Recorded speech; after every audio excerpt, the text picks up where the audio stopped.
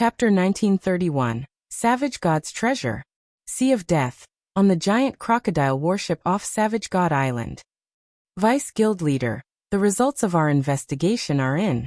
According to our spies, Black Flame is personally leading Zero Wing's team this time.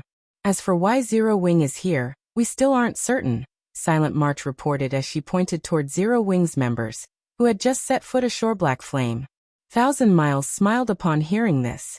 We're quite lucky this time. Since the guild leader of Zero Wing has personally come to a remote place like the Sea of Death, Zero Wing must be conducting a big operation. Although Zero Wing had ruined his plans, it would seem that he was soon going to earn back his losses. I'll have 5 assassin parties secretly tail them, Silent March said, a smile likewise appearing on her face. She then started arranging for the necessary manpower in God's domain. Guild leaders of large guilds generally wouldn't lead a team of their own. However, when they did, it would definitely be an important operation. If one stalked such a team and properly took advantage of the opportunity, one could deal damage to the targeted guild and steal said guild's harvest.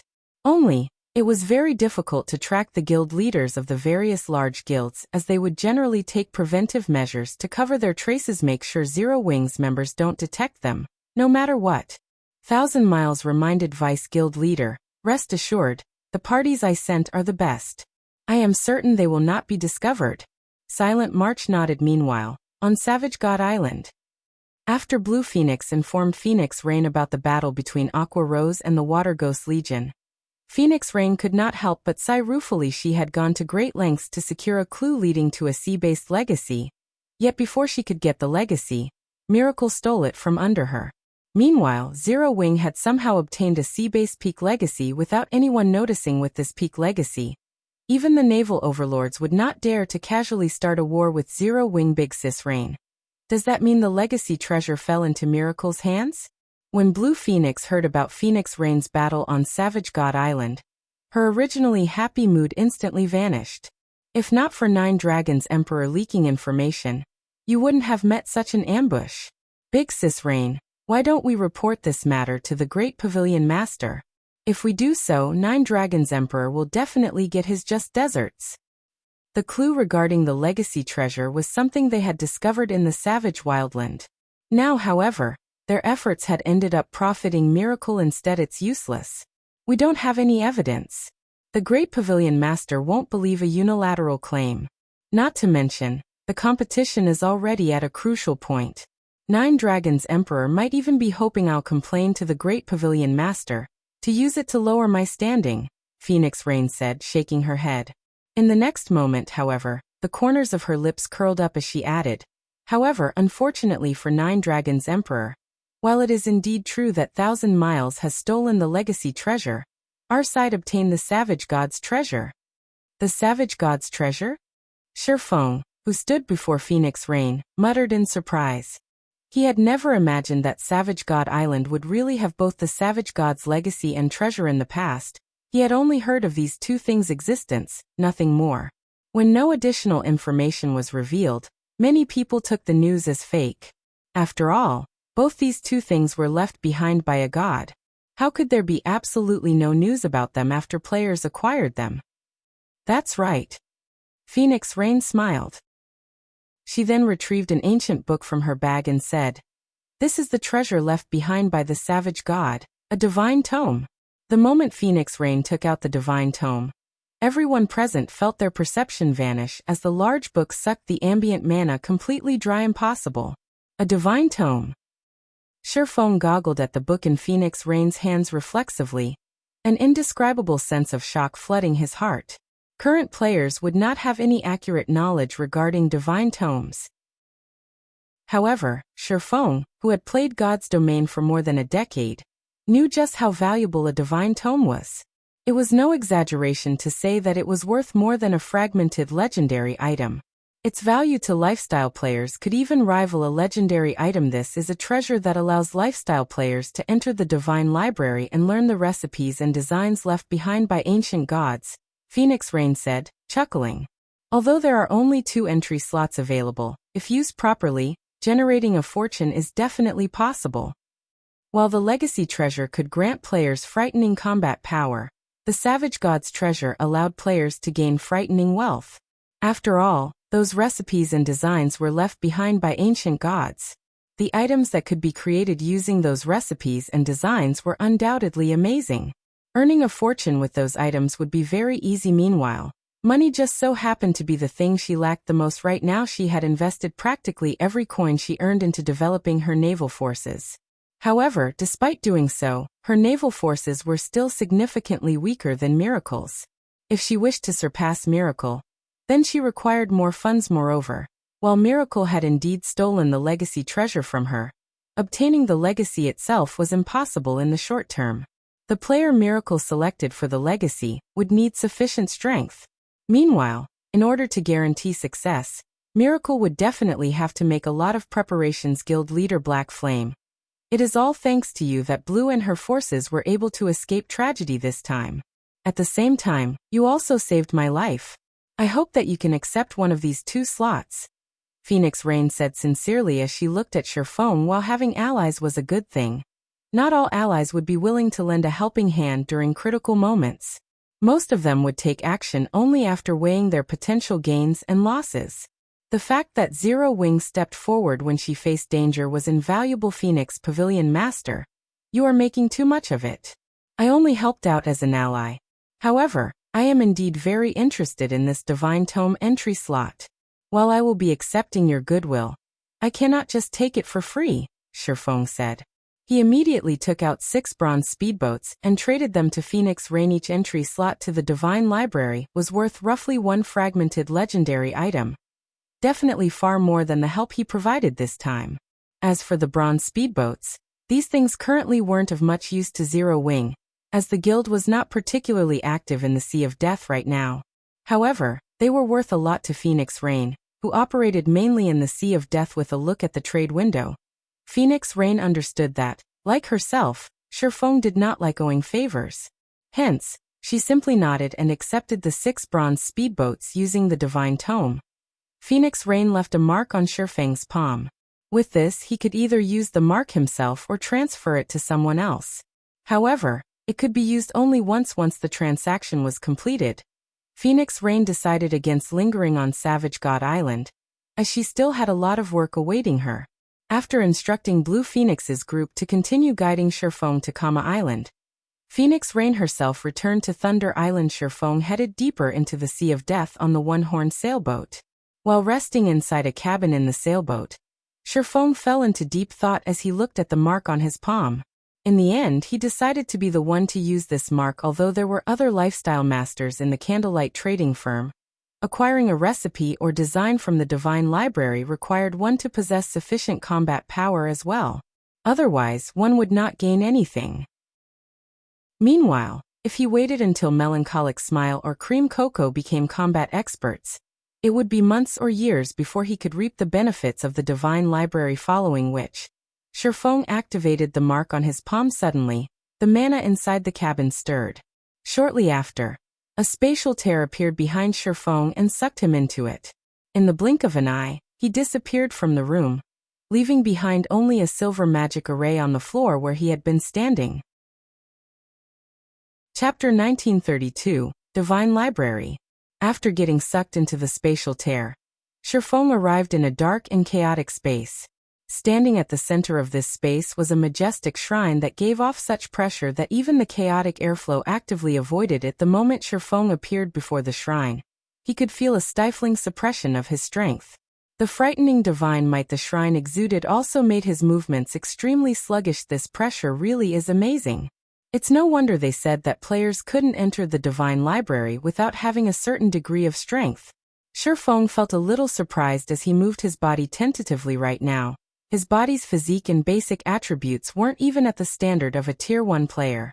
His perception of his surroundings had also become non-existent. If he were to fight in such a state, he might have difficulty going up against a chieftain of the same level. If any other Tier 2 player were in his position right now, one could easily imagine how much weaker they would become. Not to mention lifestyle players. After familiarizing himself with the environment, Feng approached the shrine, which was over a kilometer tall. Countless divine runes and magic arrays were engraved into the shrine's exterior. radiating a golden glow that gave the shrine a sacred ambience. Meanwhile, standing before the main entrance was a stalwart statue wearing leather armor and a helmet made out of dragon bones, the helmet exposing only a set of eyes. The statue also held an axe in each hand. The pressure the statue gave off was so powerful that Feng had extreme difficulty approaching it. When he got within 100 yards of the statue, his body refused to move even a step closer. What kind of statue is this? It's clearly an inanimate object, yet it still has such a powerful pressure. Most likely, even Tier 4 players can't walk up to its feet looking at this 10-meter-tall statue. Feng could feel that the pressure it gave off would increase exponentially the closer one got to it after bypassing the statue. Feng quickly arrived at the shrine's main entrance. The entrance was so massive that even monsters over 10 meters tall could walk through it easily. As Feng approached the golden set of doors, the doors slowly parted, a blinding glow escaping through the gap between the doors. By the time the golden doors were fully opened, and the intense light had dissipated, a sea of books appeared before Feng. Rows of bookshelves filled the hall before him with patrol squads of stone guards wandering all around the chamber. Similar to Feng, these stone guards were all level 69. As for their ranks, there were elites, special elites, and chieftains. Although the HPs of these stone guards were not as high as that of ordinary monsters of the same rank and level, the elites still had over 1 million HP, while the chieftain-ranked squad captains had 5 million HP. If Feng were to come across these monsters in the outside world, he wouldn't even have paid attention to them. However, in his current state, he had no choice but to take the many stone guards in the hall seriously.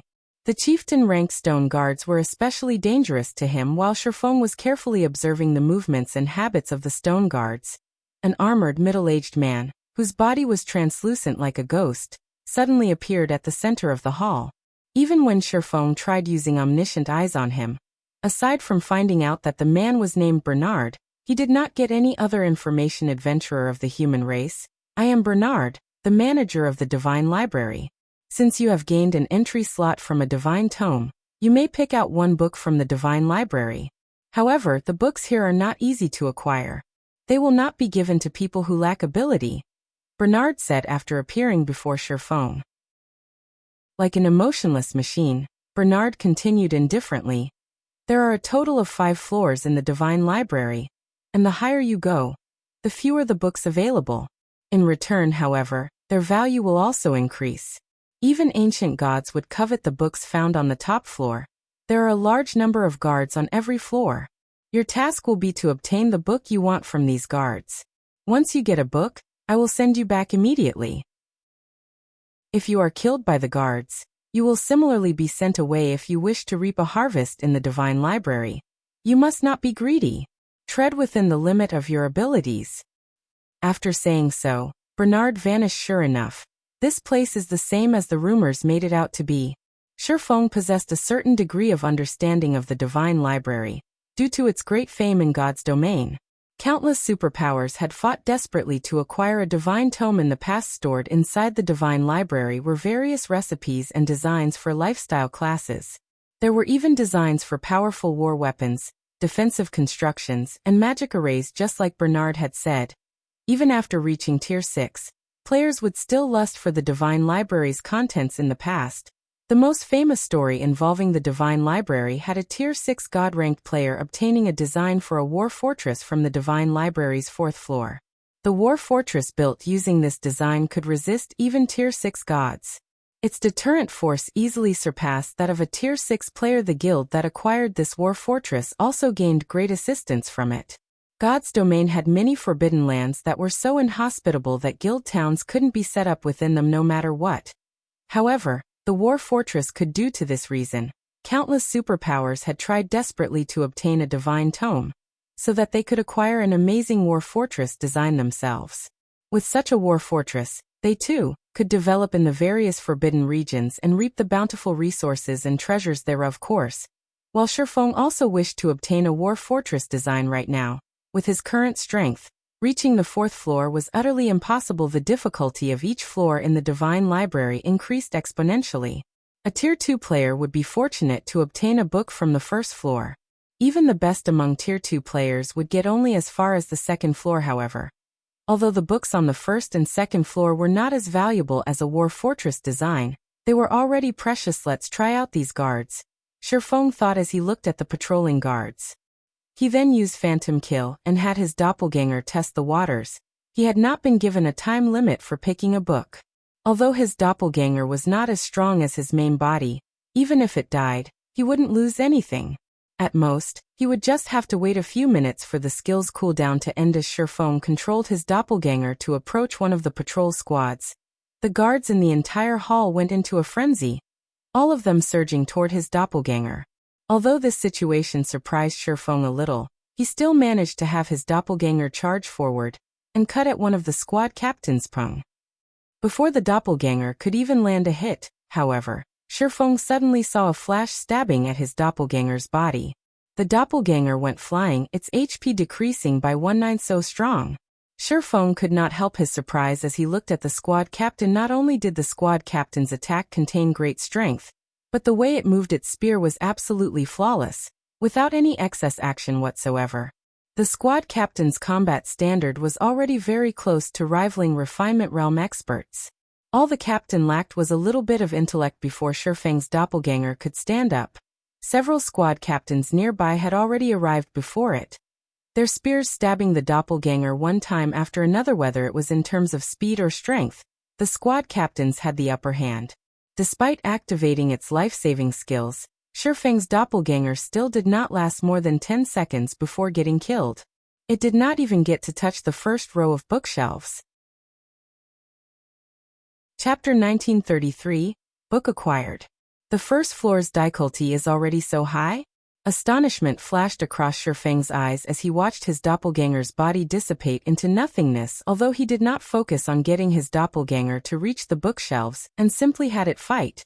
From the moment the doppelganger attacked the first stone guard until it died, less than 10 seconds had passed in total. If an ordinary Tier 2 expert had attempted the same thing, they most likely would have died an even more miserable death at this moment.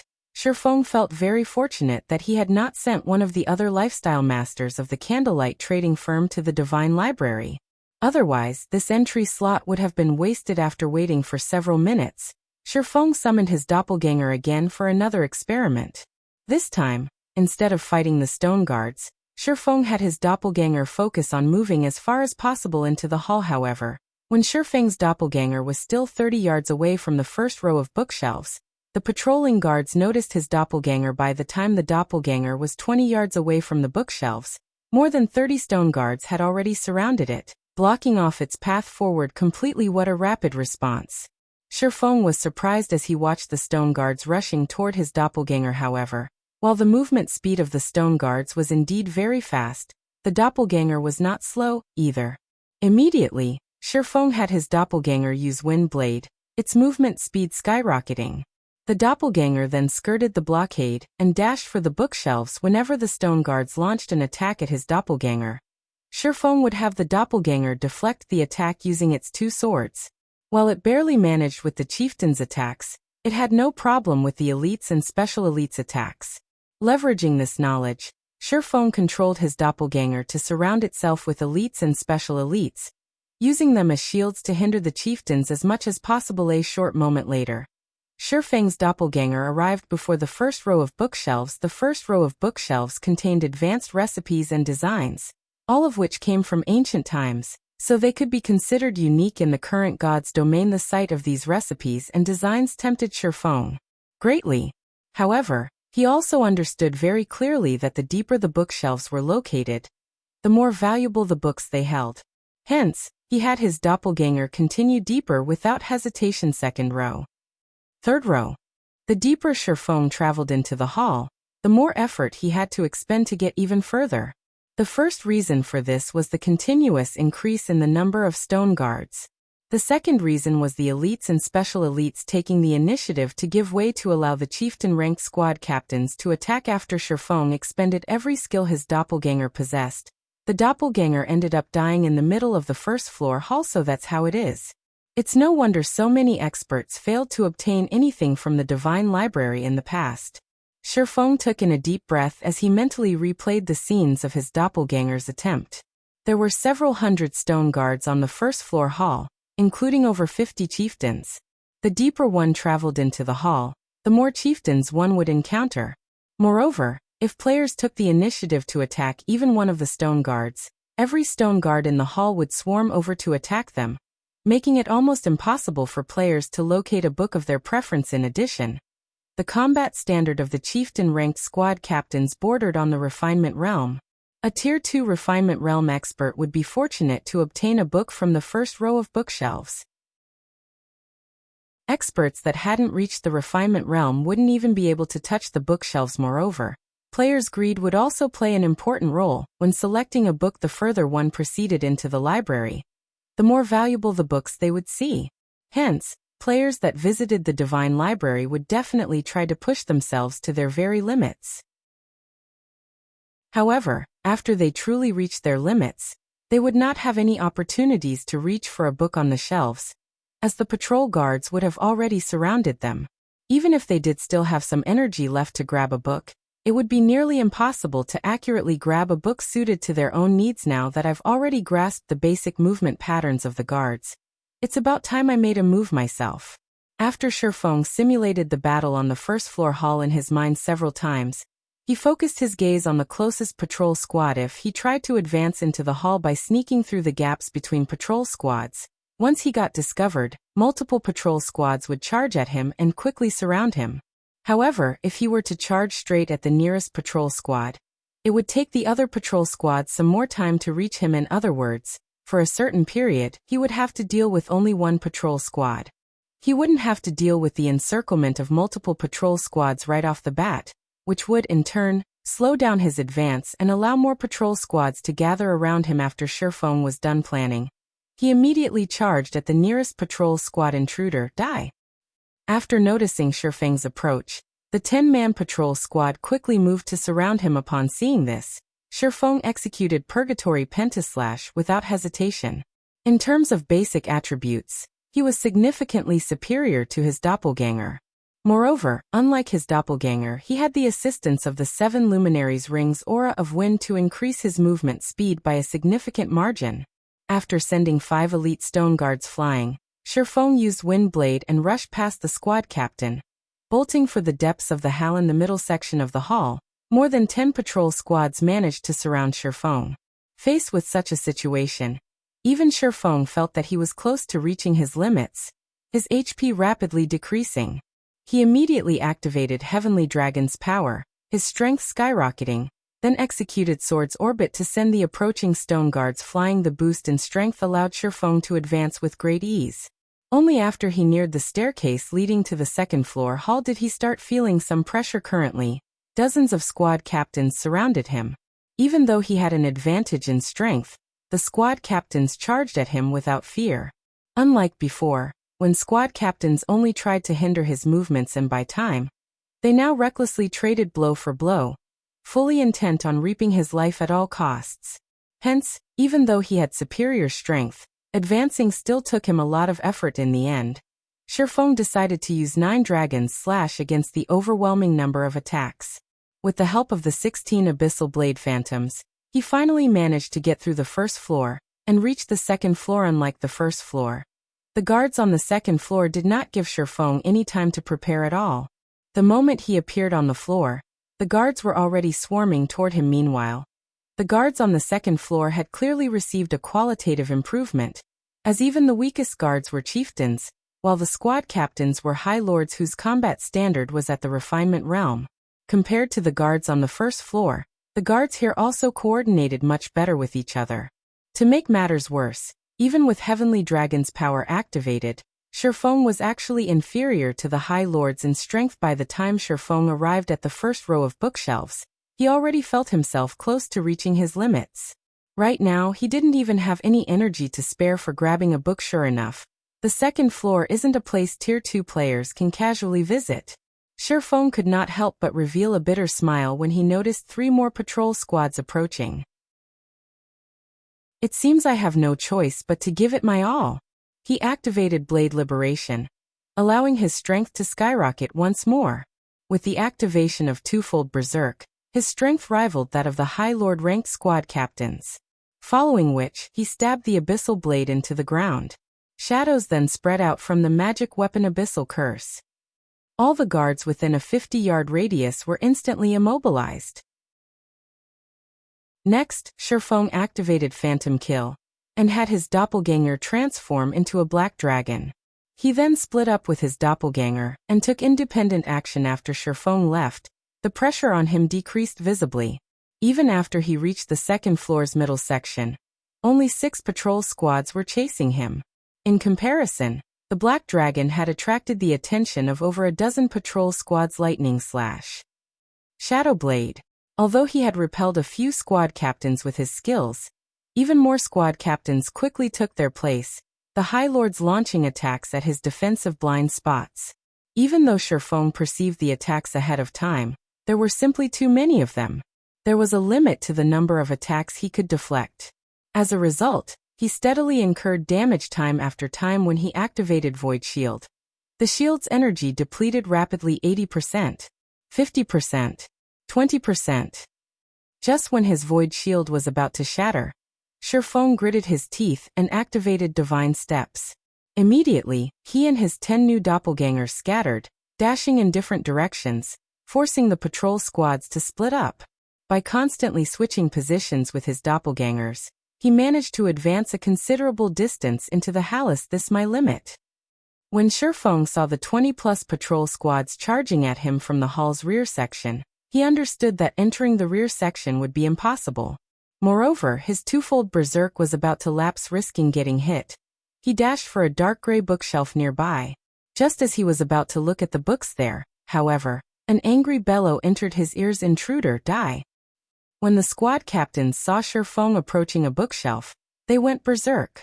Suddenly, over a dozen squad captains raised their spears and hurled their weapons at him. Shio. The spears created sonic booms as they flew at Feng. It was evident that the power contained within those spears was already at the Tier 3 standard. Seeing this scene, Feng no longer dared to inspect the books. Sensing the lethality of those spears, he grabbed one of the 3 books displayed on the bookshelf. The moment Feng took the book off the bookshelf, he disappeared from the hall. As for the dozen or so spears, they harmlessly passed through his former location and crashed into the magic barrier protecting the dark gray bookshelf, the magic barrier trembling slightly from the spear's might. Chapter 1934, Basic Combat Device. Sea of Death. In one of the one-horned sailboat's cabins, the silver magic array carved on the floorboards suddenly lit with a brilliant glow. Feng's figure then emerged from the array that was close. Feng looked down at the tome in his hands, ecstatic. He had very nearly lost his life back there. He never thought that the stone guards could go berserk. The power of their spears had undoubtedly been at the Tier 3 standard, and if every one of those dozen or so spears had struck him, he would have died instantly. But despite his near-death experience, he couldn't help but excitedly inspect his new treasure. All of the Divine Library's books were precious treasures. First-rate guilds would even drool over the tomes on the first floor, not to mention those on the subsequent floors. Feng tapped to open the tome's attribute panel, and the system displayed its information before him as expected of the Divine Library. Even something like this was on the second floor? The corners of Feng's mouth twitched slightly when he saw the tome's name. Awe flashing in his eyes, the tome he had obtained from the Divine Library was the production design for the basic combat device. The combat device was a special item that was similar to the strengthening device, which was a tool that increased equipment durability. The combat device, however, increased players' combat power. This increase to combat power was extraordinary. Rather than increasing its user's basic attributes, the combat device relied on powerful mana to improve its user's life rating forcibly. The ancient gods had created this magic tool, but since the combat device's production method had been lost to time, players could only find these devices in ancient ruins. Moreover, very few were generally hidden in such locations. The various large guilds in the past had treated the combat devices they had found like their own children. Now that he held the combat device's design, why wouldn't Feng be shocked? Even though it was only the basic combat device design, it was still enough to drive the various superpowers crazy. The basic combat device increased players' life ratings at Tier 3 and below by 1 rank. Although the improvement wouldn't boost normal players to the archaic species standard, it was still a formidable improvement, on par with upgrading a lord to high lord rank. When equipped, players would become boss-like existences among their peers. If an ordinary player equipped the combat device, their strength could rival an expert player of the same level and tier.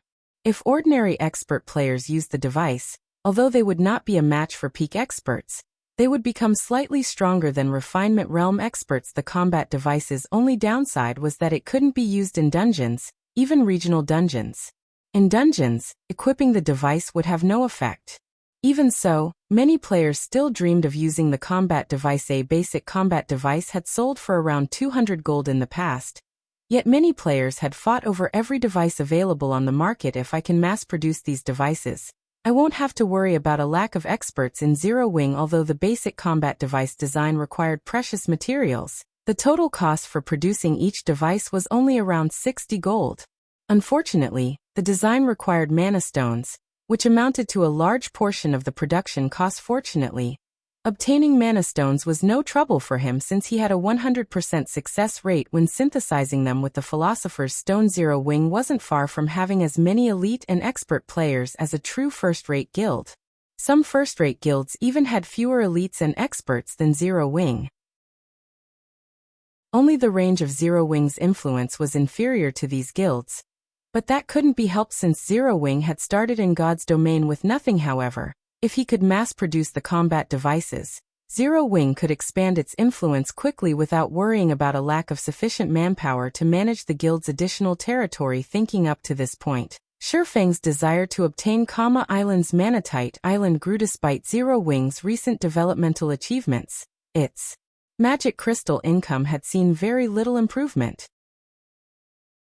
After all, there was a limit to the magic crystals a single area could produce.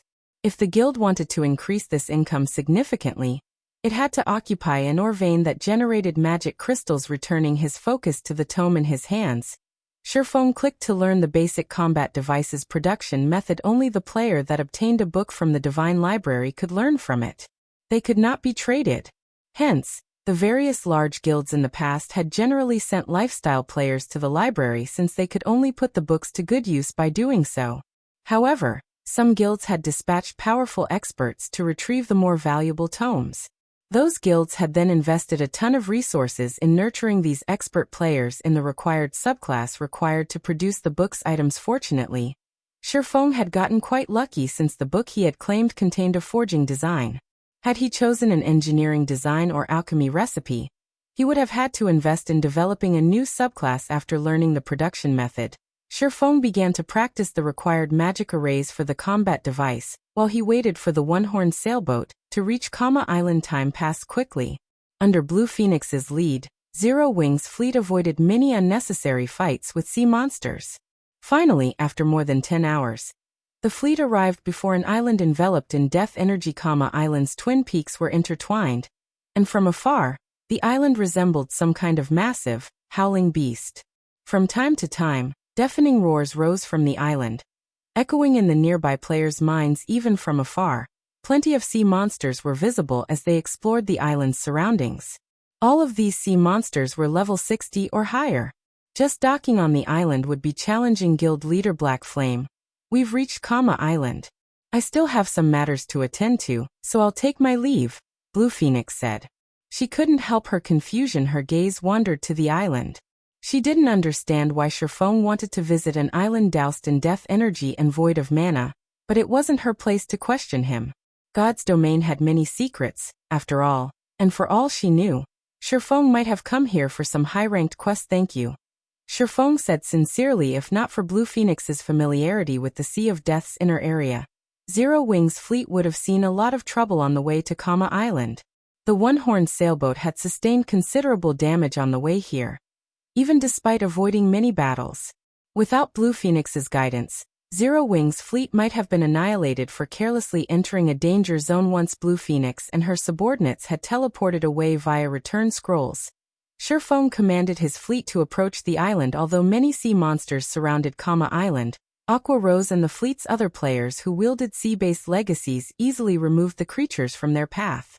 In less than an hour, Zero Wing's ships docked on Kama Island's shore. After seeing to the necessary preparations, An inexplicable fluctuation in space slammed into Feng as he set foot on the island. It had felt as if a sonic boom had radiated throughout the world. Just as suddenly, the sound of a system notification reached Feng's ears. God's domain system announcement. Players have triggered the new expansion pack, Return of the Survivors. The system will undergo a 24-hour update. Please prepare to log out of the game. Chapter 1935, God's Domain Shaken. Upon hearing the system announcement, Feng was stunned. Why has this happened so soon? Feng's expression darkened slightly as he read the system announcement. The Return of the Survivors was a massive expansion pack that affected the entirety of God's domain, but as far as he could remember, this expansion pack shouldn't have triggered until mainstream players had reached level 70.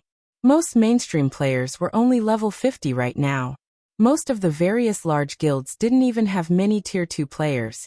Yet the Return of Survivors expansion pack had just triggered. While this expansion pack was good news for the various major powers, the same couldn't be said for Zero Wing. Once the Return of the Survivors expansion pack activated, the ancient humans that had split away from God's domain's main continent due to the ancient war would return. Unlike the current human population in God's domain, these ancient humans retained some of the combat techniques and lifestyle techniques from ancient times.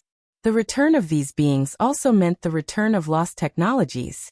One could easily imagine the impact this change would have on current players. In addition to the return of the ancient humans, the Return of the Survivors expansion pack also reduced the teleportation fees between the continent's various countries. The price of guild transfer scrolls would also drop. Once the expansion pack took effect, both independent players and guild players would have a much easier time traveling between countries. As a result, competition within the various countries would become far more intense. However, these changes were only the tip of the iceberg. The expansion pack's real impact lay in the real world. When the Return of Survivors expansion pack activated, the main god system would also activate the mental assistance system, incorporating players' habitual movements and nerve reactions from the real world in the game. Players' control of their virtual bodies would become more comfortable due to this change, removing the disparity between players' virtual bodies and their physical forms. This latest expansion pack also introduced the EXP potion, the effects of which lasted for 6 hours and disappeared upon death, to the game. The potion would help low-level players level up quickly, doubling their EXP gain from monster kills. Of course, the EXP potion would only be effective for players below the mainstream level, which the main god system determined. To acquire the EXP potion, players had to increase their reputation with the survivors until they were respected and complete a series of quests. Only then would players have the privilege of purchasing the EXP potions from the survivor NPCs at the low price of 1 silver per bottle. Due to the EXP potion, new players had an easier time of quickly catching up to mainstream players. This also allowed experts to arise at a much faster rate, which in turn allowed the various major corporations to develop rapidly. Many major corporations had only invested in God's domain after they had realized the game's potential. However, the game's top players had reached a considerably high level by then. As a result, these corporations' experts hadn't been able to exhibit their true strength, even though so many powerful, real-world experts worked for these corporations. Fortunately for them, the EXP potion just so happened to mitigate this problem.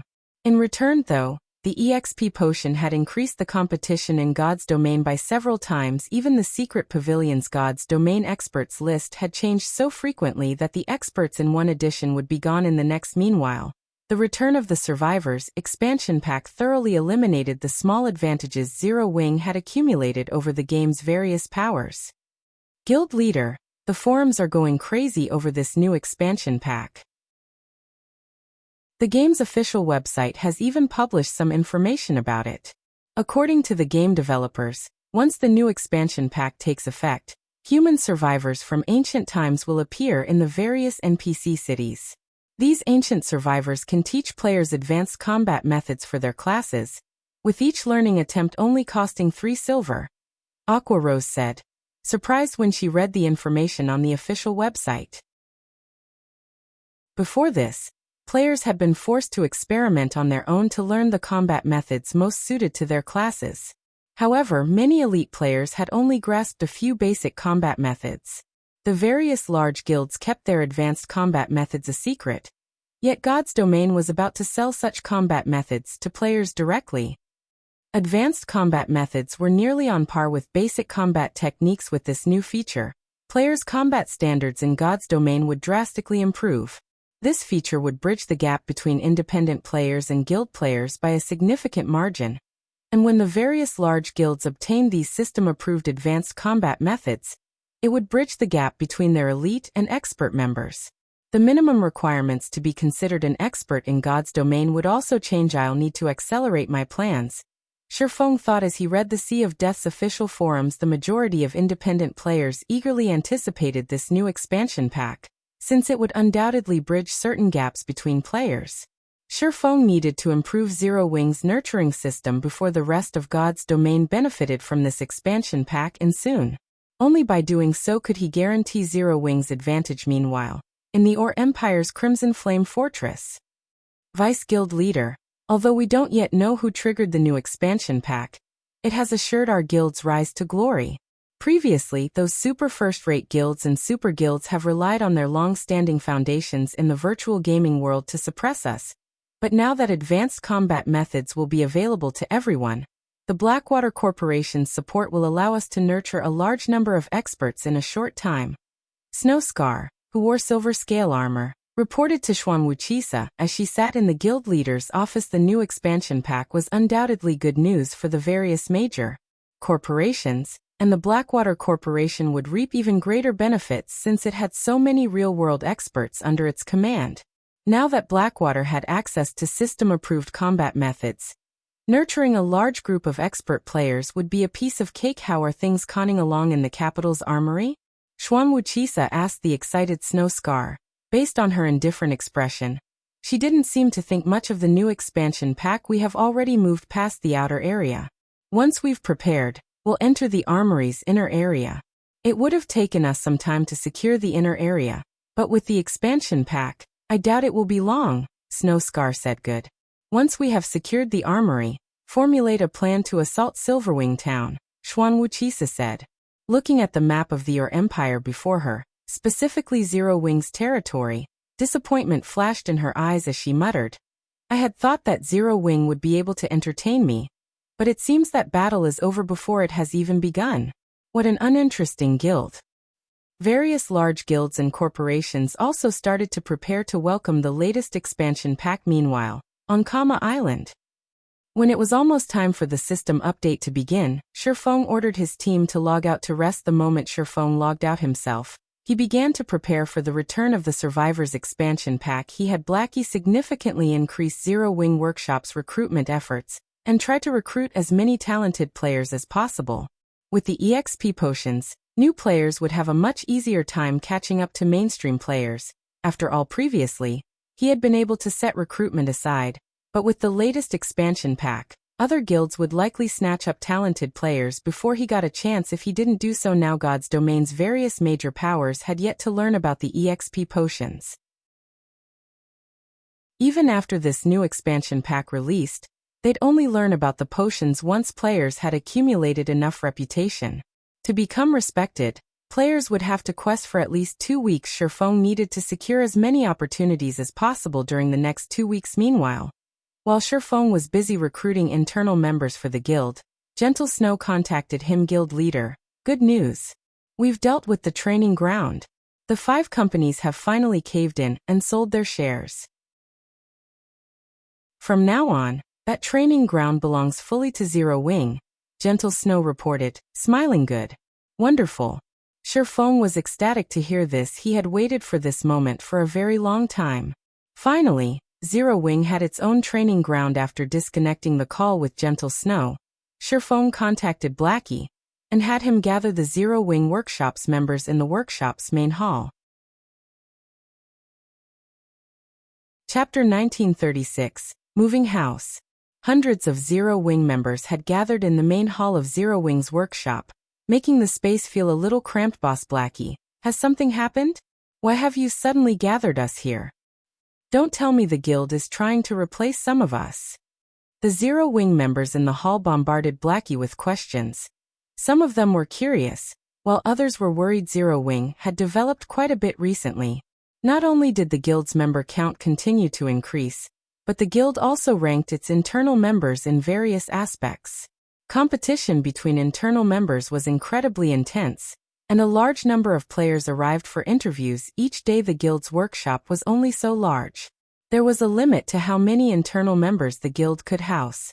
Hence, it wasn't unusual for the guild to cut off some of its present members for new recruits. After all, unlike other members of the guild, internal members received a significant salary. Stop making blind guesses. Even I don't know the meaning of this meeting, Blackie replied. But it should be something good. When the crowd heard Blackie's words, they relaxed. Shortly after the crowd had begun its discussion, Feng entered the hall. The crowd fell silent the moment they saw him, turning towards him with respectful gazes. The majority of Zero Wing's internal members didn't know that Feng was actually the guild leader, Black Flame. Very few of the upper echelons knew the secret. However, they were all aware that Feng was the Zero Wing workshop's true manager. His position in the guild was the equivalent of first vice guild leader. Since everyone's here, let me explain why we've gathered you all. From today on, our workshop will be located elsewhere. We'll be moving to Ouroboros as main headquarters. This will become Zero Wing's branch workshop, and it will be responsible for recruiting talented players in Jinhai City. If no one has any questions, everyone should prepare for the move. Feng announced. We're moving to Ouroboros as main headquarters? What? Doesn't that mean our guild will have its own training ground like the other first-rate guilds? Amazing! I've heard that first-rate guilds generally use entire skyscrapers as their main headquarters. These skyscrapers are usually as large as a sports arena that can fit tens of thousands of people. We won't have to train in this cramped office anymore. That's not all. First-rate guilds' main headquarters are usually near or in the center of first-tier cities. And a lot of them come equipped with the latest facilities. Their rooms can even rival 4-star hotels. Some of the more impressive headquarters can even rival 5-star hotels. Does that mean we get to live in a first-tier city's center? I'm not dreaming, am I? After listening to Feng's announcement, the crowd was elated. Even Fire Dance, Blackie, Yi Wumian and Zero Wing's other upper echelons were stunned.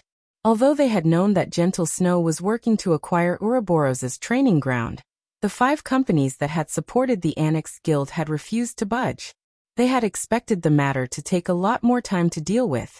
They hadn't expected to secure the training ground so soon. Moving from a third-rate city like Jinhai City to a first-tier city was a matter worth celebrating for the guild's internal members. However, acquiring Ouroboros' main headquarters held a deeper meaning for the guild's upper echelons. Now that Zero Wing had its own training ground, the guild could nurture experts with more ease. Moreover, the guild would no longer be limited by the limited size of its workshop, and could recruit more internal members.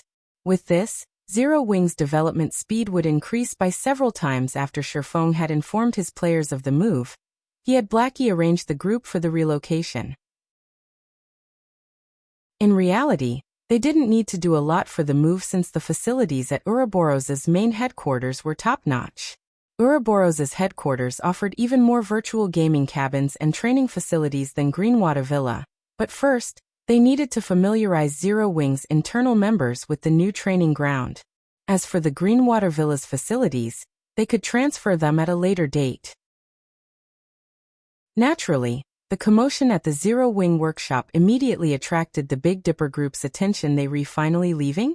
Xiaoyu, who currently sat in his office, could not help his rueful sigh when he received Liang Jing's latest report. Although he knew how extraordinary the Zero Wing workshop, which even had dealings with major corporations, was through Liang Jing's periodic reports, he hadn't expected the workshop to leave so soon.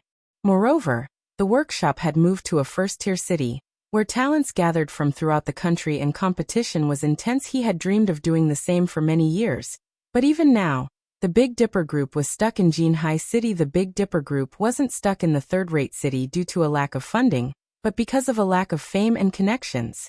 If he tried to set up a training center in a first-tier city, stronger competitors would quickly target the center, and it would be forced to close its doors very quickly. Chairman, Head instructor Sher has said that Zero Wing is willing to partner with the Big Dipper Group.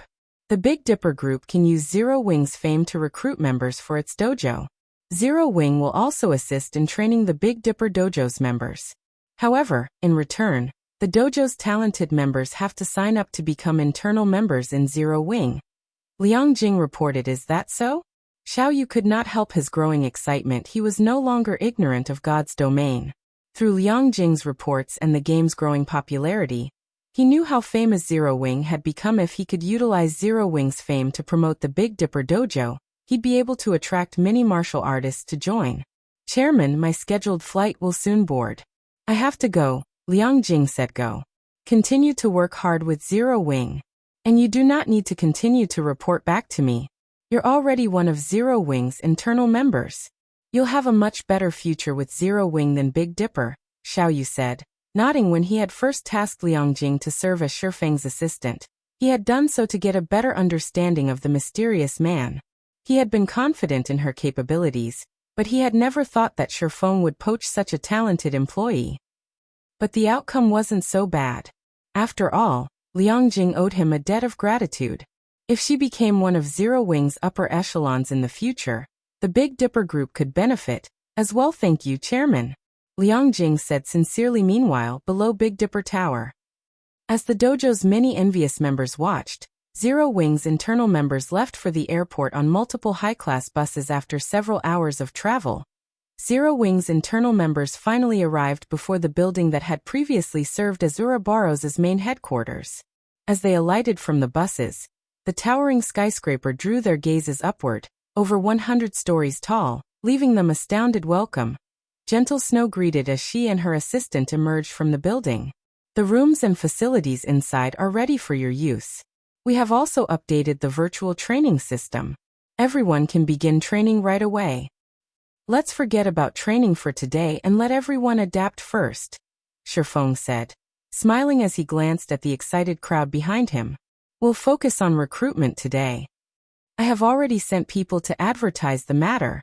I doubt it will be long before independent experts and workshops seek us out," Gentle Snow said, nodding. She understood that starting everyone on their work after arriving was a little rushed. Moreover, losing one day of training wouldn't affect Zero Wing's development significantly. When Zero Wing's internal members heard that Feng and Gentle Snow had given them a day off, they were elated. They dashed into the building to explore the new training ground. The building that had served as Ouroboros's main headquarters had 133 floors. It had been divided into multiple areas, covering offices, training areas, entertainment areas, and rest areas. Every internal member would receive their own living space, and they wouldn't be nearly as cramped as they had been in the Greenwater Villa, where they had shared a room with several others. When Liang Jing had finished touring the building, she had been stupefied. Every facility in the building was state-of-the-art. Even the simplest accommodation was as luxurious as a 4-star hotel, whereas the top-level rooms and suites were on par with 5-star hotels. Standing in the top-floor suite of the building, excitement bubbled up in Feng as he gazed at the night view from the French windows. He found it hard to believe that such a magnificent building officially belonged to Zero Wing, now the guild's main headquarters. Meanwhile, under Gentle Snow's management, it took only a day for Zero Wing's internal members to get back on track. Moreover, the Zero Wing workshop had recruited 500 new internal members in that single day. Every one of these internal members was extraordinarily talented, either with combat, management, or lifestyle classes. Once God's domain system update had completed, these 500 people would be integrated in Zero Wing's operation at 6 a.m. The next day, God's domain system update had finished. Laying down in the newly installed virtual gaming cabin in his luxury suite, Feng logged into God's domain. Chapter 1937. Rapid Expansion. Sea of Death, Island. The mental assistance system has finally activated. As Feng stood on the death energy-saturated beach and stretched, he could feel a tangible change to his virtual body. Before this update, he had always felt as if he were moving in a body that wasn't his. Now, however, he felt as comfortable in his skin as he was in the real world. It felt as if he had been transported into another world. rather than enter a virtual world via a virtual body when the other Zero Wing members logged into God's domain, and similarly immersed themselves in this new sensation. Excitement welled within them. They had felt as if they had been casting spells and using skills from a third-person perspective, but now, they felt as if they used their abilities personally. It felt as if they had gained superpowers in the real world. Looking at the level 60+ demonic beasts on Kama Island, the team eagerly charged at the monsters to test their new forms. Although the mana on Kama Island was very thin, and the corrosive power of darkness lingered, with the help of the all-rounded device and darkness resistance potion, the team remained unaffected by the island's harsh environment. In just 8 minutes or so, the team had killed over 100 Lord-ranked demonic beasts. Guild leader, we've just received a report. Due to the system update, many players have begun to learn advanced combat methods from the ancient survivors. As a result, far fewer players are interested in joining Zero Wing, Aqua Rose reported. Then in a quieter tone she continued, moreover, the various large guilds have started mass recruiting members, and they've lowered their recruitment requirements significantly, especially Blackwater. Blackwater has improved the benefits it offers its elite members by a significant margin. Blackwater is now offering nearly 40% more than Zero Wing. Because of this, many of the players that had applied to join our guild at the Secret Stone Fortress and Silverwing Town have left to join Blackwater. Blackwater really is vicious. To think it would increase its benefit packages by so much. Aqua Rose's report astonished Feng a little, but once he gave the matter some thought, he wasn't overly surprised. The return of the Survivors expansion pack heralded a new area where every major power in the game would seek to recruit elite players. Currently, the Trial Tower was still used to determine players' combat standards. The higher a player climbed in the tower, the stronger combat standards they'd need to progress. Naturally, the fastest way to improve one's combat standards was by learning combat techniques. If players could grasp a single basic combat technique, they'd be almost guaranteed to reach the Trial Tower's 5th floor, which would mean that the player had reached the realm of experts. With the ancient survivor's return, players only needed a small amount of money to learn advanced combat methods.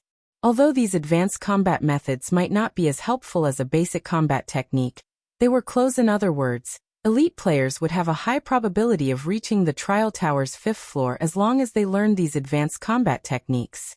After all, the various large guilds' elite members, on average, could reach the 4th floor.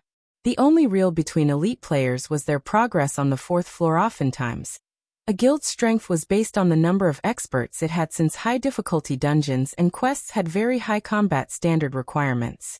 These challenges usually required expert players. Thus, expert players comprised a guild's key support pillar. Now that the return of the Survivors expansion pack had activated, it was only natural that all of God's domain had become so frantic. This expansion pack was particularly beneficial to wealthy guilds like Blackwater. Recruiting elite standard players was much cheaper than poaching experts, and now that elite standard independent players had a much easier time reaching the Trial Tower's 5th floor, it was only natural that Blackwater spared no effort in recruiting them. Guild leader, should we lower our recruitment standards a little? Blackwater might steal the Empire's independent elite players otherwise.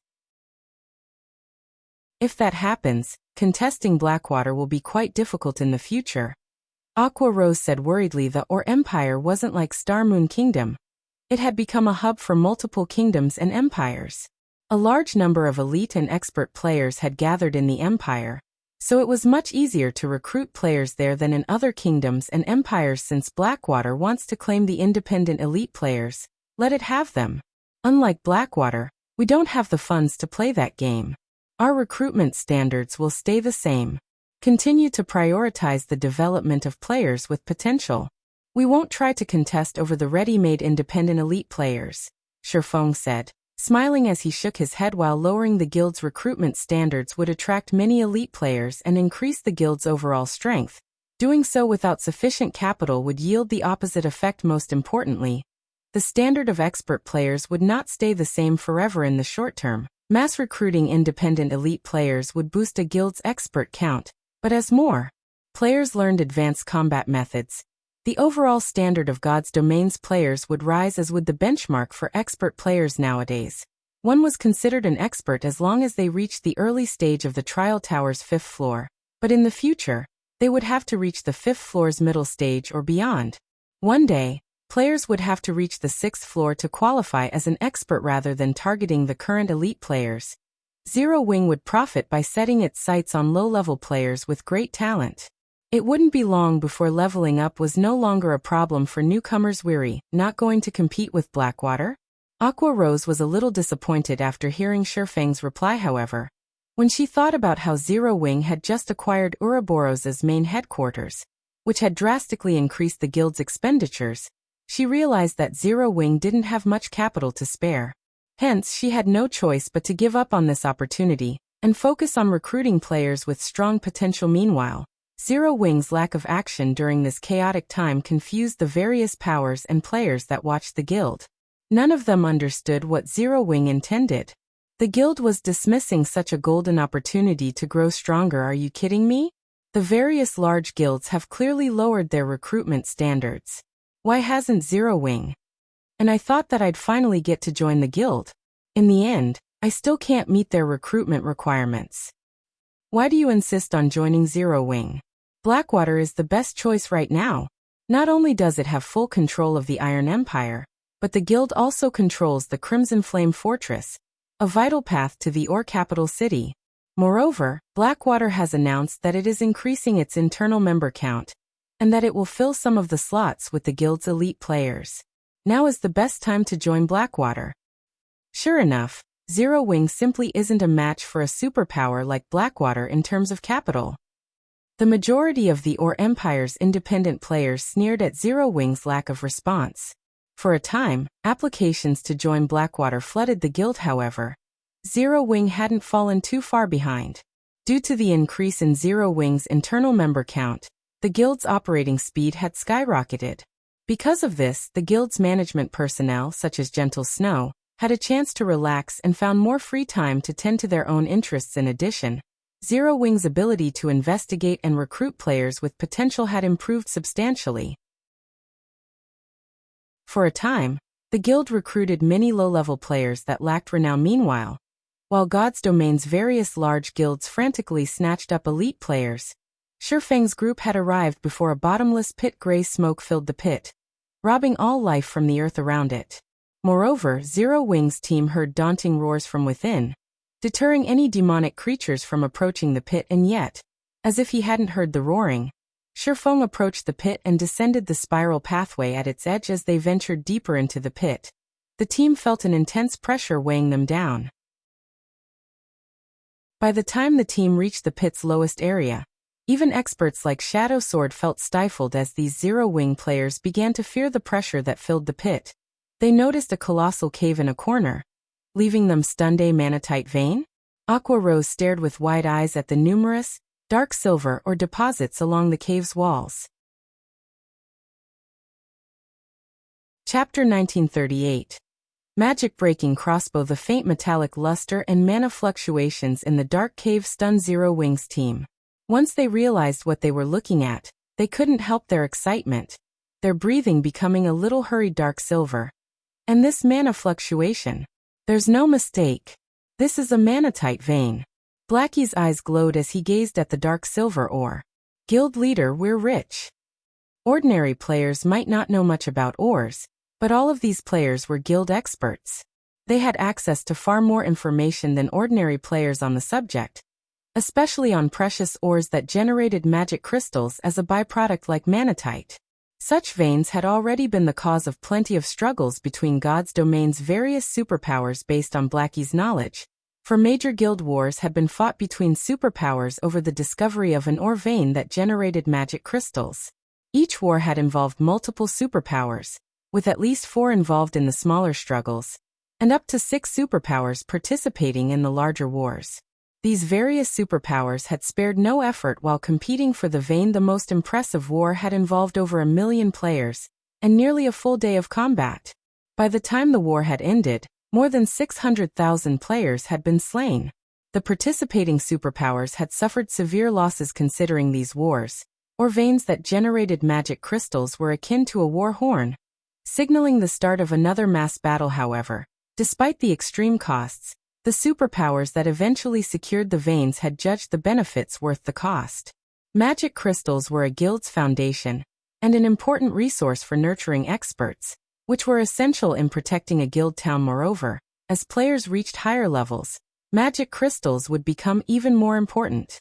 Currently, players needed magic crystals to use the Divine Colosseum, trade with special NPC merchants, and fuel powerful magic tools. Zero Wings teleportation arrays, magic towers, and defensive magic arrays were a few examples, all of which required a ton of magic crystals each day to maintain. Yet, while the various superpowers fought to obtain veins that generated magic crystals, Zero Wing had discovered one without attracting attention. Now the guild simply needed to occupy the ore vein and send people to mine it in secret. It would be able to avoid paying a bloody cost if Zero Wing had a stable magic crystal income.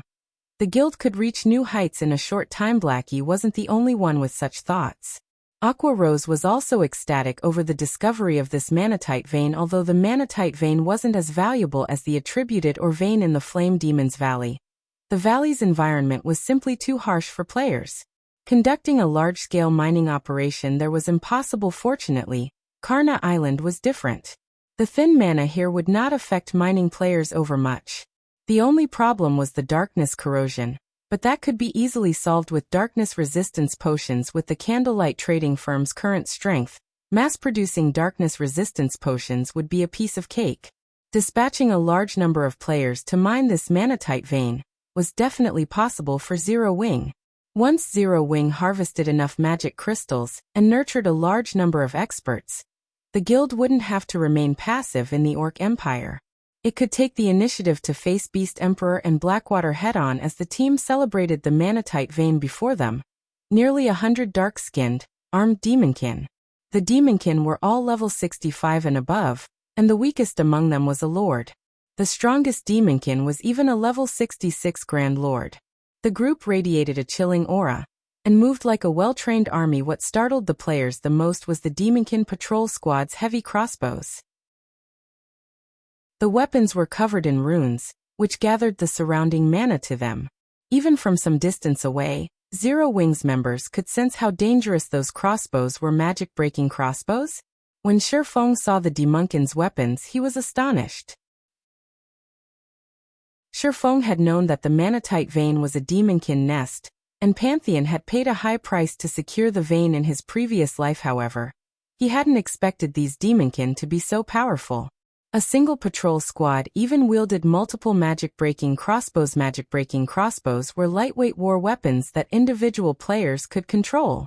They were similar to expendable tools, such as engineered bombs. Not only did the magic-breaking crossbows attacks carry Tier 3 power, but they were also incredibly fast. Even Tier 2 assassins would struggle to dodge the crossbow's bolts. Meanwhile, with this Demonkin patrol squad strength, annihilating a team of 100 Tier 2 players wouldn't be much of a problem. It was no wonder why Pantheon had paid so dearly. Everyone, prepare for battle. This is a Demonkin nest. Don't let a single one escape. If any do, they'll notify their companions, Feng instructed as he watched the patrolling Demonkin. Fire, sneak over to the patrol squad with the assassin unit. Once the fight begins, focus on keeping the Demonkin with the crossbows under control. Do not give them any opportunities to use those heavy crossbows. Leave it to us. We'll make sure that they don't fire a single bolt. Fire Dance said, nodding as she eyed the crossbow-wielding Lord Feng, then assigned tasks to the rest of his team.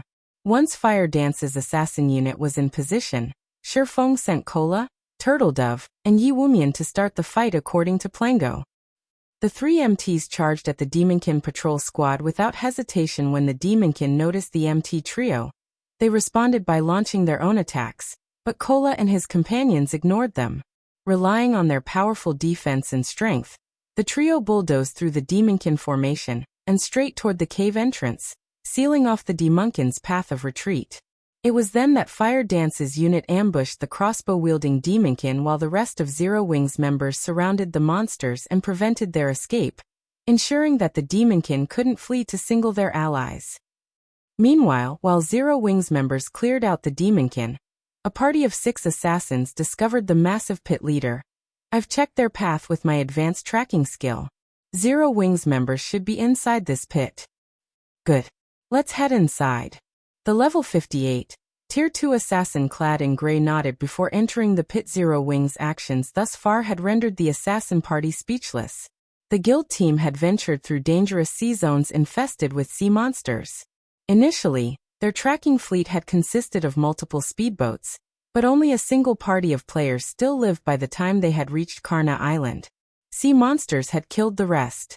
Fortunately, they hadn't lost track of their prey, and could continue their mission running along the narrow, winding path.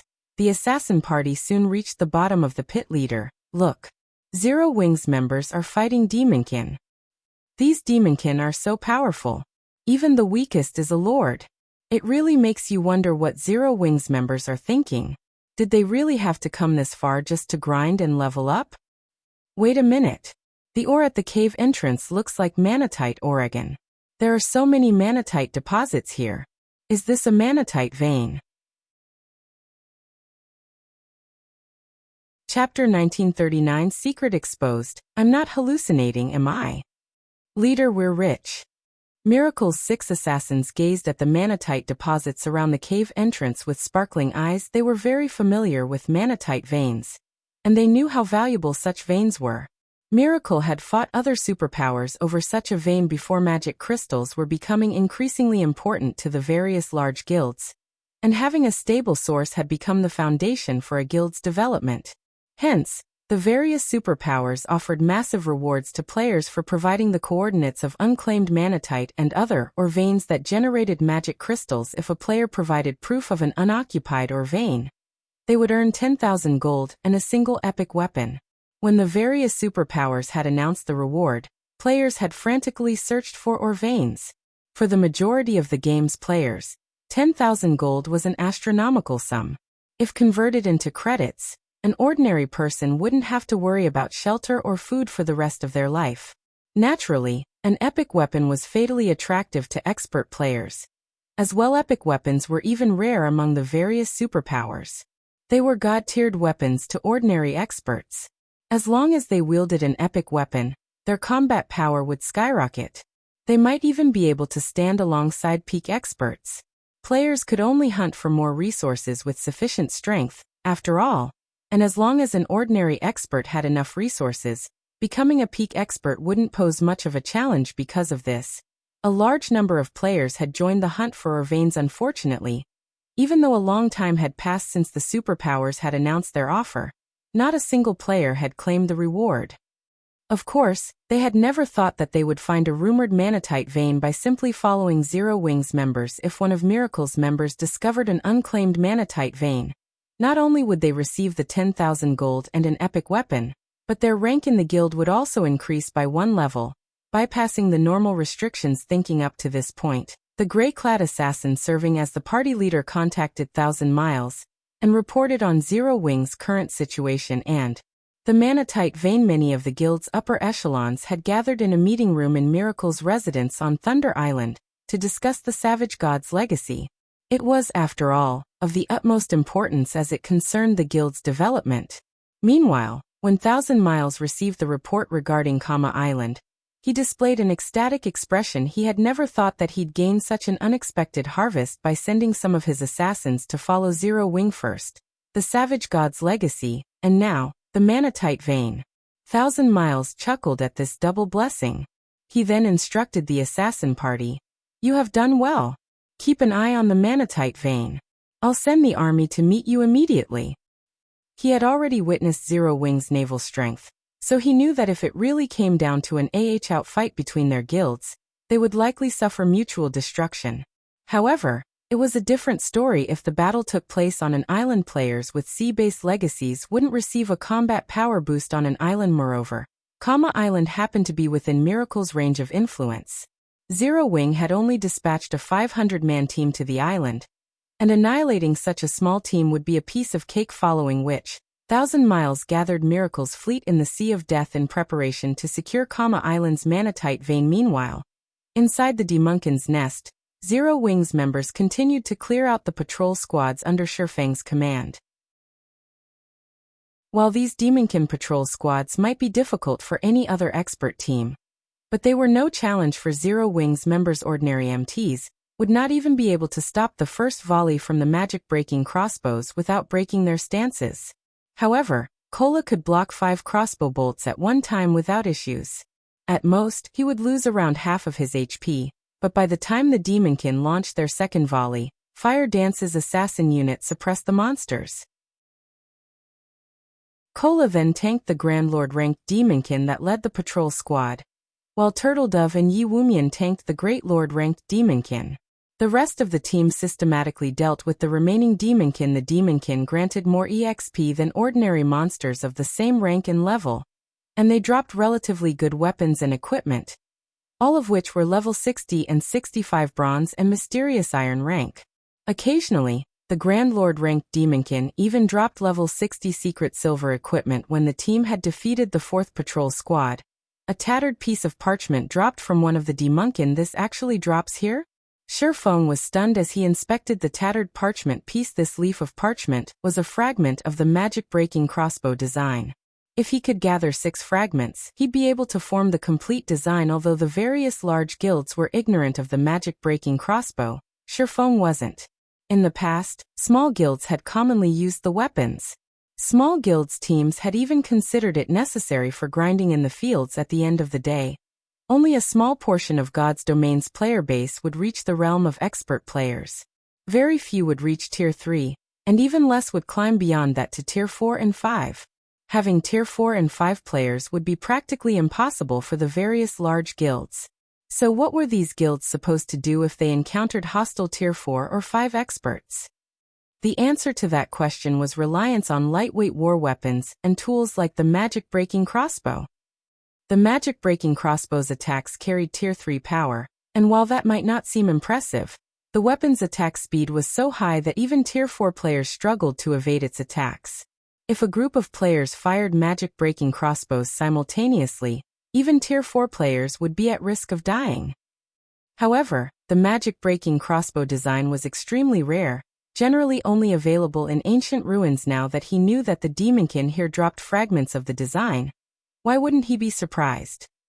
Even in the hands of a Tier 0 player, the magic-breaking crossbow would exhibit Tier 3 power and threaten Tier 4 players.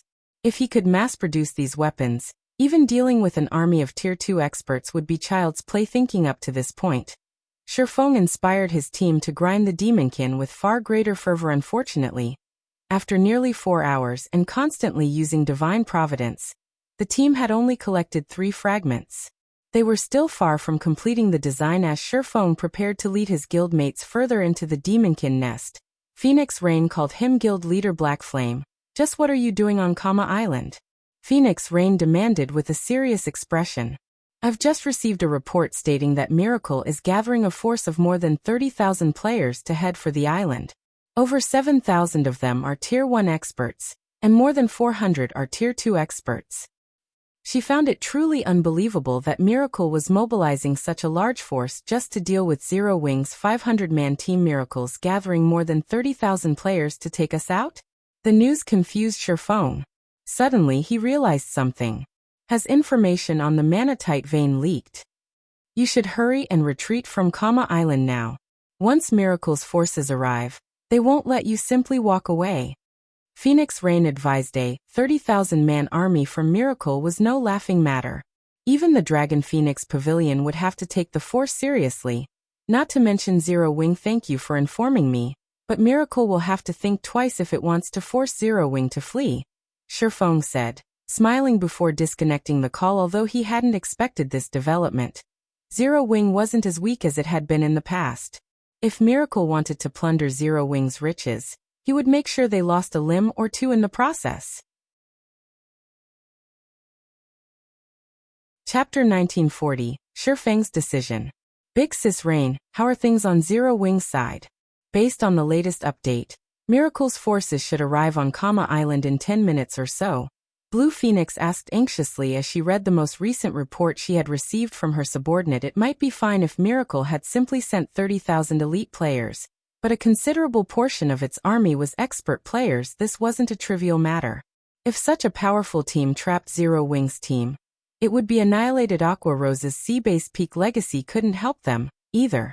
the battle would take place on land, and Aqua Rose wouldn't receive a boost to her combat power based on Black Flame's attitude. I doubt that Zero Wing will leave Kama Island without a fight, Phoenix Rain said, shaking her head. She felt that Feng was simply too reckless. She then ordered, Blue, relay my commands. Have all nearby guild members gather on Kama Island. We'll hurry and reinforce Zero Wing immediately. I'll get it done. Blue Phoenix nodded. Meanwhile, in the Demonkin's nest on Kama Island, Zero Wing's members were horrified when they heard about Miracle's mobilization. They had never thought that the guild would be so ruthless as to dispatch an army of 30,000 players. This was the army of a super first-rate guild, not a first-rate guild. Moreover, Miracle had only dispatched slightly fewer Tier 2 experts than the number Zero Wing currently had on the island. If they tried to stand their ground against Miracle's army, the battle would definitely end with their death's guild leader. Are we going to retaliate? Aqua Rose asked Feng. No. With our current strength, fighting Miracle would be suicide, Feng said. Shaking his head, they might have had a chance if Miracle had merely dispatched ordinary and elite players. With Zero Wing's team of Tier 2 experts, they could use guerrilla tactics and have a chance of surviving Miracle's 30,000-strong army. Unfortunately, reality was cruel. The expert players Miracle had dispatched were far stronger than ordinary expert players, and if they tried to take these experts on while so drastically outnumbered, not even guerrilla tactics would save them from a miserable death. Miracle was a veteran super first-rate guild that could rival veteran super guilds in terms of overall strength. It simply hadn't earned the title of Super Guild, due to lacking a legacy. Miracle's Tier 2 experts were of a far higher quality than those from first-rate guilds or recently risen superpowers. The quality difference wasn't a result of a gap in basic attributes, but due to a difference in combat standards. Refinement Realm experts were considered top-ranked players in first-rate guilds, but to superpowers, Refinement Realm experts ranked nowhere near the top. Naturally, the difference between a Refinement Realm expert and one who hadn't reached that realm wasn't easy to make up. Zero Wing had been able to stand against super first-rate guilds and super guilds because these powers had only dispatched a small number of their Refinement Realm experts, or by relying on its players' overwhelming advantage in basic attributes. However, this situation was different. In an era where weapons and equipment drop rates had decreased, Zero Wing's Tier 2 experts no longer had as much of a basic attribute advantage. In a one-on-one fight, Miracle's Tier 2 experts would stomp on most of Zero Wing's. Unfortunately, it couldn't be helped. Miracle had secured its foundation after many years of hard work and investment. This was also why the various large guilds tried so hard to nurture experts in God's domain. Experts were a guild's true support pillar. Weapons, equipment, and tools were only one of the many means used to improve a guild's strength. Then, are we going to retreat? Aqua Rose asked. No. We cannot afford to do that. This is a manatite vein we are talking about. Finding another one won't be easy, Feng said, shaking his head. Aqua Rose was speechless. If they weren't going to fight or retreat, what were they going to do? For now, you'll continue to lead the team and clear out the Demonkin next. Leave Miracle to me. No matter what happens, don't leave the cave, Feng said, chuckling in response to Aqua Rose's confusion. Guild leader, you're not planning on dealing with Miracle by yourself, are you? That's too dangerous. I'll go with you. Aqua Rose anxiously insisted. After realizing that Feng intended to act solo, he might be alright if he were surrounded by dozens or hundreds of Tier 2 experts. But if Miracle used magic arrays or traps to suppress him, the army would even whittle his HP down to zero. Regardless of how extraordinarily strong Feng was, the various superpowers were even capable of killing mythic monsters, much less a Tier 2 player like Feng. Do I look that stupid? Feng laughed when he noticed Aqua Rose's nervous reaction. Relax. I know what I am doing. After saying so, Feng left the Demonkin nest alone. Meanwhile, a large fraction of Miracle's members had gathered on Kama Island's beach. Even 1,000 Miles had arrived to command the battle personally. Miracle's 30,000-strong army occupied more than half of the island's beach. Even the lowest-leveled player present was level 56, and they were all well-equipped. As for Refinement Realm experts, just the ones participating in the expedition this time numbered more than 150, and every one of them was a Tier 2 player vice guild leader. The Manatite vein is located in a massive pit in the island's valley. The leader of the assassin party that had tracked Zero Wing's team reported from Thousand Miles' side. I've already stationed my party outside the cave entrance to deal with Zero Wing's members. Thus far, the guild hasn't shown any signs of retreating. Zero Wing must be suicidal. They still haven't fled. Thousand Miles laughed. Haven't they made peace with losing their manatite vein? Miracle had not tried to hide its large-scale mobilization. With Zero Wing's connection with Phoenix Rain, how could the guild have possibly missed Miracle's movements? The only explanation was that Zero Wing was being stubborn, but it didn't matter. The difference between the two guilds' strength was already massive, and the Sea of Death's inner region was Miracle's territory. Zero Wing didn't stand a chance suddenly. The gray-clad assassin's expression darkened as he reported to Thousand Miles, sensing the change. Thousand Miles demanded, "What happened?" A moment ago, Black Flame abruptly charged out of the cave. Moreover, he discovered the 5 players I left to guard the entrance and killed them all. The assassin muttered softly. Interesting. He dares to emerge alone? Does he plan to use guerrilla tactics with the power of a single player? Thousand Miles's lips curled into a smile. Perhaps we should play along. Relay my orders. Have every team prepare a magic array, and use it the moment they spot Black Flame. I want to see what he is capable of in the face of Miracle's army. After Thousand Miles issued the command, Miracle's members swarmed Kama Island in 100-man teams, sweeping across the island like a fine-toothed comb in their search for Feng. With how closely the various teams operated, if one of them discovered their quarry, reinforcements would reach the scene quickly. Meanwhile, roughly 2,000 yards away from Miracle's army, Feng grinned as he watched Miracle's approaching army from the top of the island's valley. He then pulled a tome that radiated demonic energy from his bag. This tome was none other than the ancient Abyssal Book, an abyssal treasure that he could use to open an abyss passage. Dark Abyss, Descend. Chapter 1941. Abyss Descends. Within Kama Island's shriveled forest, Miracle's members advanced on the valley near the island's center. Vice Guild Leader. I found Black Flame's tracks. By the looks of it, he has traveled past here before. It's very likely that he is ahead of us in the valley. Although the terrain here is complex, it is also a dead end. As long as we surround the valley's exit, he won't get away. The gray-clad assassin said, grinning at the tracks on the ground before gesturing to the valley ahead. Miracle had already sealed the island with magic arrays, so players couldn't use return scrolls or instantaneous movement magic scrolls to flee.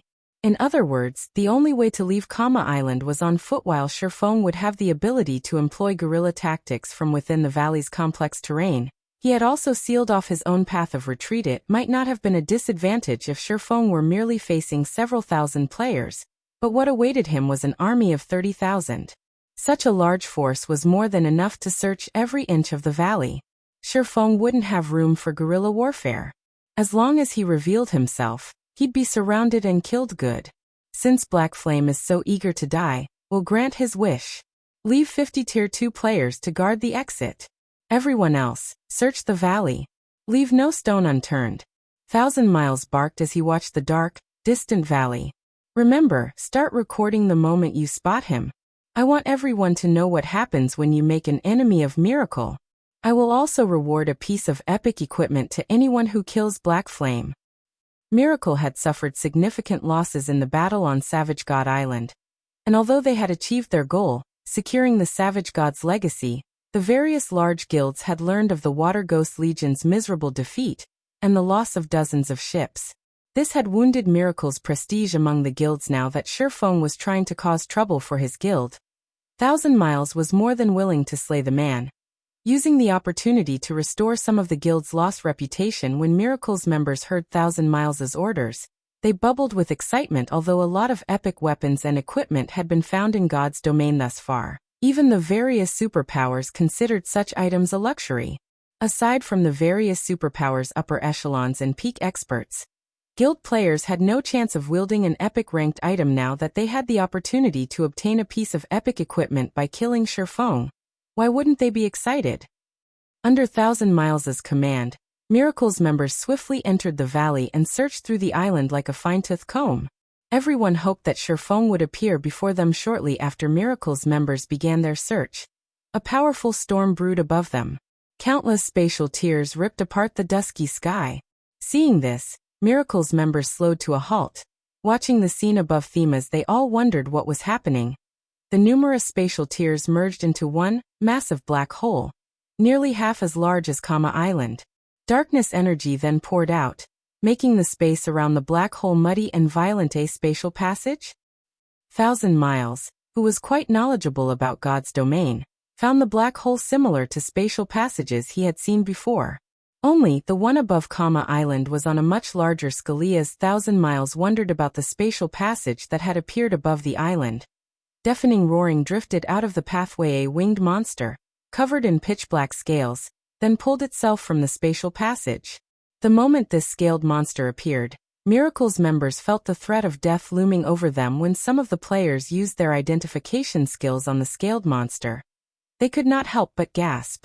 This monster was actually a level 160 lord. How is this possible? Why has such a powerful monster appeared? These players' thoughts became chaotic when they learned the scaled monster's identity. A lord-ranked monster might not be a tough opponent since it was only the equivalent of a tier 2 player, but a level 160 monster was basically invincible to current players. While the army was stunned by the sudden development, another scaled monster emerged from the black hole. Not only was the second monster much larger than the first, but its aura was also leaps and bounds more powerful. To make matters worse, more scaled monsters followed, swarming out of the spatial passage. 1, 2, 3. By the time these monsters covered half of the sky above Kama Island, Miracle's members had gone from panic to full-on despair. One level 160 lord was enough to wipe out their 30,000-man army, much less an entire force of such monsters. Retreat. Everyone retreat immediately. 1,000 Miles shouted as he snapped out of his daze. Unfortunately, by the time 1,000 Miles had issued the command, the scaled monsters had descended on the players in the valley. They gave Miracle's members no chance for escape. Not only did the level 160 lords attack with unrivaled strength, but their speed was just as overwhelming. In the blink of an eye, several hundred Miracle members had transformed into streaks of light and vanished from the island. Several thousand players had died by the time Miracle's army had fled the valley, and plenty of tier 2 experts had been among the slain. While Miracle's members ran for their lives, 1,000 Miles noticed a figure at the top of the mountain. He was very familiar with this figure. It was none other than Feng. Like an uninvolved passerby, Feng casually admired the massacre below. Damn it. It must be him. He must be responsible for opening that spatial passage. There's no way these monsters' arrival was a coincidence. Confusion and fury overwhelmed 1,000 Miles as he watched Feng. He actually summoned these monsters just to prevent Miracle from stealing the manatite vein. To prevent anyone from obtaining it? Insane. He is definitely insane. Chapter 1942. So what if I am? A flood of monsters still surged out of the spatial passage above Kama Island.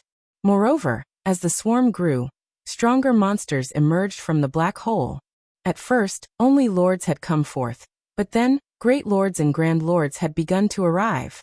Now, even mythic monsters appeared from the passage like hungry wolves spotting fresh meat. These monsters descended on the fleeing Miracle members the moment they emerged. Level 160 lords were enough to instant kill Miracle's members, not to mention the higher-leveled Great Lord, Grand Lord, and mythic-ranked monsters. Although Miracle's members had scattered and run the moment they received 1,000 Miles' command, the flying monsters were too fast to outrun in the seconds after Miracle had initiated its retreat.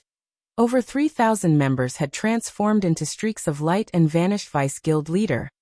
These monsters are even chasing the members that have left the valley. They have no regional restrictions.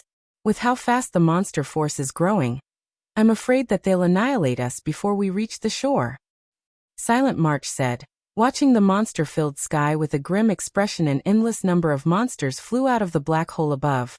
And even though their forces had split up, the monsters wouldn't need long to eliminate them all. If the 30,000 players had only consisted of elite members, Miracle's losses wouldn't have been so severe, significantly harming the guild's operations, if they all died, but over 400 of these players were tier 2 experts. If these players were slain as well, We can't break through? It seems that we have no choice but to use the magic breaker scroll to remove the seal on the island. Thousand Miles gritted his teeth as he watched his guildmates die. One after another. March. Instruct our elite members to do everything they can to attract the monster's attention. Once I remove the seal, have our guild experts use return scrolls to get out of here as soon as possible. Very few magic scrolls in God's domain were capable of removing regional seals. Even a super first-rate guild like Miracle had only managed to obtain 6 thus far. Normally, these scrolls were reserved as life-saving tools to prevent other superpowers from ambushing their key forces. Since he was one of Miracle's vice guild leaders, he had been allocated one of these scrolls. If he used it now, he'd have to wait a long time before he'd receive another. However, he couldn't hold anything back with so many of his guild's Tier 2 experts at risk. Understood. Silent March nodded, following which, Thousand Miles took an ancient, golden magic scroll from his bag and began to activate it. In response, a golden light pillar flew from the unfurled scroll and pierced the invisible magic barrier that enveloped Island. The magic barrier shattered, and players on the island could once again use teleportation spells and tools as the magic seal faded. Miracle's members breathed sighs of relief. With the barrier gone, they would not have to rely on their own feet to escape the island. Once they found a safe location, they could use a return scroll and leave this nightmare. However, just as Miracle's many experts activated their return scrolls to flee this godforsaken island, the scroll's loading bars were interrupted. What's going on? Why can't I teleport? No, we're still under the magic seal's effects. But didn't we remove the barrier? The development left Miracle's fleeing experts confused. Even Thousand Miles, who had just used the magic breaker scroll, was bewildered. Vice guild leader, look at Black Flame. I think he just used a magic seal. A ranger with sharp eyesight announced as he pointed to the mountain. And Feng, hearing this, Thousand Miles spun toward Feng. Multiple magic arrays hovered around the swordsman, all of which manifested to seal off Island. Black Flame, you're courting death. Thousand Miles's gaze was frosty as he glared at Feng, his enraged bellow echoing throughout the valley. Every Miracle member in the valley stared at Feng with hatred and killing intent. They had already used their only magic breaker scroll, so only death awaited them if another magic seal enclosed the island. Courting death. Seeing Thousand Miles's wrathful expression, Feng couldn't help but laugh as he replied, so what if I am? In truth, Feng hadn't wanted to open an abyss passage on Island. Once it opened, it would affect the region, and with the exception of himself, the ancient abyssal book's owner, the abyssal monsters would hunt down every player within range. Activating the abyssal passage had greatly affected his plans for the manatite vein. Although Feng had expected information on the manatite vein to leak and had prepared certain countermeasures, he hadn't expected it to happen so soon. Moreover, Miracle had intended to take the vein for itself, rather than negotiate. He couldn't afford to be courteous with the enemy guild. He would teach Miracle the price for trying to steal Zero Wing's manatite vein. Black Flame, do you truly think Miracle will let you off the hook for this? Thousand Miles threatened as he watched the sealing magic array complete. Your entire guild will face Miracle's wrath, not just you. Guild leader Black Flame, many of Miracle's experts are on Island. Our guild leader isn't exaggerating. If you complete the seal on Island, Miracle will do everything it can to destroy Zero Wing. Silent March attempted to persuade Feng. Since you have developed Zero Wing to its current power, you should understand the various superpower strength. You should know how powerful our guild is. Do you really want to make an enemy of Miracle? Zero Wing had already become a noteworthy force in God's domain, but to a top-ranked, super first-rate guild like Miracle, it was still a trivial opponent. The only reason Miracle had not turned against Zero Wing thus far, despite the guild's multiple transgressions, was that it had much better things to do with its time and resources. However, if Miracle concentrated its strength against Zero Wing, removing the guild from God's domain wouldn't be difficult. You people really are interesting. You clearly came looking for trouble, yet you're making Zero Wing look like the bad guy here, claiming that our guild is trying to make an enemy of ours? Miracle's members sure are skilled with one-sided plays. Feng laughed. I'll repeat myself once again. So what if I am? Chapter 1943, Zero Wings Wrath. Black Flame, you're going too far. Thousand Miles shouted hurriedly when he realized that Feng showed no intentions of canceling the magic array.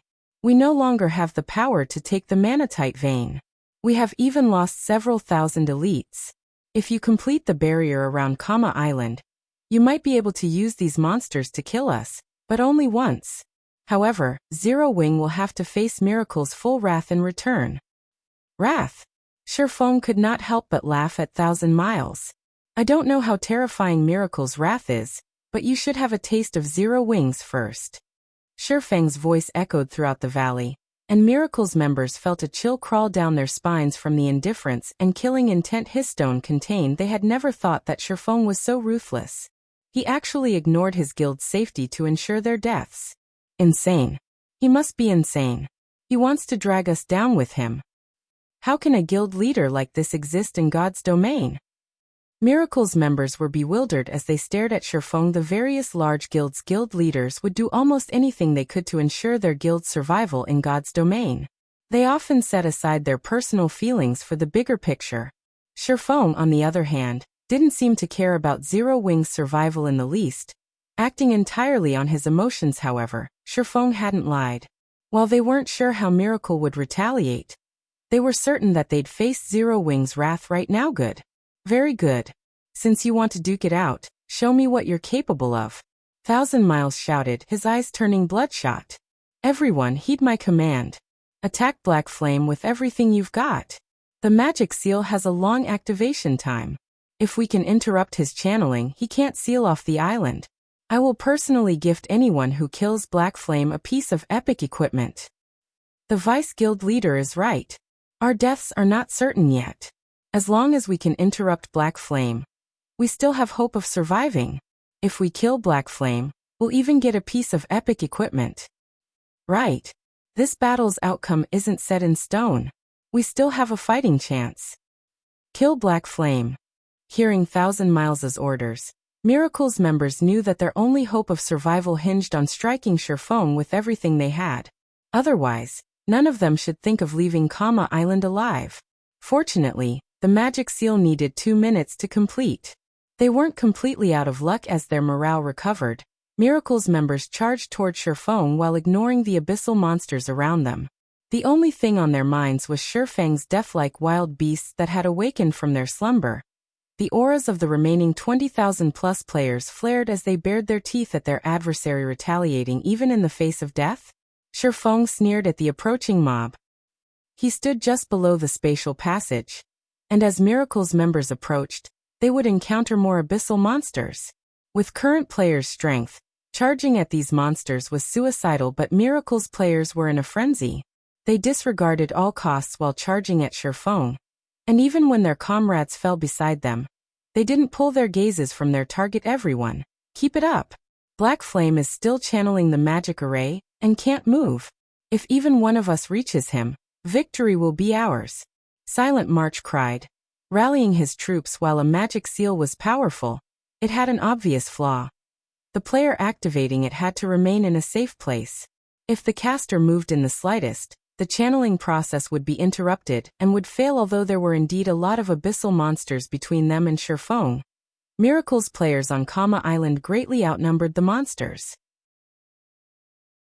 Although the price of distracting the abyssal monsters was considerably high, it was possible, and it would allow a few players to slip by, reaching their target. Sure enough, 7 players managed to break through the abyssal monsters' encirclement after a short moment, arriving within 60 yards of Zero Wing's guild leader. Even if I can't move, I can still use my skills and spells.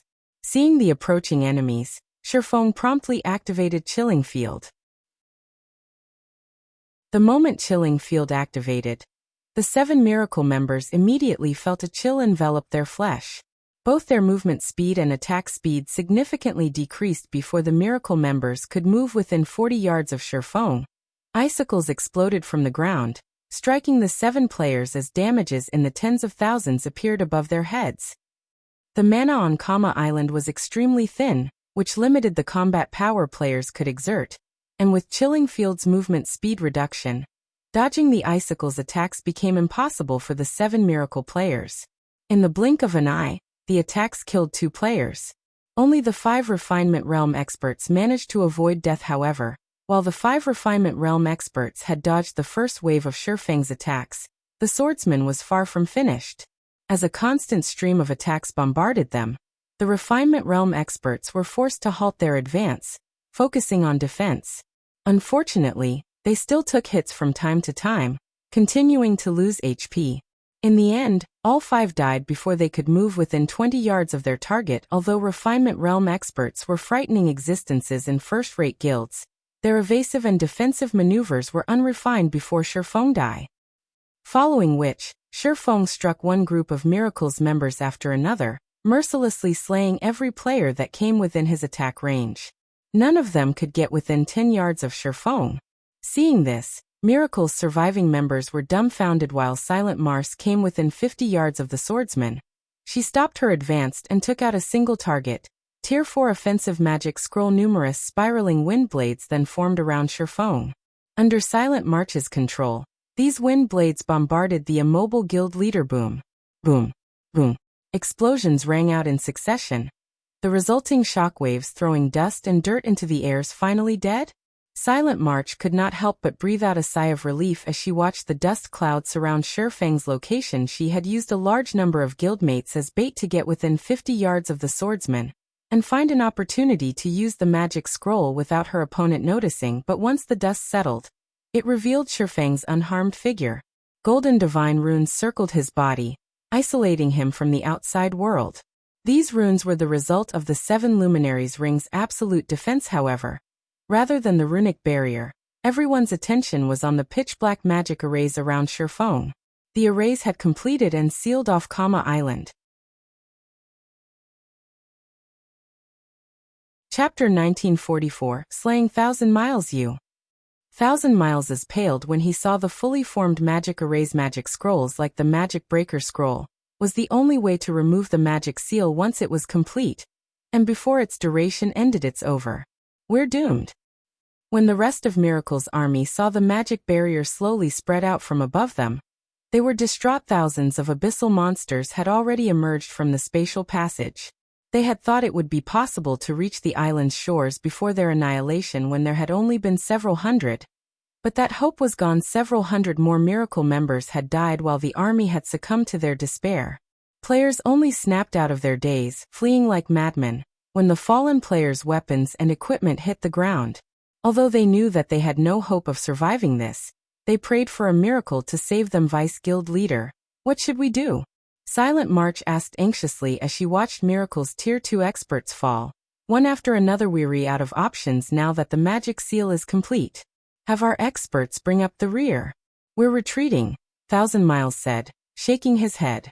Now that the magic seal had taken shape, not even he had a countermeasure. Fortunately, he was one of Miracle's vice guild leaders, and his guild had allocated him plenty of life-saving tools.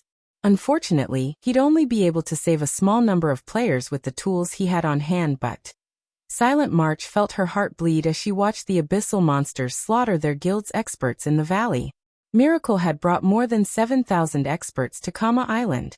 This was the first time their guild had suffered such a severe loss since joining God's domain. Enough. If you don't hurry, I can't guarantee our safe escape. 1,000 Miles snapped gravely. He, too, was reluctant to make the decision. He was, after all, responsible for this offensive operation. He wanted nothing more than to kill Feng, but he understood that with Feng's strength and the abyssal monster's interference, slaying the swordsman was impossible. All he could do was leave this godforsaken island as quickly as possible. Understood. Silent March nodded as Silent March began her retreat. Several hundred experts formed a tight circle around her, guiding Silent March and several upper echelons out of the valley. Black Flame, just you wait. It won't be long before I pay this back tenfold. 1,000 Miles bellowed as he glared at Feng, already thinking of ways to deal with Zero Wing after ensuring that his guild's upper echelons had gathered around him. 1,000 Miles retrieved a dark purple globe from his bag. Countless divine runes had been engraved on this crystal globe, the globe itself giving off waves of pressure. This globe was one of the treasures Miracle had obtained from an ancient ruin. The Wind God's Orb. The Wind God's Orb was a consumable that temporarily granted players the power of the Wind God. With the wind god's power, players could fly freely through the sky for 5 minutes. Moreover, players' flight speed would be so incredible that not even flying ships could keep up with them. Whether one was using the wind god's orb for escape or pursuit, the orb was a very useful tool. Unfortunately, it could only be used 10 times. Once all 10 uses had been expended, the wind god's orb would turn into dust. Although the magic seal on Kama Island prevented teleportation, it did not prohibit players from flying. As long as they had the power of the wind god, they could easily shake off the abyssal monster's pursuit. Moreover, 5 minutes of flying would be more than enough to escape Kama Island. Once they were off of the island, fleeing from the abyssal monsters would be a piece of cake. After taking out the wind god's orb, 1,000 Miles began to chant an incantation, granting him and the others the wind god's power. With 1,000 Miles as the center, a gigantic, dark purple magic array formed on the ground, hungrily absorbing and devouring the surrounding mana. At the same time, a powerful storm enveloped 1,000 Miles and the others, preventing other players from approaching the group. The wind god's orb? Feng muttered. He could not help but feel a little astonished when he saw the dark purple globe in 1,000 Miles' hands. Miracle really is quite generous to have given him such a precious item. But you must be dreaming if you think you can escape with that. Feng then activated Gale Domain, transforming into a blur as he flew toward 1,000 Miles. The wind god's orb had been extremely famous in God's domain, a masterpiece crafted by an ancient civilization. As long as there were no magic arrays that prevented flight in an area, even Tier 5 players wouldn't stop a player endowed with the wind god's power.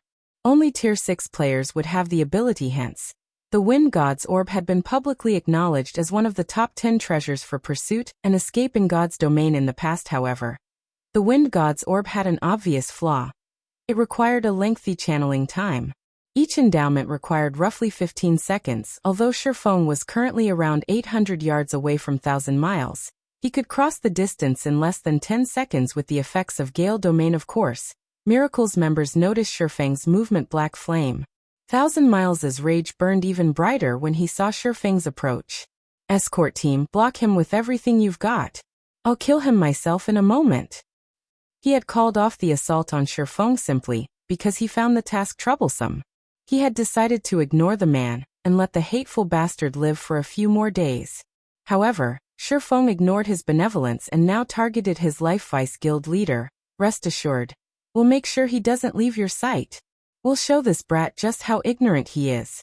A silver-armored, middle-aged man confidently declared as he watched Feng's approaching figure. After saying so, the middle-aged man, who led the escort team, and the team's 200-plus members vigilantly awaited Feng's arrival. Once the flying swordsman was within 100 yards, the escort team activated their berserk skills.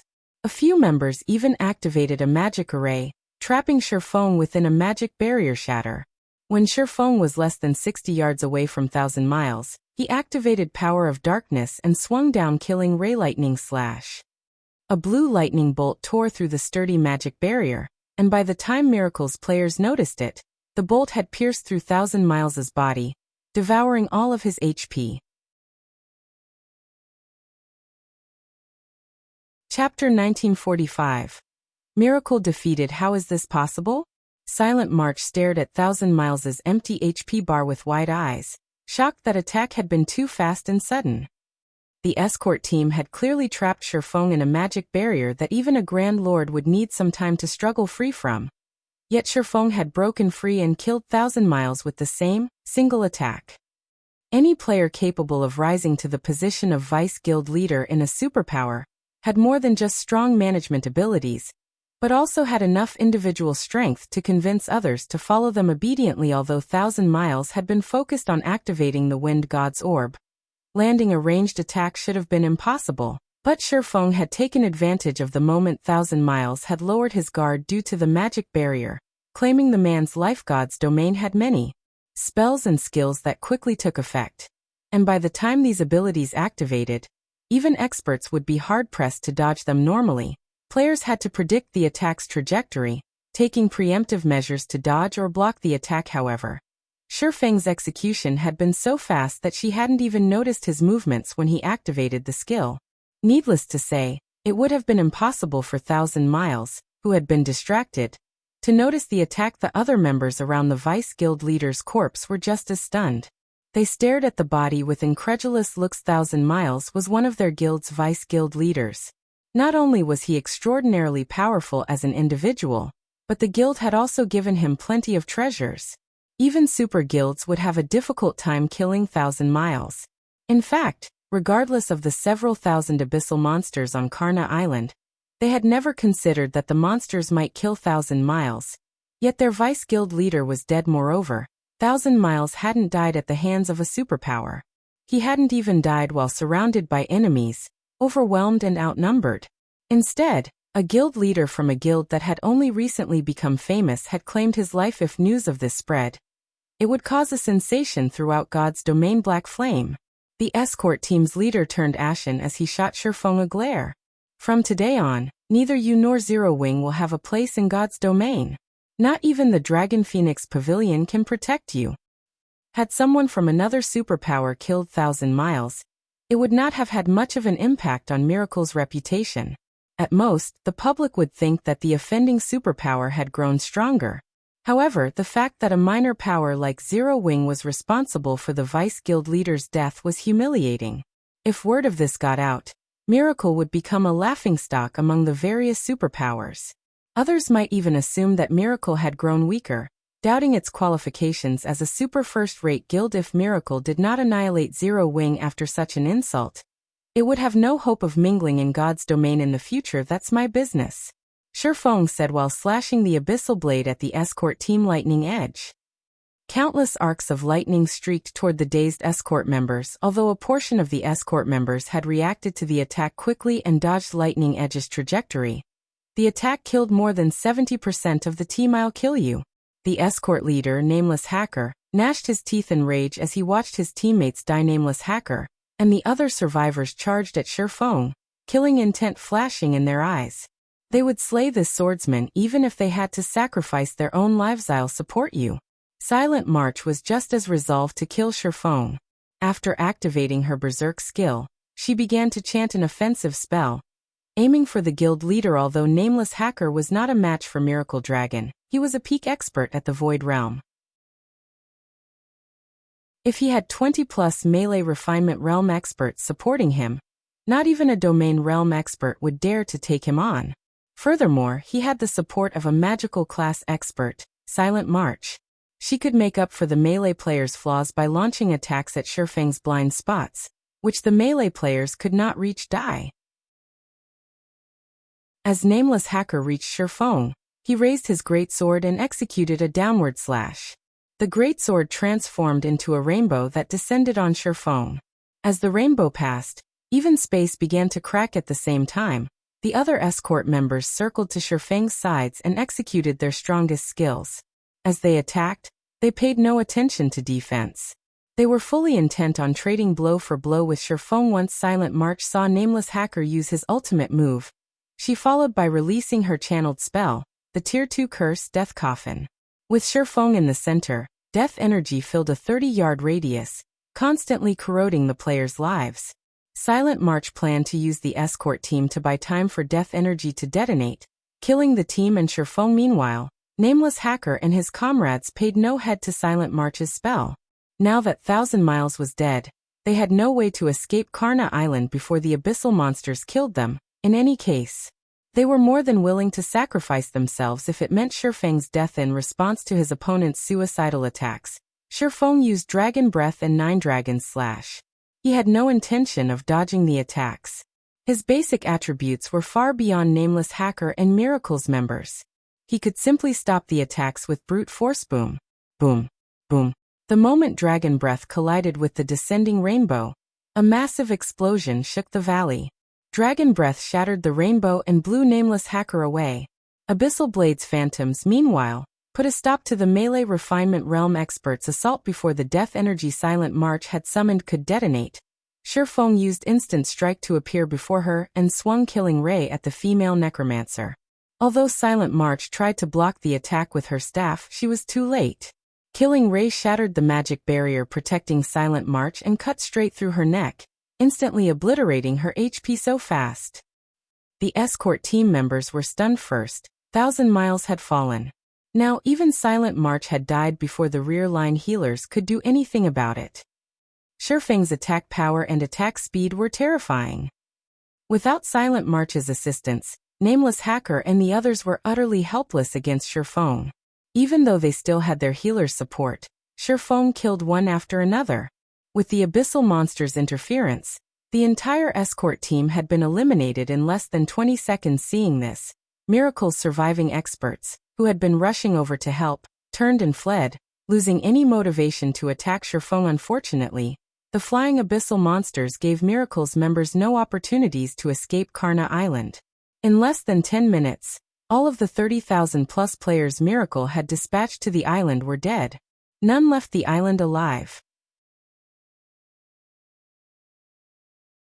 Chapter 1946, Impossible Outcome. After Miracle's forces on Kama Island were annihilated, the abyssal monsters circling above began to scatter to the surrounding areas, and Feng couldn't be any happier to see it. Although this turn of events would be a problem for players developing in the Sea of Death, it would benefit him. The abyssal monster's presence would deter anyone from approaching Kama Island. However, the abyss passage he opened above the island was small, unlike the medium passage in the Twin Towers Kingdom. As a result, its influence would be very limited in the continent of God's domain. Abyssal monsters couldn't roam freely since they were foreign to this world. Hence, the world's power constantly suppressed them. The farther they ventured from the abyss passage, the stronger this suppression would become. With the power of a small abyss passage, the passage's range of influence was very limited. Moreover, he could only use this method to deter players once. Each ancient abyssal book could be used to open only 2 abyss passages: a medium passage and a small passage. King's Return's Hellfiend had already opened the medium passage to deal with immortal light in the Twin Towers Kingdom. And now that Feng had used the remaining small passage, he'd have to make sufficient sacrifices if he wanted to use the book to open another passage. He would need to sacrifice 50,000 players for a small passage, 300,000 players for a medium passage, or 1 million players for a large passage. Capturing so many players to sacrifice would be an immensely difficult task. He might be fine if his actions went undiscovered, but once other players found proof of his wrongdoing, the consequences would be horrendous. After watching the abyssal monsters venture away from Kama Island, Feng began to loot the battlefield. Meanwhile, in the Dragon Phoenix Pavilion's temporary residence on Thunder Island. Big Sis Rain, I've notified every fleet in the Sea of Death. Since we cannot command those under 9 dragons Emperor, we only have 3 fleets heading towards Kama Island. They should arrive in half an hour at the earliest. Blue Phoenix reported they had begun to gather their forces the moment they had heard of Miracle's interest in visiting Kama Island. However, the island was located in an extremely dangerous sea zone, and the various superpowers on Thunder Island didn't usually operate in that area.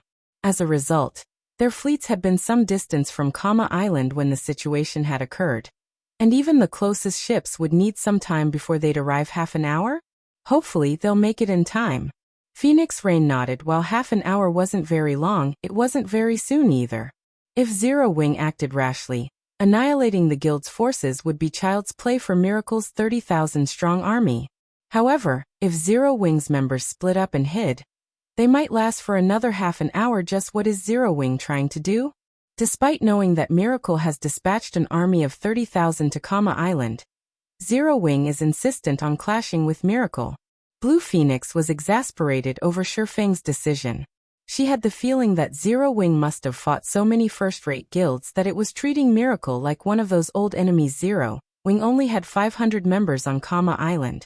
Even if these members were all a part of Zero Wing's main force, they wouldn't even serve as a warm-up for Miracle's army. After all, they were talking about 30,000 elite and expert players. Moreover, all of those players were from a veteran super first-rate guild, not a first-rate guild. As Phoenix Rain and Blue Phoenix discussed the situation, the doors to the guild leader's office swung open, and 2 people walked in. The moment these 2 people entered the office, Blue Phoenix's expression darkened. Rain, long time no see. 9 Dragons Emperor greeted Phoenix Rain with a smile after entering the room. It seems you have secured quite a harvest in the Sea of Death. You've already replaced quite a few pieces of your equipment. Nine Dragons Emperor, why are you here? Phoenix Rain responded dryly. Nine Dragons Emperor was closely tied to the ambush she had suffered on Savage God Island. If not for her lack of evidence, she would have long since reported him to the Great Pavilion Master.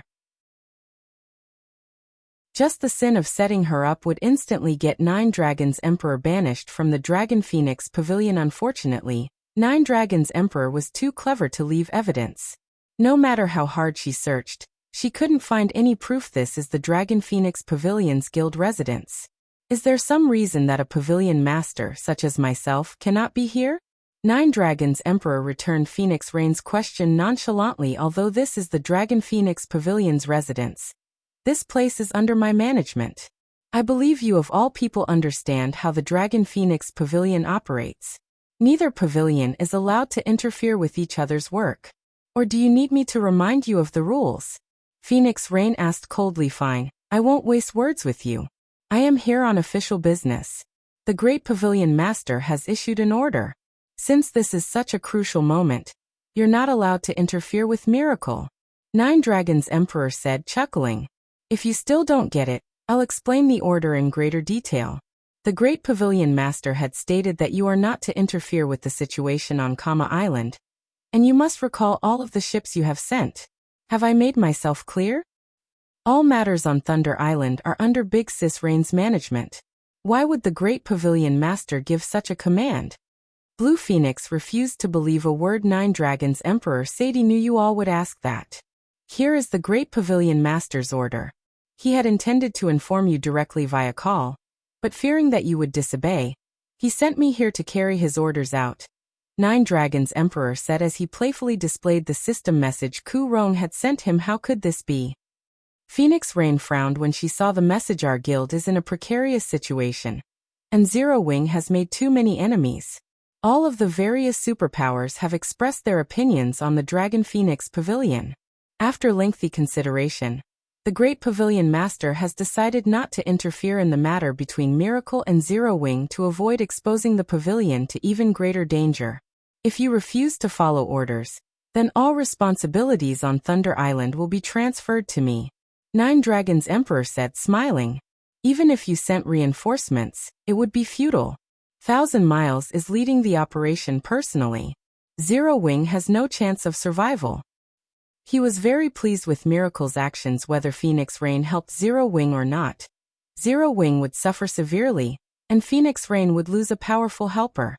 Fortunately, this increased his chances in the next contest for Thunder Island. The naval power Zero Wing had displayed near Savage God Island had been too frightening, forcing him to take the guild seriously, but there was no need for that now. Now that Miracle had crippled Zero Wing, the latter would no longer pose a threat in the upcoming contest. Moreover, with Zero Wing's main force crippled and Ku Rong's current attitude toward the guild, he could take advantage of the situation to deal with Zero Wing's branch guild in the Black Dragon Empire. Big Sis Rain, what should we do? Blue Phoenix asked anxiously. Phoenix Rain considered the matter, her expression ugly. She hadn't expected Ku Rong to interfere. Rain, you best decide quickly. I don't have that much patience. If you can't, I'll make the decision for you, Nine Dragons Emperor threatened. The twisted expression on Phoenix Rain's face delighted him greatly. Phoenix Rain frowned. However, before she could say more, she received a message. It had been sent by the spy she had planted in Miracle. How is this possible? Phoenix Rain was stunned as she read the message's contents. She simply could not believe what she read. Rain, are you trying to disobey orders? Nine Dragons Emperor demanded after Phoenix Rain's long silence. Inwardly though, he grinned ear to ear. As long as Phoenix Rain refused to obey Ku Rong's orders, he would take control of Thunder Island. It would save him a lot of effort with his future plans. Sure. Of course, we'll follow orders. Phoenix Rain smiled as she glanced at Nine Dragons Emperor. Blue, notify the fleets to return immediately. Return? Blue Phoenix was confused. Are we really doing this? Nine Dragons Emperor stared at Phoenix Rain in shock. He had never expected her to be so decisive. Of course. The battle on Kama Island is already over, Phoenix Rain said. including Thousand Miles and Miracle's other upper echelons. The 30,000-man army has been eliminated. There's no longer a need to visit the island. Chapter 1947, Bountiful Harvest. Miracle's been annihilated. Nine Dragons Emperor was dumbfounded when he heard Phoenix Rain's announcement. How can this be? Miracle wasn't an ordinary super first-rate guild. Aside from its weaker legacy, it was stronger than some super guilds overall. Furthermore, Thousand Miles had led the operation personally. If another superpower had to face Miracle's 30,000-man army, the battle would be bitter even if the superpower thoroughly prepared. Much less annihilate Miracle's forces. Annihilating Miracle's army would be far more difficult than simply defeating it. If Miracle's 30,000 players decided to scatter and flee, no power should be able to eliminate them all even if the army were badly outnumbered. How could Zero Wing possibly achieve such a feat? Big Sis Rain, are you sure? Even if Zero Wing managed to obliterate Miracle's army, Thousand Miles shouldn't have died. As one of Miracle's vice guild leaders, he should have plenty of life-saving tools on him. Killing him should be much harder than annihilating Miracle's army. How could he possibly die? Not even Blue Phoenix could believe the report. As a member of a superpower herself, she knew just how serious the various superpowers protected their upper echelons, especially their vice guild leaders. Even before God's domain, the various superpowers guild leaders and vice guild leaders had faced assassination in other virtual reality games. This wasn't new to them, however. As the various superpowers adapted to God's domain, they provided even better protection for their upper echelons. Take the ambush Phoenix Rain had faced on Savage God Island, for example. While Miracle might have had the ability to slay the main force members under Phoenix Rain, it hadn't been able to kill her. Had Phoenix Rain's subordinates faced annihilation, Phoenix Rain would have used the life-saving tools the guild had given her to flee the island. Of course, losing her main force members would have affected her plans. When Nine Dragons Emperor heard Blue Phoenix's question, he could not help but nod in agreement. He decided that the news must be fake. It would have already been impressive if Zero Wing's small team of 500 escaped Miracle's forces, but no matter how strong those players were, annihilating Miracle's army should have been impossible, not to mention slaying Thousand Miles. I wondered the same thing, but I've just verified the information. Miracle has issued a red annihilation order on Zero Wing. It's the highest-ranking annihilation order available in Miracle. Issuing this order means that there are no options for reconciliation between Miracle and the order's target, and only one of them will be allowed to live, Phoenix Rain said. Why would the guild issue a red annihilation order if Zero Wing didn't annihilate its army? That is a lie, right? Miracle's army had more than 400 Tier 2 experts. Such a severe loss will certainly affect Miracle's future plans. Blue Phoenix still couldn't believe the news, but faced with the facts, she had no choice but to accept it as truth. Miracle had issued the red annihilation order in the past, but only when the guild had expected a decisive battle with another superpower. No matter how she looked at it, now that Miracle had used the order on Zero Wing, it must have suffered a humiliating loss against the smaller guild. Nine Dragons Emperor. What a pity. It seems that my ally is quite reliable and no longer requires my help. If you have nothing else, I must ask you to leave. Unlike you, I don't have much free time. I still have to take care of many matters on Thunder Island. Phoenix Rain smugly dismissed Nine Dragons Emperor. Veins bulged on Nine Dragons Emperor's forehead. After taking a moment to calm down, he sneered and said, Phoenix Rain, don't get excited so soon. Zero Wing might have gotten lucky and defeated Miracle, but you know better than I just how frightening Miracle is. Zero Wing has ignorantly pushed itself onto the path of annihilation. It won't be long before Zero Wing is thoroughly removed from God's domain. After Nine Dragons Emperor finished, he turned and left the office in a huff. Seeing Nine Dragons Emperor's frustrated expression, Phoenix Rain felt refreshed. However, she knew that Zero Wing had gotten itself into more trouble than ever before. Phoenix Rain wasn't the only one to learn of Miracle's extermination. All of the various superpowers received reports on the battle on Kama Island. Zero Wing really is impressive to cause so much damage to Miracle. Even Thousand Miles was slain. The guild has dragged Miracle's reputation through the mud. Let's see if Miracle still dares to call itself number one among super first-rate guilds. I had never thought that Miracle would suffer such an upset one day. If Miracle doesn't deal with this matter properly, it will become a laughingstock in the sea of death. Zero Wing is quite powerful. With such capabilities, it should easily rank among the top 5 of up-and-coming guilds. The news of Miracle's slaughter surprised all of the various superpowers, although they also pitted Zero Wing. With how much potential Zero Wing had displayed thus far, it was guaranteed to become a super first-rate guild if given enough time. However, now that Zero Wing had provoked Miracle, the guild had no future to speak of had Miracle's defeat been minor. It would have, at most, sent some guild experts to harass Zero Wing. As a superpower, Miracle had a lot on its plate after all. It couldn't utilize its full strength to deal with some small guild, however. This situation was different. Not only had Zero Wing slaughtered Miracle's 30,000-strong army, but it had also killed 1,000 Miles, one of the guild's key figures. This was a great embarrassment for Miracle. If the super first-rate guild didn't obliterate Zero Wing and restore its reputation, even as a superpower, it wouldn't survive long in God's domain. Meanwhile, Zero Wing, which hadn't been particularly famous in God's domain outside of Star Moon Kingdom, had become a household name. Even the kingdoms and empires far from Star Moon Kingdom now knew the name Zero Wing. Meanwhile, back on Kama Island Dash. After working tirelessly for more than 2 hours, Feng finally collected the items Miracle's members had dropped. Miracle had dispatched over 30,000 players to Kama Island, and over 7,000 of them were experts. The guild had also sent more than 400 Tier 2 players. One could easily imagine how powerful the dropped items were. However, Feng did not store everything in his bag, which only had a limited amount of space. Hence, he only stored the best items, ignoring the common weapons and equipment. Even so, he still claimed more than 7,000 items, including over 500 level 50 fine gold weapons and equipment, and over 100 level 50 dark gold items. When exploring a corner of the valley, Feng noticed a crimson crystal globe on the ground. Within the globe burned a golden flame, and as if the flame had a life of its own, it transformed into a small, flaming dragon as Feng approached Fire Spirit. Feng gasped when he saw the item. Chapter 1948, Special Epic Tool.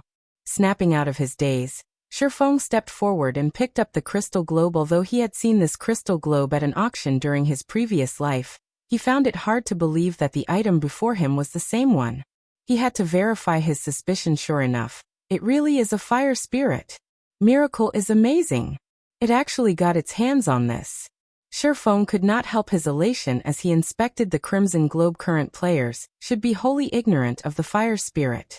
Even if they managed to find one, they wouldn't know the fire spirit's true value based on the fire spirit's attribute panel.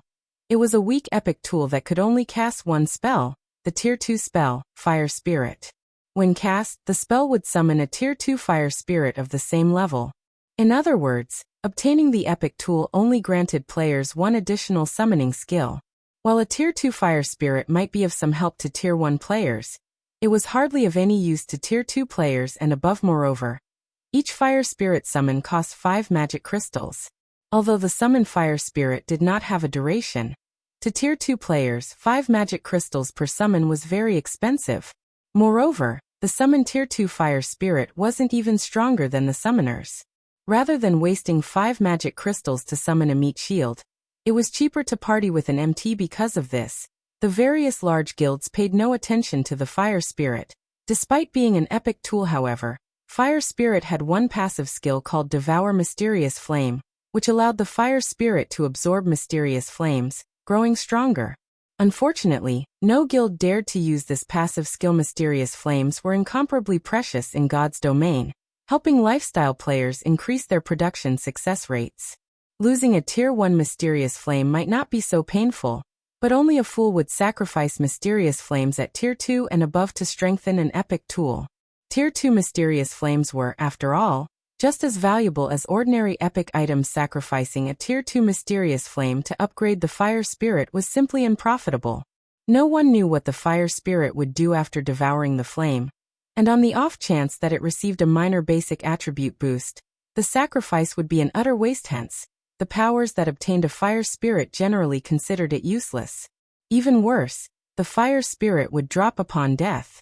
If one accidentally died after expending a mysterious flame to upgrade the fire spirit, they'd die a second time from regret. However, players hadn't yet discovered the fire spirit's frightening growth rate after devouring a mysterious flame, especially a high-tiered flame.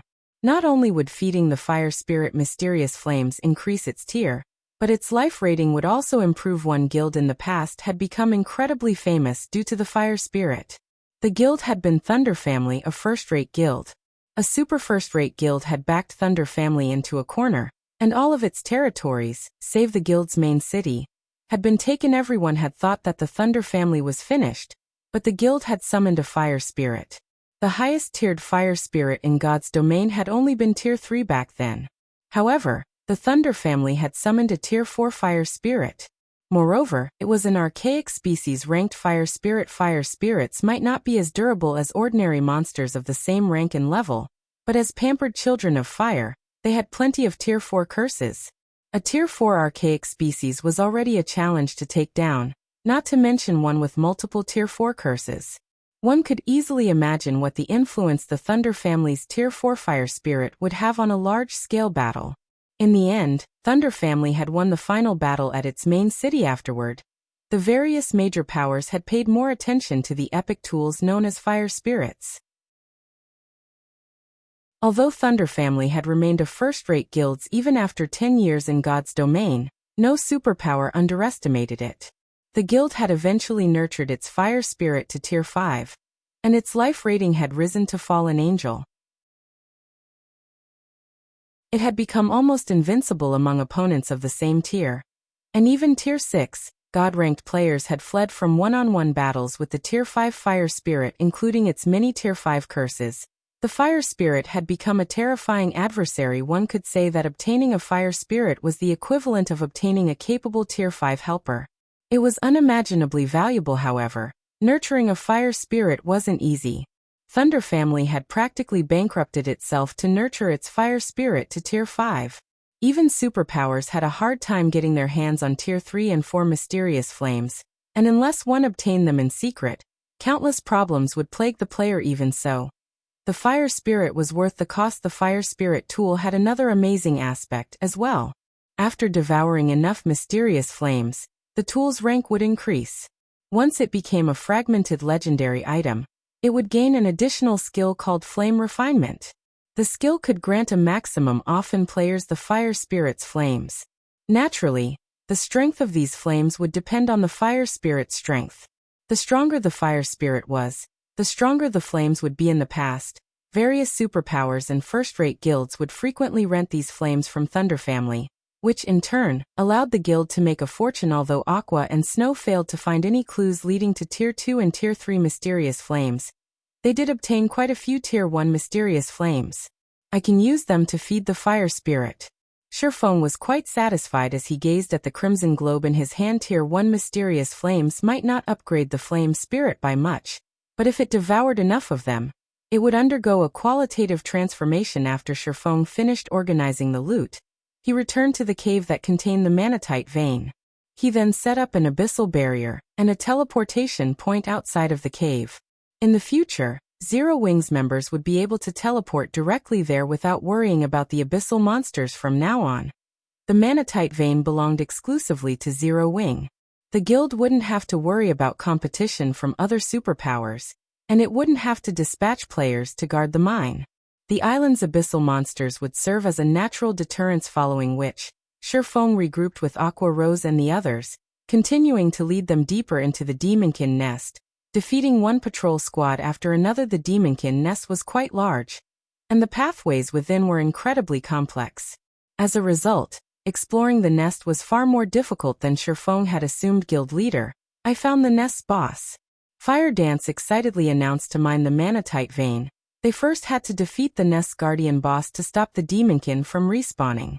The Demonkin would only respawn once the guardian boss had, but the bosses based in or veins had very long respawn times.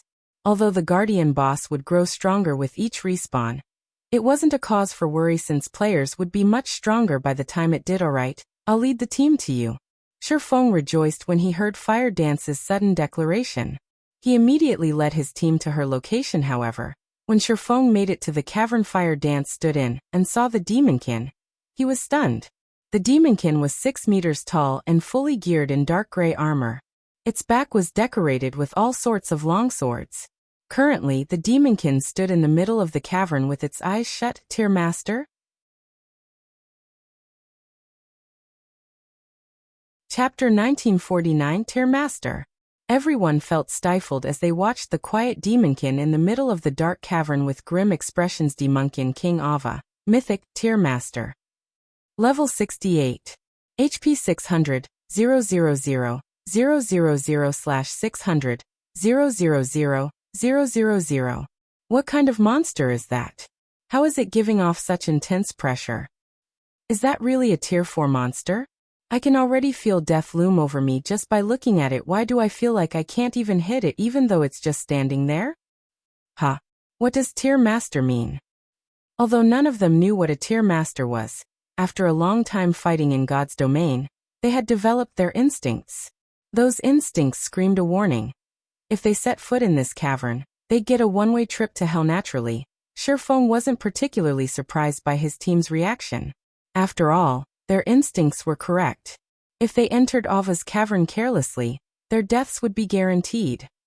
The concept of a Tier Master was still foreign to current players. It was akin to a king among those of the same tier, but unlike ordinary archaic species or dragons, a Tier Master's strength didn't originate from extraordinary attributes. Rather, it came from the monster's extraordinary combat standards. Dealing with Tier Masters was far more difficult than dealing with archaic species that had high attributes. A fight against a Tier Master was a test of players' combat standards. If players' combat standards were lacking, they would die instantly.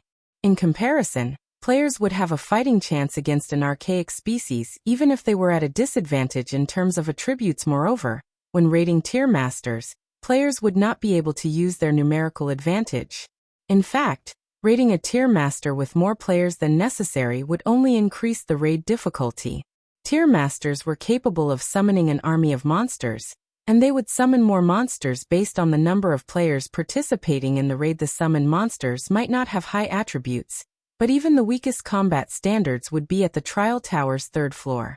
This was why Tier Masters were so fearsome. Normally, Tier Masters only spawned after level 100. Feng had never considered that the boss guarding Kama Island's Manatite Vein would be a Tier Master. Guild Leader, this boss is giving off a very dangerous feeling. We have quite a few players with us. Should we send some players in to test the waters? Aqua Rose suggested. When dealing with unknown bosses, particularly field bosses, teams usually dispatched a small group to test the boss's abilities and search for appropriate countermeasures to avoid excessive losses. After all, dying in the field meant losing a full level. Even when resurrected, players still lost half a level of EXP. Forget it. Compile a list of data on every member of the team. I'm going to reform a 100-man raid team, Feng said. Shaking his head, there was no point in probing a Tier Master. Such bosses were straightforward.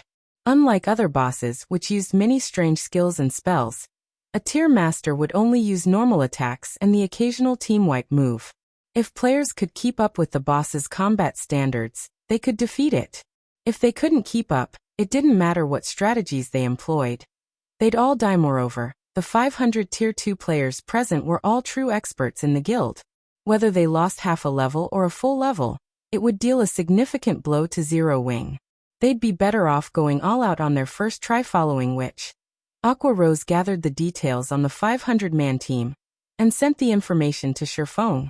She had collected data on players' basic attributes, weapons, equipment, and current progress in the Trial Tower. After planning for about half an hour, Feng finally decided on the 100 members that would take part in the raid. The weakest of the players he had selected had already reached the late stage of the Trial Tower's 6th floor. They would have no problems facing the Tier Master's summon mobs in a one-on-one. Alright, Cola, start the raid. Feng commanded once everyone had their tasks. Cola nodded seriously. Although he was nervous, he willed himself to enter the cavern. The moment Cola stepped into the cavern, a bright light illuminated the space. Rather than a cavern, this place looked like an ancient temple. Faded murals covered the cavern walls, and stone pillars stood at intervals, supporting the cavern's vast ceiling. Although severely damaged, magic arrays were visible on the stone ground once Kola was within a certain range. The Demonkin king opened its eyes.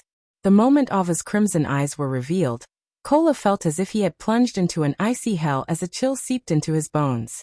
Unlike other monsters, whose auras contained death and violence, Ava's aura was calm and indifferent. Before Kola could overcome the frosty sensation, Ava moved. Unlike other monsters they had faced, Ava wasn't lightning fast. They could all follow every single movement with their eyes, but despite the several hundred yards between the boss and Kola, each of Ava's steps rapidly devoured the distance. Crap. This monster's an expert. Kola had an incredibly bad feeling as he watched Ava approach. Hurriedly he raised Titan Guard to defend himself. Dang. A crisp, metallic clang reached everyone's ears as dazzling sparks flew from Kola's Titan Guard. Kola stumbled back several steps before stabilizing himself. However, before he could catch his breath, another sword descended on him. This time, Kola instinctively raised his shield to block the attack. As they watched Kola receive a series of attacks from Ava, everyone could not help but gasp. Although Kola only lost around 13,000 HP from each attack, the Tier Master continued to push him back. In the battle between the expert MT and the Guardian boss, Kola was at a complete disadvantage. He had no opportunities to launch a counterattack, he could only defend himself. If he diverted his focus in the slightest, Ava's blade would likely find its mark. When the rest of the 100-man team came within 100 yards of Ava, the Demonkin king bellowed with anger.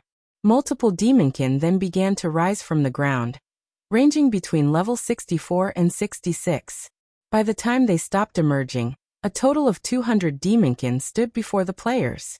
Among them, the weakest was a chieftain, while the strongest was a lord. At first, Zero Wings members paid little attention to these monsters due to their low ranks, but after clashing with them, these expert players were stunned. These Demonkin commanded incredibly high combat standards. The weakest Demonkin could easily reach the trial tower's 3rd floor, while a few Lord-ranked Demonkin could reach the 5th floor, the publicly acknowledged expert standard in God's domain. Right now, of course, Demonkin's attributes were already higher than players. Combined with expert combat standards, the Lord-ranked Demonkins instantly slew several Tier 2 players. Fortunately, Violet Cloud managed to rescue some of them in time, reducing the number of casualties. Thank goodness. It seems this Demonkin king is only at the late stage, 5th floor standard. Defeating it shouldn't be a problem. After watching Kola fight Ava for some time, Feng had a rough estimate of the Guardian boss's combat standard, and he could not help but breathe out a sigh of relief. Not all tier masters were equal. The weakest among them were close to reaching the trial tower's 6th floor. In other words, the 5th floor's late stage. In a large guild, a player with such a combat standard would be considered a relatively strong expert. As for the stronger tier masters, some had even reached the Void Realm. Fortunately, Ava was one of the weakest tier masters. Had it been slightly stronger, Kola would have died instantly even if he met the attribute requirements for this raid. The only reason Ava was able to suppress Kola was its mythic ranked attributes.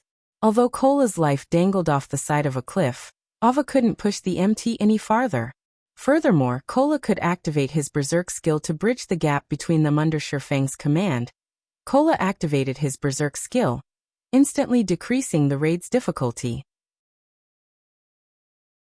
Meanwhile, with Turtledove and Yi Wumian tanking most of the mobs, the rest of the team was free to attack the Demonkin King, decimating its HP 90%, 70%, 50%. When Ava only had 1% of its HP remaining, Feng activated Divine Providence and finished the Demonkin King off with Shadow Blade and Lightning Slash. As soon as the Guardian boss fell, a system notification reached everyone's ears. Chapter 1950 Demonkin King's Loot. System. Congratulations. You have killed the Demonkin King Ava. Due to the Demonkin King's death, all Demonkin in the area will not respawn. System. Congratulations. You have obtained the first kill on the Demonkin King Ava. Rewards doubled. Guild popularity plus 500 and humanity reputation plus 20 when they heard the system announcements. Zero Wings members cheered in joy now that they had killed the Demonkin king. The manatite vein had finally come under Zero Wings' control. Their guild could now mine the vein freely currently. Only a few superpowers had possession of ore veins that produced magic crystals once the system notifications ended. The Demonkin king's corpse burst into countless particles of light. Items began to manifest in the air, falling to the ground one after another. These dropped items glowed with colorful lights, dazzling the watching players. By the time they stopped appearing, a small mountain had formed on the ground as expected of the first kill reward. The loot is frightening. Feng was a little astonished as he gazed at the small mountain of loot. Although the Demonkin king hadn't dropped as much loot as the Void Serpent, it still surpassed ordinary mythic monsters of the same level. After Feng had the healers start resurrecting the dead, he began to organize the loot. As his team watched expectantly, Feng spent more than 20 minutes inspecting the items. The Demonkin king had dropped a total of 176 items. Although more than half consisted of materials, there were still 33 weapons and equipment, a considerable amount. As many as 17 were level 60 secret silver weapons, and equipment. Level 60 secret silver equipment was better than level 55 fine gold equipment at this stage of the game. Even level 50 secret silver equipment was extremely rare among the various large guilds, let alone level 55 fine gold equipment. Without hesitation, Feng held an internal auction for the 17 level 60 secret silver equipment pieces. Although level 60 secret silver equipment was too high-leveled for most of the players on the team, there were level reduction gemstones in the guild warehouse. They should be able to equip level 60 weapons and equipment. After equipping the gemstones, everyone on the team fervently bid for the weapons and equipment. As for the 8 level 60 fine gold and 6 level 60 dark gold weapons and equipment pieces the Demonkin king had dropped, he had no intention of distributing them via internal auction. Instead, he stored them in the guild warehouse and made them available to the guild's core members for purchase. Not only did these items cost a large number of GCPs, but players also needed to contribute sufficiently to the guild. After all, weapons and equipment of such level and rank could even tempt superpowers. He would not allow other guilds to claim the items by spending a few GCPs. The Demonkin king had also dropped 2 pieces of epic equipment, a pair of cloth armor boots and a leather armor belt. Both pieces offered excellent attributes. The boots granted magical class players a chance to reduce their spellcasting time by half, while the belt increased physique by 5% and granted players the leap skill, which gave players greater flexibility. After some consideration, Feng decided to give the boots to Aqua Rose and the belt to Fire Dance. Both women's combat standards ranked among the top in Zero Wing, and they could best utilize the power of these 2 epic equipment pieces at this point. Zero Wing lacked peak experts more than anything else. Compared to the various superpowers, the guild's number of peak experts was pitiful. Moreover, as the various superpowers gathered more peak equipment, Zero Wing's attribute advantage would decrease. Hence, instead of splitting the guild's peak equipment among its many experts like the various superpowers, Zero Wing needed to concentrate its resources for greater effect. After Aqua Rose and Fire Dance equipped their new epic equipment, their basic attribute soared. Among the two, Fire Dance's current equipment lineup was simply dazzling. Fire Dance currently wore 6 pieces of epic equipment, as well as the fragmented legendary weapon, 1000 Transformations. Not even a super guild's guild leader was a match for her equipment now. Even if she encountered a superpower's apex experts, she'd have a high chance of triumphing. However, the Demonkin king's remaining items delighted Feng far more than the materials, weapons, and equipment the boss had dropped. No matter how many Demonkin patrol squads they had killed, he hadn't been able to get his hands on the last fragment of the Magicbreaking crossbow design. Fortunately, it had finally dropped from the Guardian boss, completing the design. So, this is the Magicbreaking crossbow? Sure enough, its production method isn't easy. It's no wonder why only superpowers had managed to mass-produce the weapon. Feng could not help his excitement as he gazed at the complete design in his hands. The Magicbreaking crossbow had been the perfect tool for ordinary players to combat experts in the past. Even ordinary Tier 0 players could defeat Tier 3 and 4 experts with the power of this weapon. Because of this, the various large guilds had treated it like a precious treasure. Unfortunately, the magic-breaking crossbow design was incredibly rare, and as a result, most guilds, those that hadn't acquired the design, had only amassed a small stockpile of the tool. Even Shadow had only collected around 500 crossbows after spending a long time accumulating them. Even so, a 100-man expert team that was fully equipped with magic-breaking crossbows could kill a Tier 4 player, much less 500 crossbows. The only downside to the magic-breaking crossbow was that it was a consumable item. It would disappear once its durability ran out. Hence, guilds avoided using the weapon unless they had no other choice. But now that Feng had the complete design, this flaw wouldn't be a problem. Although crafting the magic-breaking crossbow required very rare materials, a master engineer, a master forger, and a master alchemist, these requirements weren't a problem for Zero Wing. After Feng stored away the magic-breaking crossbow design, he shifted his attention to a small, magic crystal box. Among the items the Demonkin King had dropped, this small box's value was only second to the magic-breaking crossbow design. This item was a bloodline box, capable of randomly generating a single bloodline when opened. The bloodline this box would generate would range between basic and advanced rank. The box was no less valuable than an ordinary fragmented legendary item. Hopefully, it gives me something good. Once Divine Providence's cooldown had ended, Feng took a deep breath and activated the godly skill. He then activated the bloodline box. Chapter 1951 Superior Vein. After Feng clicked to open the bloodline box, a loading bar appeared before him. Once the loading bar was full, the bloodline box slowly opened. Brilliant, colorful light escaping from under the lid. The colorful glow instantly attracted the attention of Zero Wing's players. However, as their gaze rested on the strange box, an imposing aura washed over them.